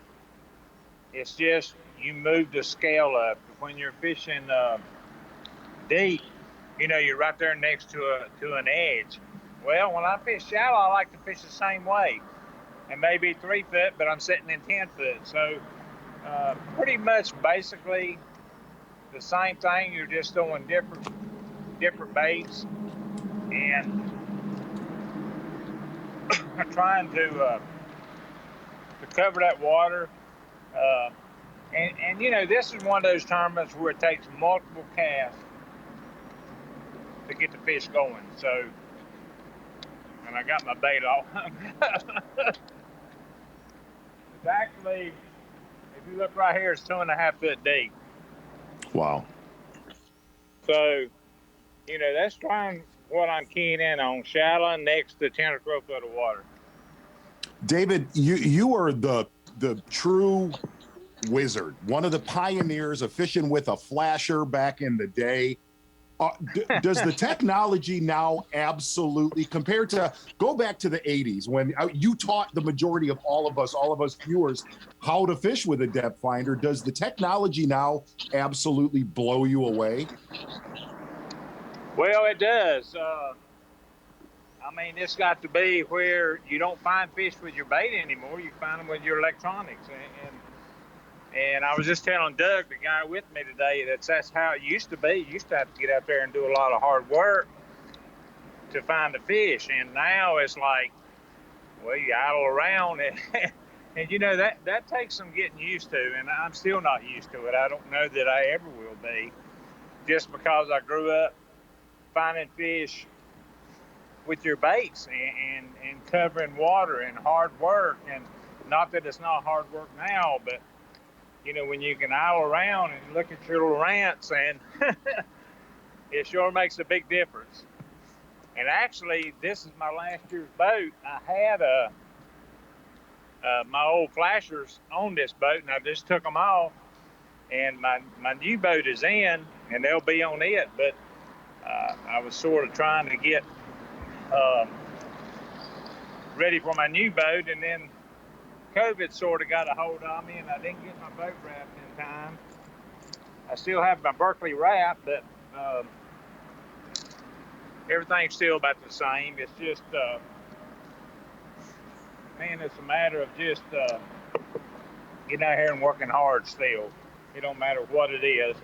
And I like this because, man, a lot of people are not seeing them, even though I'm sure there's a few people. So, you know, you find them with your bait, and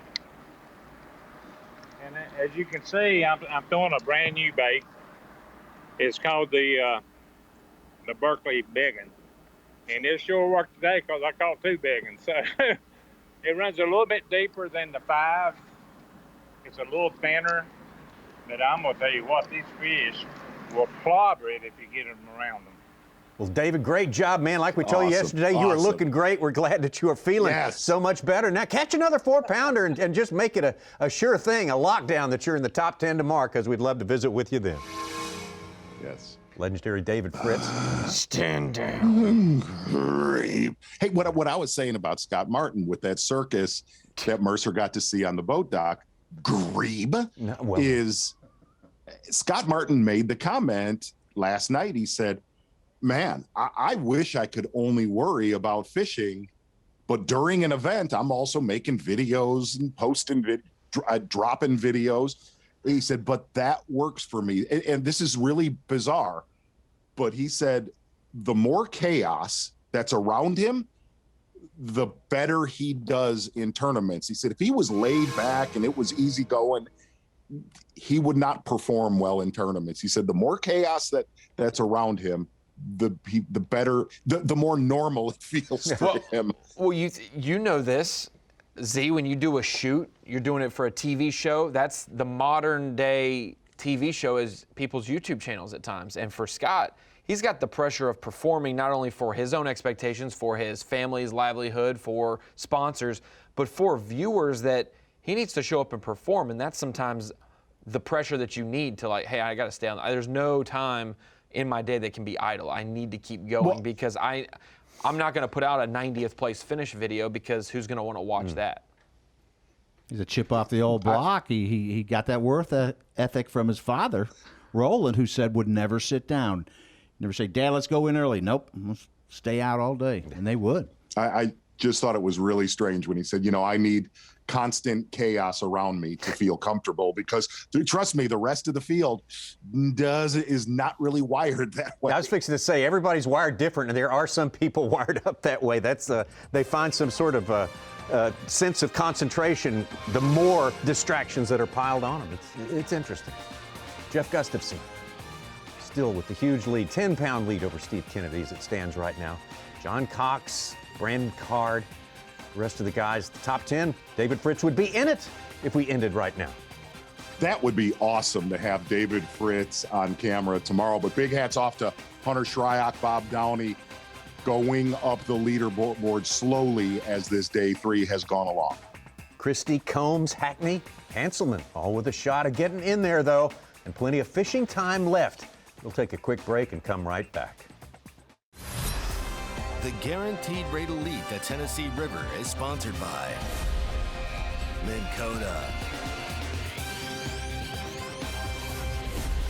Power Pole, and by Skeeter Boats.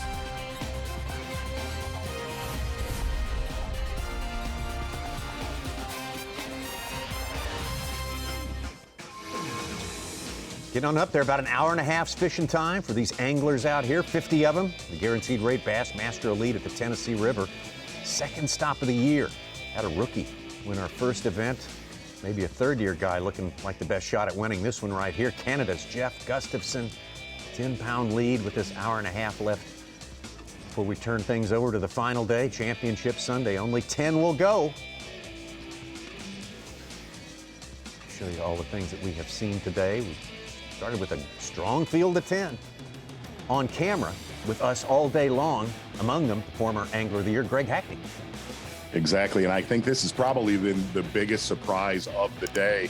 Slow and steady all tournament long. 12-1 on day number 1, 13-4 yesterday.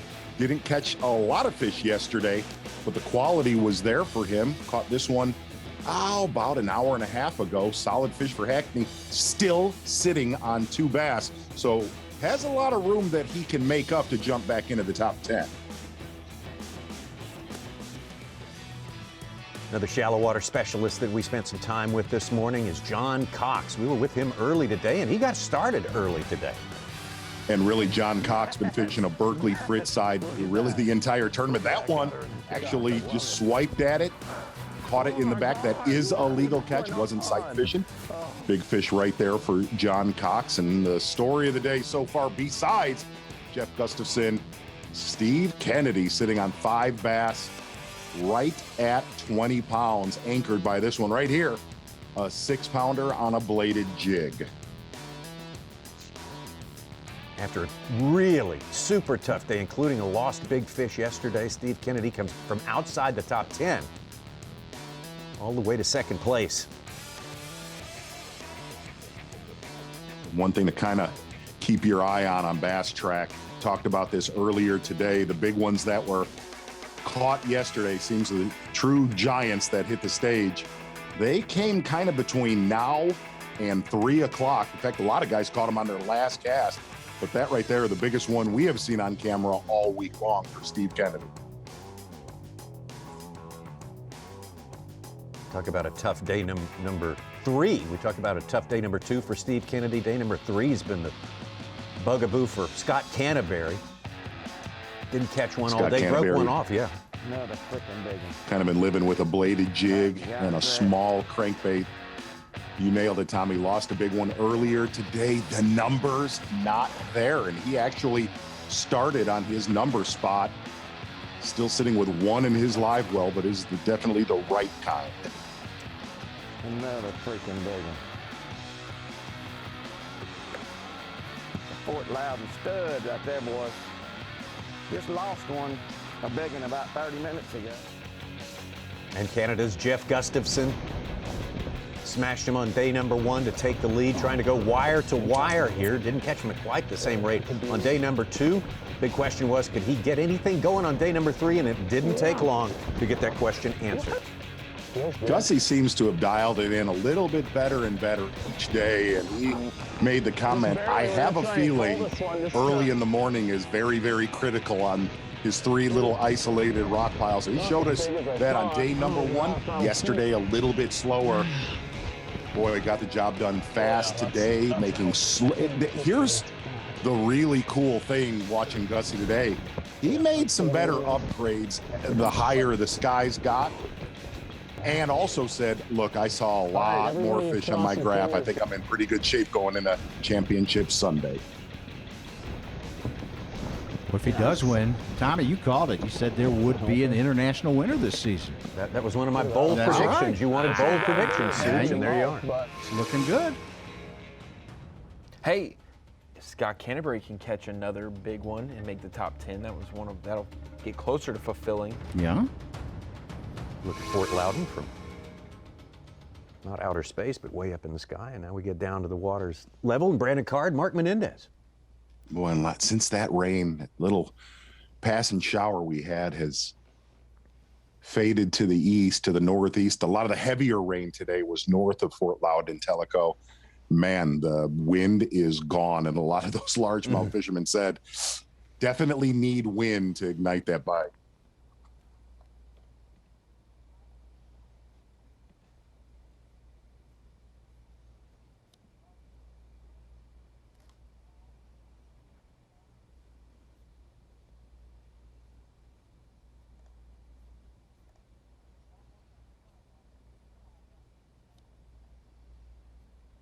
Brandon Card, whose origins are here, right in the Knoxville area. Though he lives in North Carolina now, he's probably put more time than anyone in the field in on this body of water. And where he moved in North Carolina, he should be pretty familiar with dirty water moving to High Rock Lake, which doesn't stay clean except during drought. Man,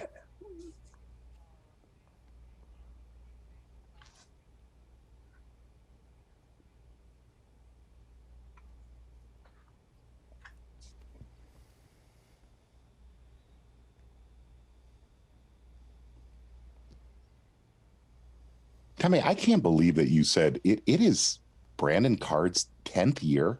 10th year? Yeah. Wow. I still see him as a kid. First Carhartt Bassmaster College Series angler to join the Elite Series. Unbelievable. University of Kentucky. Yeah.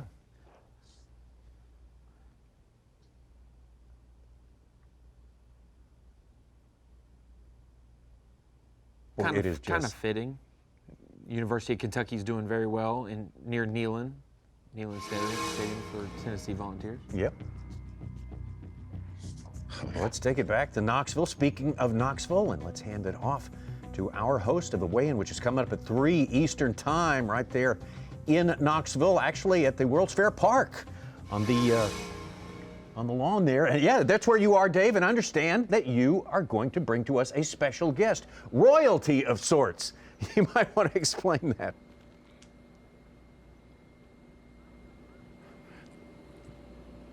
That is right, guys. I mean, you guys have your fantasy fishing expert in the studio, of course, Ronnie Moore. Well, I have one-upped you once again. Let me introduce you to our champion, Josh Phillips. Absolutely dominated fantasy fishing last year, Rapala Fantasy Fishing. You are the overall champion, and the first thing you said to me is Ronnie Moore did not respect my authority from day number 1. Yep, that is correct. His league said that we would trash talk. I don't believe there's any trash talk going on. So you were doing the talking, but yeah, I sent him a couple pictures through Instagram, and he's like, "Man, that person's doing good, I believe." And I'm like, "Come on, man, that's me." I mean, I figured he'd at least chat back and say, "Yeah, I'm sucking it up," or something, but nothing really much out of him. Well, he might have pulled the "you can't see me," to you earlier this year, but he can't pull it right now because he is seeing you right here. Talk to me about, an incredible price, a $15,000 Bass Pro Shop shopping spree, but talk to me about, this was your first season, a first full season playing fantasy fishing. Yeah, I played a half a year the year before, but last year was my first true season of actually playing, and it was definitely fun. If nobody's ever played it, I would recommend it for sure. How did you do this, though? People pick all the time, and you beat almost 40,000 people. It's not a small number. I think over 40,000 people played this, and you beat them all. What are your techniques? Give me some tips. Gut feeling, pick your picks early, and don't change them. Because if you go back and change them, I will be honest. This year I've already changed them, I think, twice each tournament, and it's cost me. So I would just say go with your gut and stick with it. Who were your horses? Who got you this title? If you had a dream team to build around you, who would it be? What are the anglers that brought you here? Well, you got 5, so I would pick, of course, Seth Fighter, Chris Johnson, Corey Johnson, Brandon Polnick, and I even threw a rookie in there, Kyle Welch. He did pretty good for being a rookie season, so that was kind of a dark horse I like to throw in there. Some incredible picks, and if you followed the Elite Series last year, you realized the picks that he picked very, very strong. Ironically, 3 of them are roommates. You might as well pick their whole rooming situation. But unbelievable prize. What did you buy? What did you get yourself? A $15,000 shopping spree. What did you get? I've only bought one thing, and that's a Traeger grill. I've always wanted a Traeger grill, and that's all I got so far. Well, we can go spend it after the weigh-in here this afternoon. I can help you out with that. I might suck at fantasy fishing, but I and fantasy football zone. I'll cut you off at the pass. And he's been teaching me some tricks. So watch out next season. But we're going shopping after the weigh-in. But this is your fantasy fishing national champion. Dominated the entire season. So beat that, Ronnie Moore. Thank you, Dave Mercer, right there. See, he throwing me under the bus, and I have the receipts of me responding to every one of his messages. It's just he said, give me some love, give me some shout out. And he was at the time 5th, 8th, 10th. He wasn't first, and I was like, maybe we'll see. And now he's the winner, and he gets to rub it in my nose and then get off camera real quick. I've always seen this word meta. I've never known what it meant. Meta this, meta that. I think an example, I finally figured out an example of it. is you getting thrown under the bus, you getting trash talked on that segment for not trash talking. I know, exactly. That's what you call drilling way too deep down into any subject. I've met a nice guy before too, Tommy. Well, trying to be as courteous as possible. Okay. All right. I'm gonna tell him to stand down next time. That's what I'm going to do. Okay. See, I didn't know his name was Josh Phillips. I just referred to him at the Screen of Knowledge multiple times last year as East Tennessee Fishing. That was his username. So it's all well and good until I kick him out of the league. Sounds like this is not over yet. No, it's not. We'll conference call later. I thought he was a Bass member and won 20 grand. Give him a bonus. Look at that right there. That is really surprising. Brock Mosley, Brandon Card, Scott Martin, none of them with a limit in their live well. Well, certain times of the day play, and of course the later it gets here, I mean, if yesterday is any indication, and that is certainly not anything to count on here at this body of water, one day's not like the next, but there could be a few more catches on the way. We'll wait and see. We'll be back in just a moment.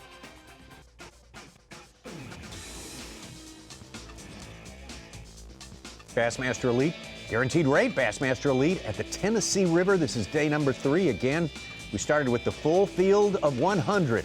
Going to hit 9 different main events this year. And the Bassmaster Elite Series cut it down to 50 after yesterday, and those 50 hoping to make it past that final hurdle, make it into the top 10 so you can fish for the championship tomorrow. And if you know somebody we have not been out with for a while, Taku Ito came into day 3, hooked up live. Yeah. 10th place this morning. Falling to 17th. That could be his limit fish. What do you think? Maybe no? Yes? Close?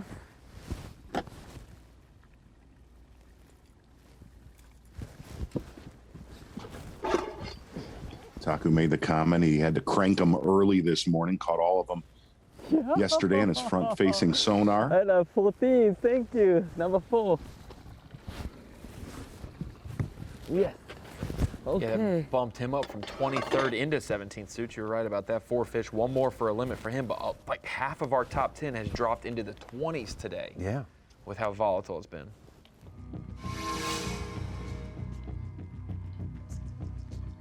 Move now from Taku Ito over back in this area here where we find we've been fishing pretty close to one another all day long. Brandon Card and John Cox. Let's go in and talk to Brandon I Card. don't see any teeth marks, but it dang sure, it was a bite. I know it was. Looking at Brandon Card, looks like where he caught him yesterday. Little creek channel bend right there. Has a little bit of rock, a few stumps on it, 4 to 8 foot of water. You called it, dude.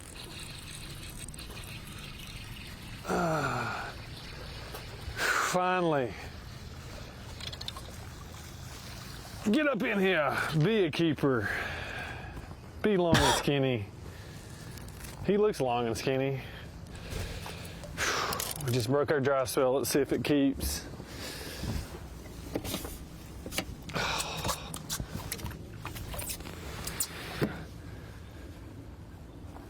Yes. Number 3. Golly, I worked for that one. Oh, man, number 3. First keeper since 9 o'clock. Wow. It doesn't move him up. It keeps him in 4th, but now he's in a virtual tie for 3rd with John Cox now that he has 3 fish. Wow.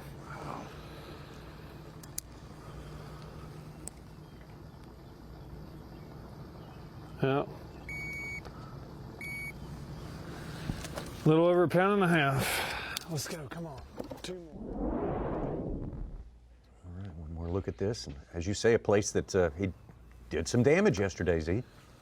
Yeah, and you can see that there's a lot more color in that water today than there was. I mean, it was beautiful in there yesterday. Did most of his damage yesterday on a Yozuri suspending jerkbait. But on day 1, surprisingly, we had high skies, a lot of sun. He could not get that jerkbait bite going. That's when he went to that little 5/16 ounce jig.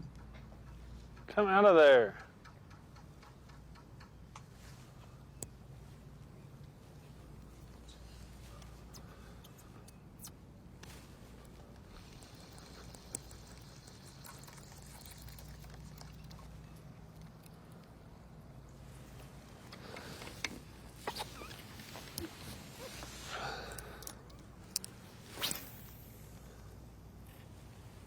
What you call Saturday moving day, Tommy. Today's been moving day. Look at the guys who've gotten into the top 10. Fritz from 35th, Kennedy from 19th, Shryock from 16th, Downey from 18th, Whitaker from 12th, John Cruz from 13th. That means they knocked out guys who were in there, but they still have time to get their limit fish, some of them. Oh, yeah. They could get knocked back in. Uh-huh. Today is Saturday, right, Such? Are you sure the same thing. Oh, okay.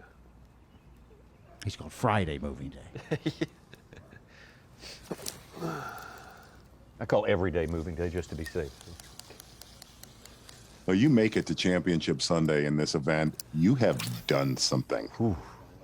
You have done something. You just texted somebody in the studio or something?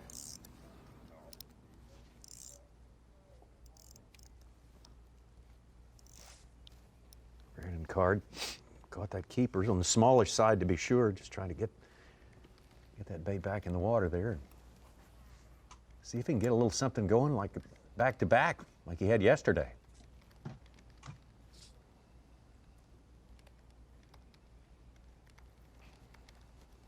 Yeah, hats off to our top 50, our top 10, and hey, all of our anglers, our 100 anglers who had to deal with some truly nasty weather, most of them, in between these two tournaments, and managed to get here, keep body and soul together, and fish hard.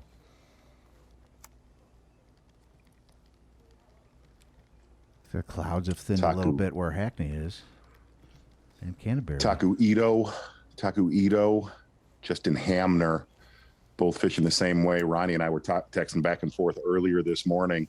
Two of the anglers that made that front-facing sonar work this week. Taku Ito said, I'm catching him the same way Patrick Walters caught him at Lake Fork, just not submerged timber. I'm going to fish through that little patch of sticks right there, and then we're rolling. I said I'm going to fish through this little patch of sticks right here, and then Not much water.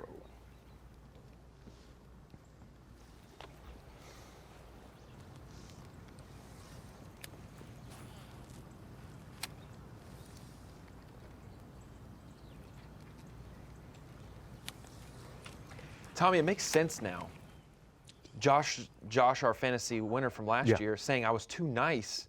Like, that's what, now it makes sense. In high school, all the girls were saying I was too nice. That's why they had to break up with me. Now it makes sense. Uh-huh. I get it. Okay, I get it. I get it. Sometimes it takes years just to see what's right in front of your face. It does. Yeah.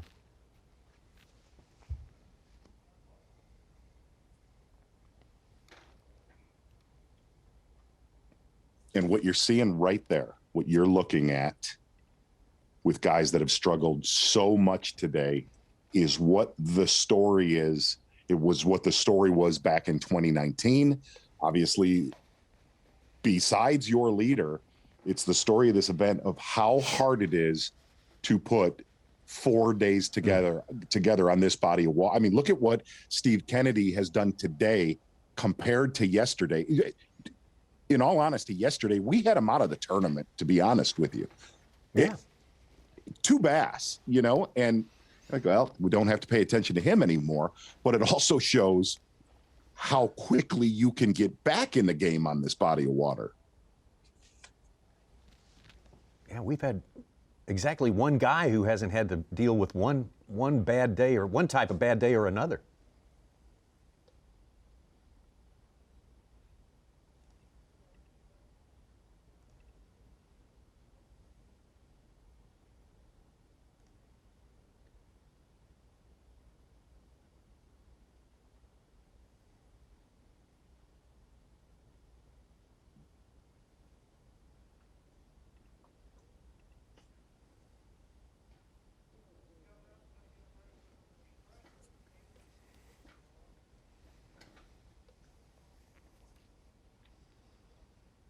Boy, it is flat calm out there. I mean, it just everywhere. It absolutely is. It is calm out there. Z, I looked at the weather overnight. There's going to be some storms. Tomorrow it's going to be a little windier. It's going to be partly cloudy.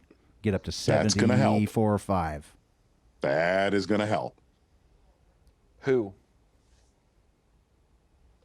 I think any of those guys that are covering water like Hackney, and I honestly think it's going to help Kennedy a little bit too. How about we dip into some Striker daily trivia right here? Sweet. Okay, here we go. Where did B.A.S.S hold the first catch and release tournament? Would that have been at Lake Kissimmee or Lake Toho down there, sort of right next to each other in Florida? Would it Lake Sam Rayburn in Texas or Lake Eufaula? I'm assuming they mean the one in Alabama, not the one in Oklahoma. Could be either one. You might get a twofer on this one. Eufaula Lake. That one's Eufaula Lake. Think about that. The first B.A.S.S catch and release tournament, where was it? Answer when we come back.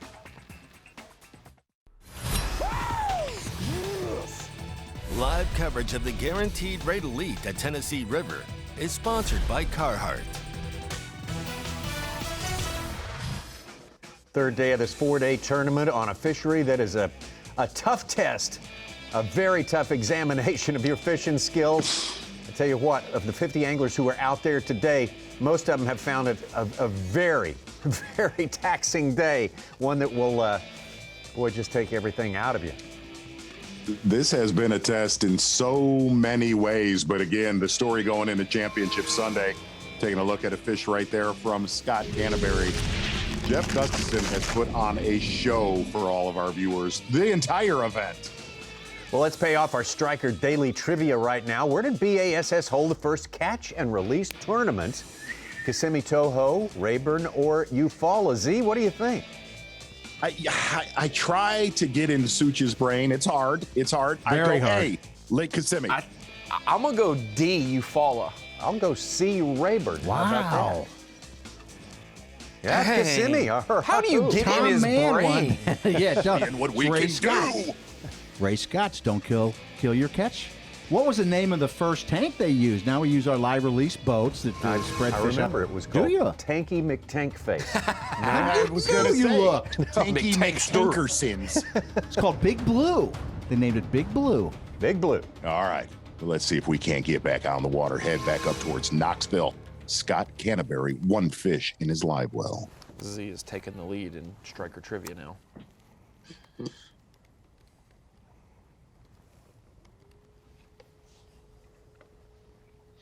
This is the time of day where Canterbury said a lot of his meat, a lot of his quality bites have come from now till weigh-in.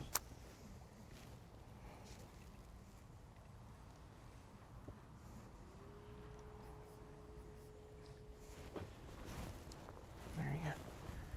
Be a keeper, be a keeper. Maybe.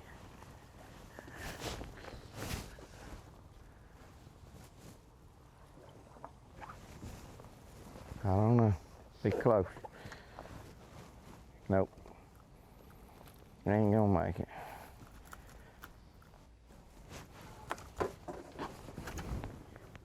Be close. All day long. 14 AD. and 8. Number 2. Tail was all ratted out. Pretty small keeper, but a keeper. And he had a real keeper before that one. His only other keeper in the live well came about 40 minutes ago. Watch this.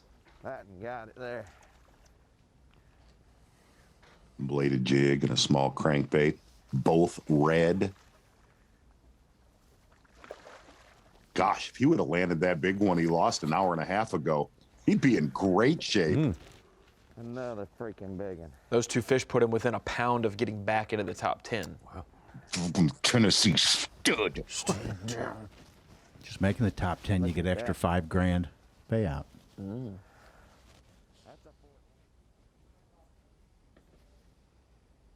Boy, long wait for that one, but that's a good one there for our 2019 Bassmaster Angler of the Year.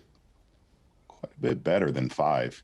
Oh, I think, gosh. Yeah, it was put in at 5.5 on Bass Track for the big one. He's still kind of looking for a breakthrough. He won Angler of the Year, but he still hasn't gotten that victory that he really wants. He's gotten so close over the last 3 years. I got one 5-pounder. I lost another like a 5-pounder. Brandon Cobb. Yeah. I think Brandon Cobb caught a good one late yesterday. Yeah. He had nothing but good ones, but he only had 3. Right, yeah. 5'11" was his big fish. Yeah, like one of the 10 biggest bags of the week with only 3 bass. Man, you look at how critical a 2-pound bite is. Look how critical a 2-pound bite is in this tournament. Oof. A 3-pound is gold compared to where we're going, Pickwick and then Fork, where a bass like that will mean virtually nothing by the end of the tournament. Still grinding away. John Cruz started 13th, just filled his limit. He's up to 7th place.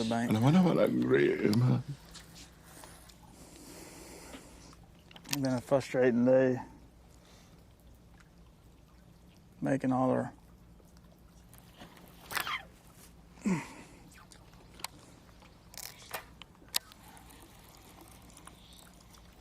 and made all the right calls. Just about every stop I've been bit. Just had some misfortune. I've had probably 8 or 9 keeper bites, and I've landed 3 of them. That's part of fishing, though. Well, that's the part you don't want here for sure. Sucks. This is that's a prime example of a misfire. Yep, and that's what he caught that almost 7-pounder on yesterday. 8-pound line on a small shad wrap, typical springtime fishing. But we have talked about this to no end. You cannot come back from losing a 4-pounder in this tournament.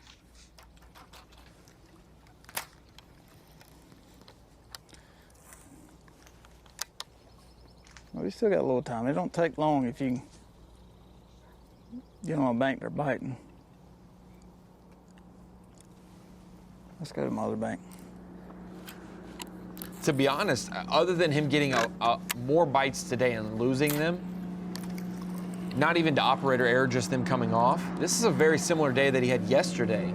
Absolutely. How, it's not like it's like, he's right where he was at this point yesterday. I had a limit at 8 o'clock. No, he didn't get it till 3:30 when he caught the 610. So know, Ronnie, you are spot on right there. Because when I called Brock last night, I said, "Did we miss a fish catch with you or something?" And he said, "Yeah, it was the end of the show." Caught a 7-pounder right before weigh-in. Boy, there's a lot of color in the backs of these creeks now. This creek was pretty good to him the first day. And it'll continue to be like this, Z, because even though it's not raining on them, it's raining above them or in the mountains of North Carolina. That's gonna it's gonna flow to it. Yeah, so it rained a lot last night. Muddied it up. Still warm though. 55-degree water temp. That's a big deal. Yeah, it makes them get a lot shallower.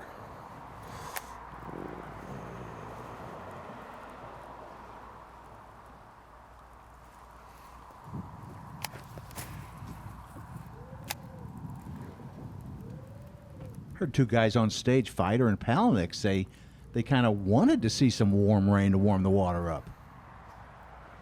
And it didn't get, the low didn't get that bad last night. Right, absolutely. Warmer still tonight and tomorrow. Warm, muddy water, good. Cold, muddy water, bad. Make baby cry. So the water's falling. Weather's got them a little funky. And I got to decide what to do with my last 30 minutes of the day. Really 20 minutes at this point. 25 minutes. Yeah, I only got a few minutes. Menendez hooked up. He's a keeper or not? No, he's not. No. I'll be dang. He's the one that's gotten hurt the most today, from 9th to 30th right now. Yes. He needs a couple of big keepers. Yes. Yes. And with that, the knocking the rust off tour will continue at a location coming soon to your area. I'll be dang. Off there for a second, it's going to be a pretty good one.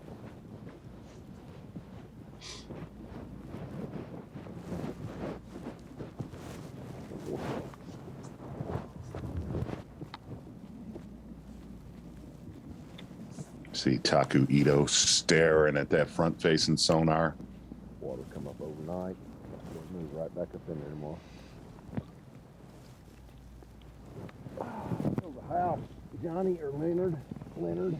So Z, when they're pulling water, the fact that a lot of rain has came into the system, yet it's dropping, means they're moving more out of the dam to Watts Bar than they're taking in from Cherokee and Douglas.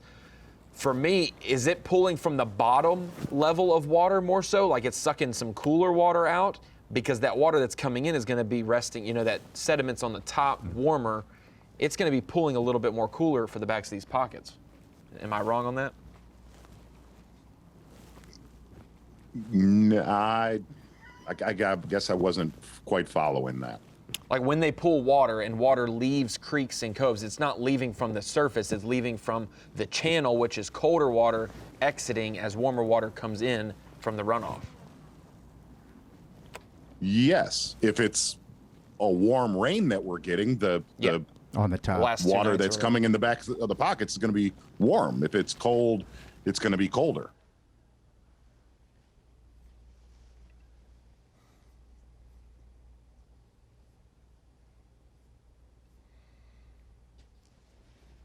But you know, listening to David Fritz, I mean, he's the master of this. You know, he really thought today's going to be his biggest stringer of the tournament, but he really thought, you know, Ronnie, that last night was going to be what guts this system, because we were supposed to have a 40-degree rain all night long, and that really didn't happen. You know, after the weigh-in, the rain kind of pushed out and the night did not get as cold, to where I think that's what made, you know, we've seen a lot bigger largemouth today than we've seen the entire event. I think what's helped a little bit, granted, it is still a brutal grind. I think what's helped the most is it didn't pour rain and get down, you know, to that nasty 40-degree, where it kind of just hovered around 50, to where we didn't lose that surface temp. Yep. Yeah.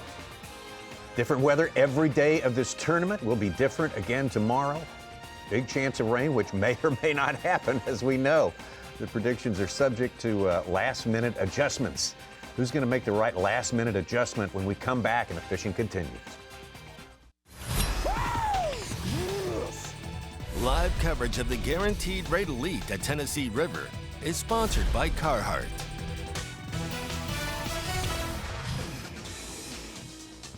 Welcome back to our last hour of fishing, our last hour of Bassmaster Live here at the Guaranteed Rate Bassmaster Elite at the Tennessee River.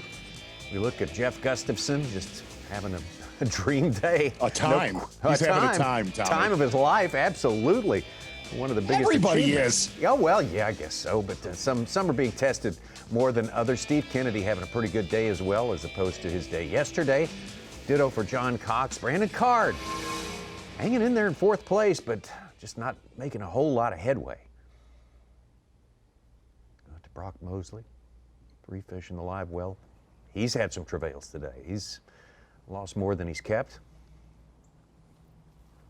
Takumi Ito, 4 fish, pretty small though.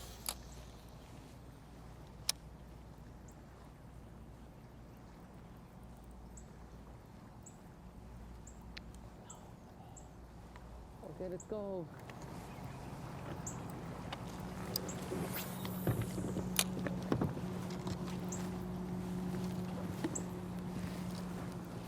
Picking up from last segment, Zona, E equals MC squared, hot water coming in, cold water leaving. It's good. It's all positives. They're all positive. Roddy, well played right there. Well played. Well played. No, but you and I were texting back and forth, and Clark Wendley, 20, Angler of the Year chimed in. But I do understand now what you're saying. They dropped the bottom deliver out of it this. at all. Yes. Look, I struggled more than anybody. I was actually in Such's mind there for a moment. That's why I couldn't get out. So you're saying he didn't listen to you? What? Really, what you were saying was they dropped this lake, in preparation for the water that's coming into it. The nice thing about it is, which is, saving a few of these shallow water guys, is it just did not get frigid, which is, the only benefit. And it's helped guys, I guess, like Steve Kennedy, but it's also hurt guy, which is surprising. It's hurt guys like Greg Hackney, who I guarantee you Hackney is stunned right now because he thought going into today and possibly tomorrow that the weather that was coming, more color in the water, that this was going to help him. And it absolutely, at least so far, has not done that. He's back in the top 10, though. He had a 1.5 pounder.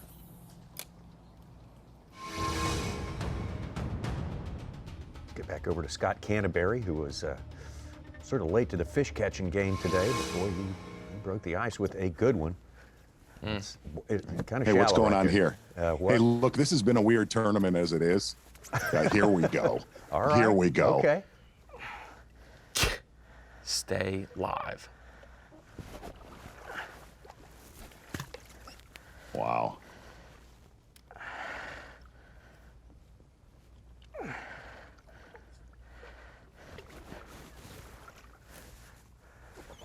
Why does it keep stopping? That's weird.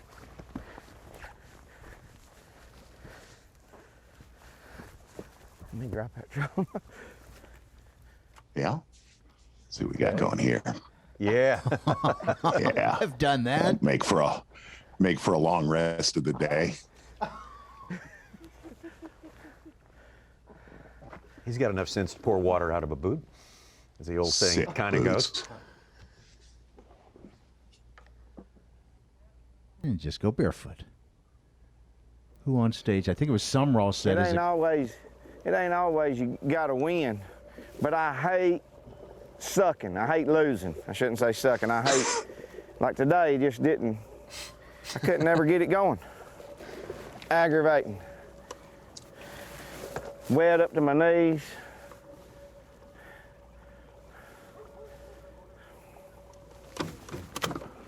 Let's get out of here. That's a long day right there. You can tell. I'm fishing bare feet for a minute. He doesn't realize that he's only, a 2.5 pounder from being in the top 10 or a 2 pounder. He probably does. A lot of guys that close. Wow, it's a tester, this place. You just keep saying that. Trigonometry too.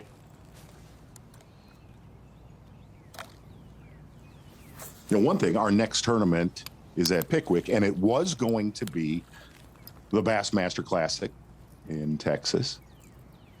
There would have been favorites for that tournament, no doubt about it. Now with it being pushed into June, I throw it to you, Such, Ron, Tom. Yeah. Who do you put at the top of your favorite list now? A little bit of a hard bottom right there. Crank us up. With the time of year change? Get us to that 80 or that. I'm going to throw you one. Okay. I'd love to hear what some of our viewers think. I think Buddy Gross is going to be a problem in that tournament. Okay. I really do. I could see a Patrick Walters. Yeah. Yeah.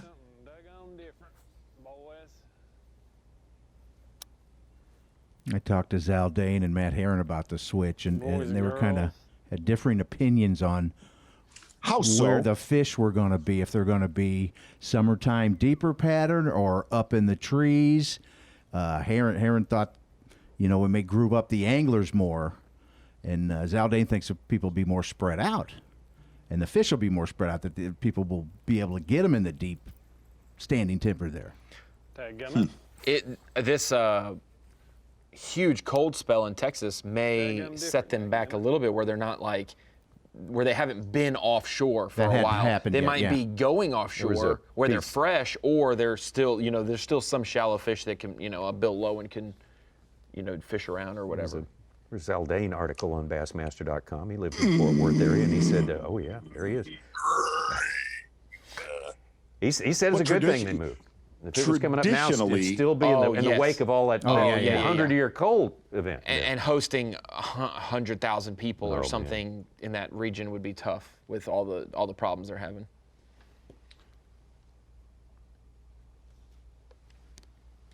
They say it will be warm. Oh, it will be. But if you look at right next door, not too far from there, you look at Lake Fork. Traditionally, the week before Memorial Day and the week after is the best offshore bite of the summer when they first get out there. A little bit of a run. I can't get that kill switch off. Might be some pent-up demand on the part of Lee Livesey to do well. Ooh. They're in the Trinity River Basin rather than the Sabine Basin, which Fork is in. What about a Keith Wait, Combs say that there? again? Who were we talking about? He's not Ray in the Roberts is in tournament. the Trinity River system. Fork is in the Sabine River system. Yes. Yeah. That's why a couple of these guys are hating that they missed it. Yeah. Pretty tough. Well, Zaldane sure appreciated the switch. Yeah. Since he lives there, we only got one tournament in March. He's going to be able to get to know all the names of the creeks. He said he doesn't know them now, but he's gonna.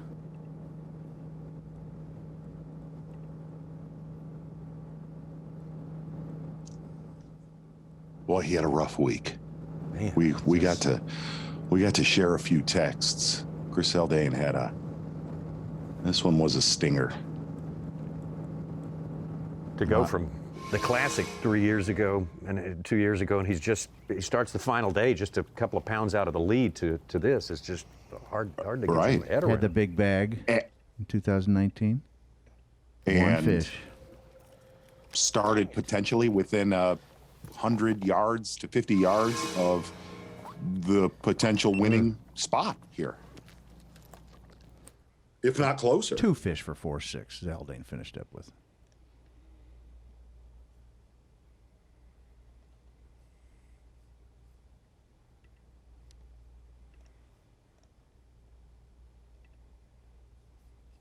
Sky just keeps getting a little higher as we go deeper into the afternoon. Flights today, 3 o'clock and 3:30. We will not have a 4 and a 4:30 flight where some of those bigger fish came from. Mm-hmm. Yes, good point, young Ron. Yeah. Scott Canterbury still got some work to do. Wants to make it into that top 10 where he started the day in the top 10 along with Scott Martin, who's got to do a little climbing to get back in himself. Some more dynamics at work here before we arrive at a Championship Sunday top 10.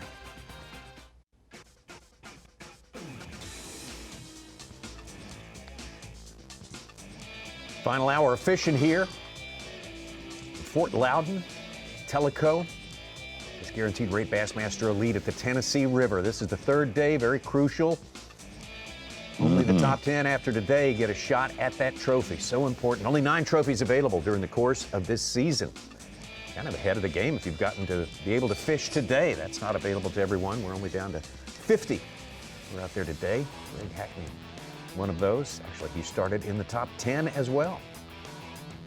Yeah, and you got to kind of really break down day 2 going on a flurry. He's been throwing a homemade flat-sided crankbait, shad color and a red pattern backing it up.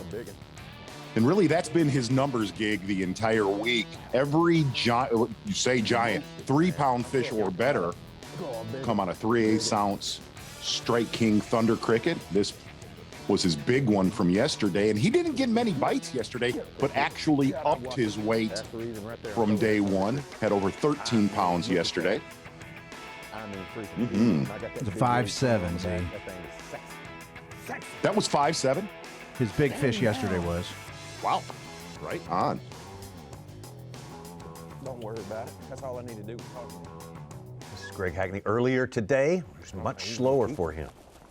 You know, and here's something that Hackney said after the weigh-in yesterday. He said he thought he pushed the Thunder cricket bite a little bit too much, said he was going to wind a plug more.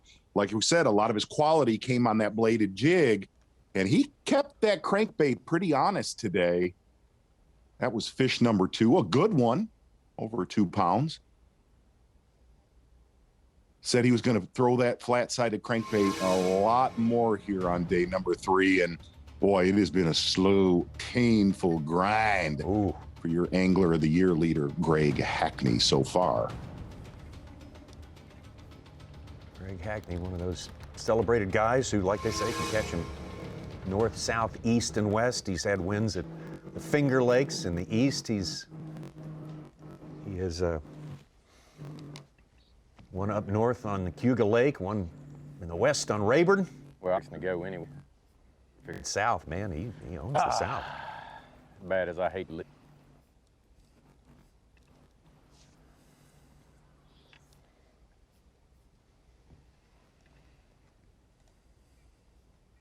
Oh.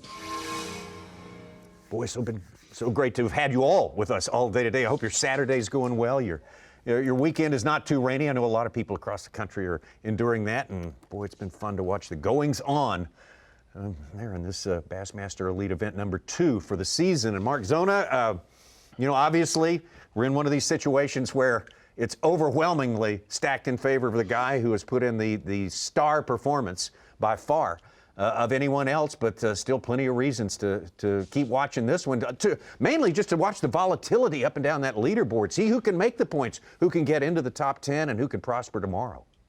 Look, it's fair to say that, you know, Gussie is completely in control of his own fate in this tournament right now. But Tommy, what we've really seen the last couple of years on Bassmaster Live, especially the last 3 years, expect the unexpected on a championship Sunday. And look, he is in command of this tournament and has been since the first hour of the first day. But again, you look at, there's some big hitters behind him. You look at Steve Kennedy, John Cox, and as much as we try to manufacture drama here and there, sometimes the crazy happens on Championship Sunday.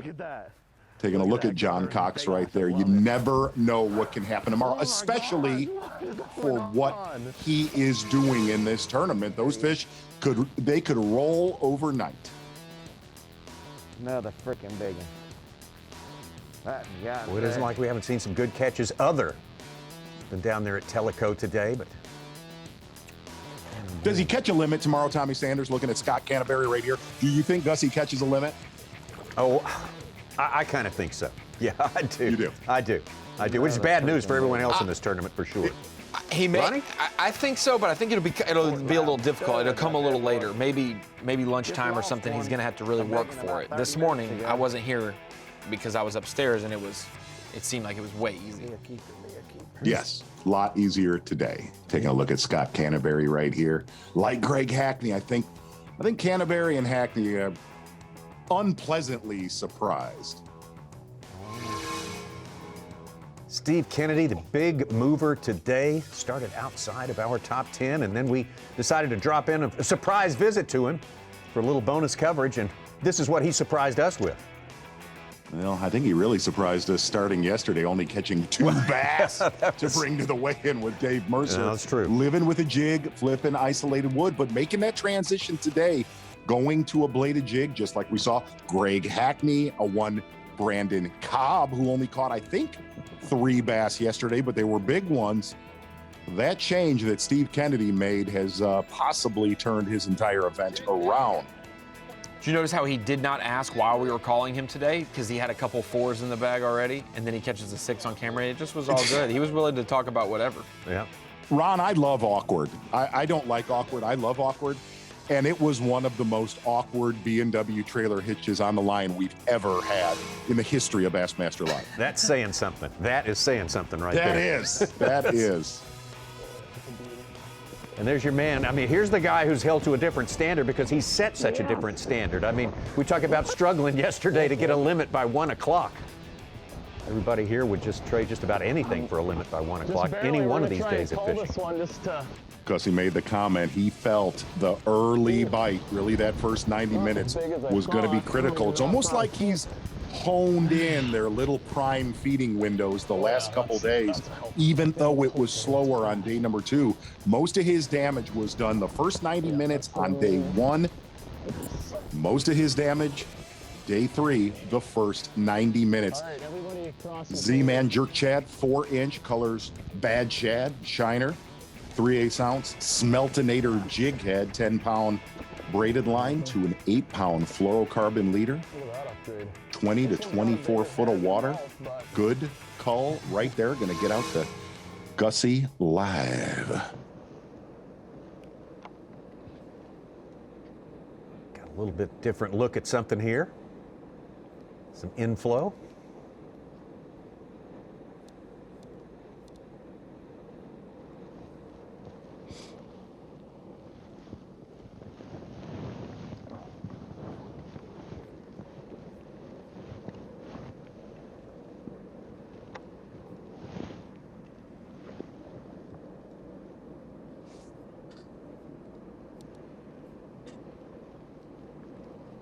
So of our Canadian powerhouses, Gussie, Chris Johnston, Corey Johnston, you see that Gussie's lined up to snatch one of those blue trophies from Dave Mercer tomorrow. Of the Canadians, Done.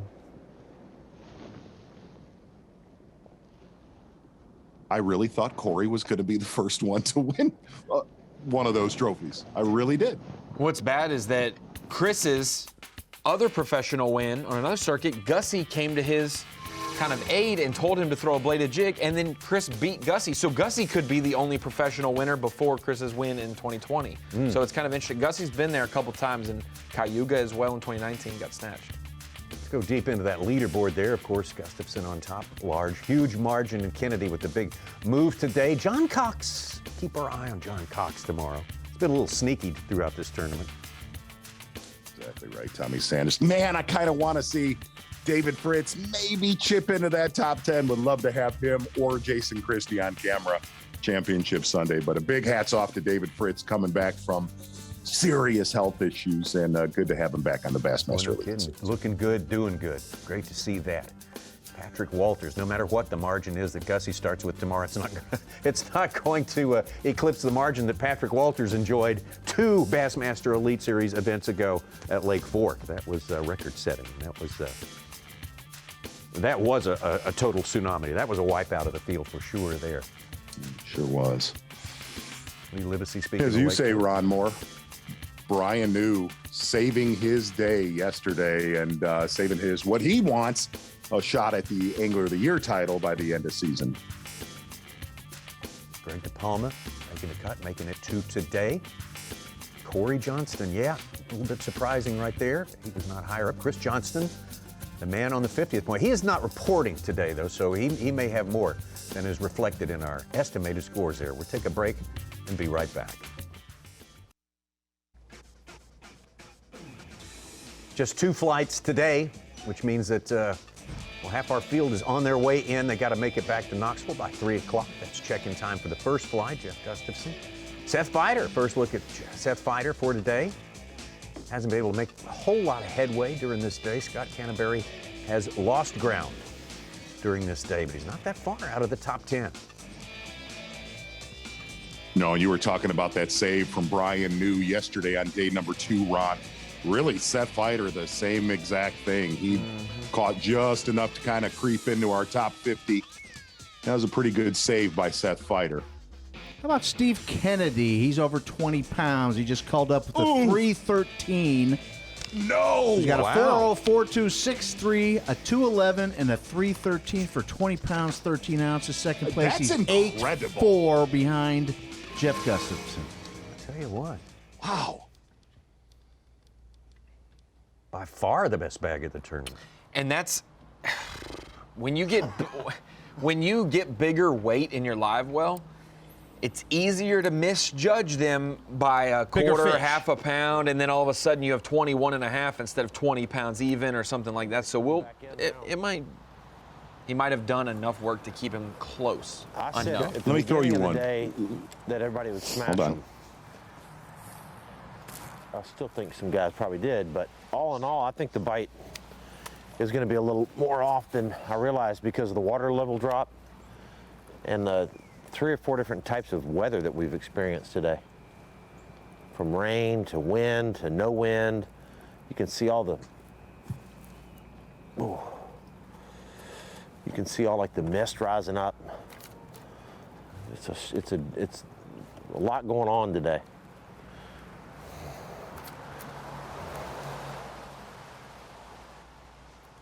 Let me throw you one thing right now, Tom. Yeah. Such, Ron. Boy, catching 2 bass yesterday and breaking off one that Kennedy said was a big one. Obviously, he has been around big ones, not only this event, but his, entire life. That bite, let's just say it's a 4-pounder. Ooh. Look what that, look at the difference maker that one fish could have been yesterday. He just gets a limit with 3 more 2-pounders. Yeah. He's within The striking limit range would of have made so Gussie much and puts the little screws to Gussie's head tomorrow. Right. And look, Steve Kennedy knows when he gets a good bite. He is one of the best on the Bassmaster Elite in the country at knowing how one bites a jig. When he broke that fish off, he was spun out for an hour talking about it and talking about how the way that fish bit, and he never retied after that one smallmouth that he caught out of that laydown.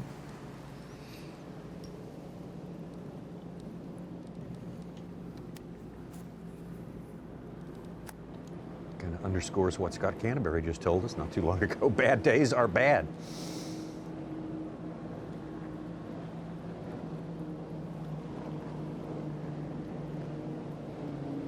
We've even had some of those guys that needed good finishes. I talked on the phone last night with Mr. Whitaker, and he had a bad finish at the St. John's and wanted to get a good, solid finish here. Started the weekend 15th.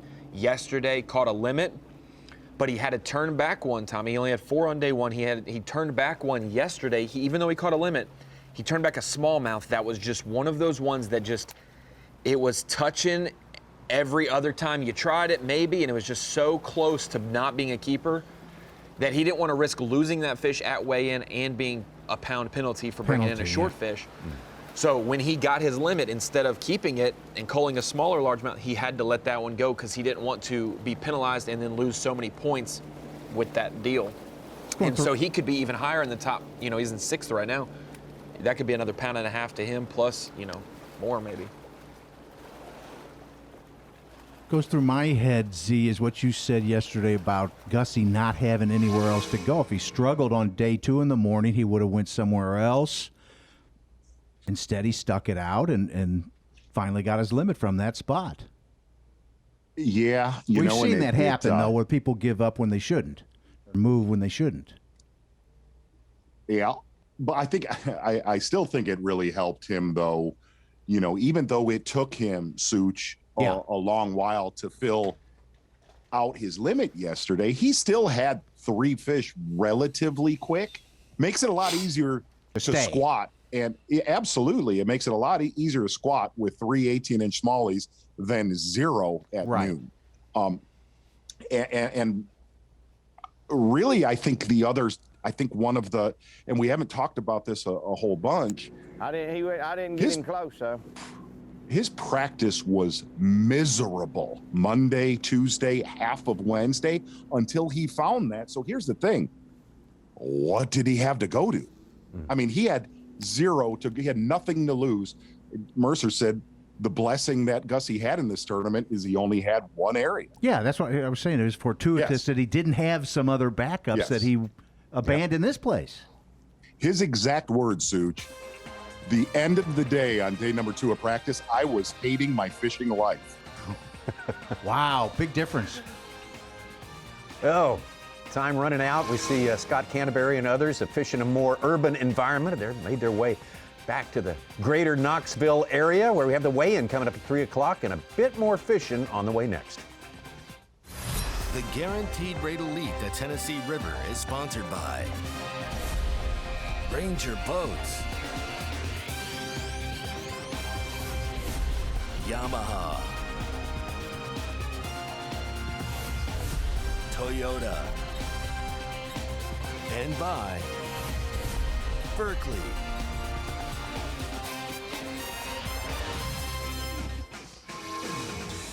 Well, they're all headed home. All of our Tennessee River studs, as you might say. Mark Zona can now smell the barn. They've got to make it back to our host city of Knoxville in time for the weigh-in, which is coming up from a different location today, World's Fair Park Performance Lawn. Very special place. Final 2 days weigh-in. So that's our top 10 as it stands right now, unofficially, totally unofficial right now. And Suchi, you can confirm it's not official because of what? There's guys like David Mullins who only need 13, 14 pounds to sneak into our top 10. He is off Bass Track. So is Mark Frazier. Gerald Swindle needs maybe 17 pounds. He's 49th right now. Not on Bass Track at all. Same with Chris Johnson. 17 pounds, it's doable. All the more reason to check Big out surprise. the weigh-in coming up at 3 o'clock on Bassmaster.com. And Mark Zona, I put this question to you. We did not see the final 45 minutes of fishing either of the previous days, but for us, what we saw, by far the best part of the day was the morning time. Do you expect that to be the case tomorrow? Tommy Sanders, you have said it eloquently, my friend, so many times. It's time to take the hay into the barn and bring it on into the barn. No, wait, yes, kind of like that. If you really go off of the last, the kids are in the barn. And if you go off of the last 2 days, but man, two things. Number one, Gussie did exactly what he needed to. I'm stating the obvious right there, but Kennedy has kept himself in the mix. If you look at, we have him unofficially just under 21 pounds. Here's what that is on another body of water right now on day 3. You look at the area that he fished in this lake. He was sharing water with Clifford Perch, Greg Hackney, John Cox to catch almost 21 pounds and stay in the mix. That's like catching a 35-pound bag somewhere else. Absolutely an unbelievable performance. And we may be a little bit low. Oh, yeah. And Ronnie made the case for that just a moment ago and sounded like a sound one for sure. It just gives him a shot. It doesn't say, oh, the drama, they're making up drama. It is, if Gussie catches 2 fish, he can't walk away. He can't go home with the trophy. He has to maybe catch more if Kennedy is within 6, 7 pounds, not 9, 10 pounds. Any scenario where anyone gets close to Gussie is predicated on him stumbling in some way or another tomorrow, significantly. Yeah, and we knew that this was going to be the grinder of all grinders, a true wintertime tough tournament. With that being said, we also thought, with weights being low, that there was virtually no potential of a runaway. And that's, at least so far, that's exactly what has happened. This has to be like the #1 super grinder semi-runaway tournament we've ever had of all time, if that makes any sense. That sort of statistic makes any sense. It does. But again, well, look at that. Scott Martin's got cameras. That kid's got cameras everywhere. There are 3 cameras on that kid right now. Looking good, feeling good, dropping vids like they're going out of style. Playing good. The master of all media, that's a tough job. Keeps you active, but Scott finds some solace in the chaos, and that's good too. Weigh-in time, starting time now. Let me revise that. It's 3:30 p.m. Eastern time, but it's right here on Bassmaster.com. Definitely need to check that out. Something tells me, Tommy Sanders, we're going to somehow have a show tomorrow. I don't think Steve Kennedy's out of this mix yet. We have had some great mornings here, especially. We will be with you on FS1 at 8 Eastern time, ready to go tomorrow morning, and we will see you then. Another. That's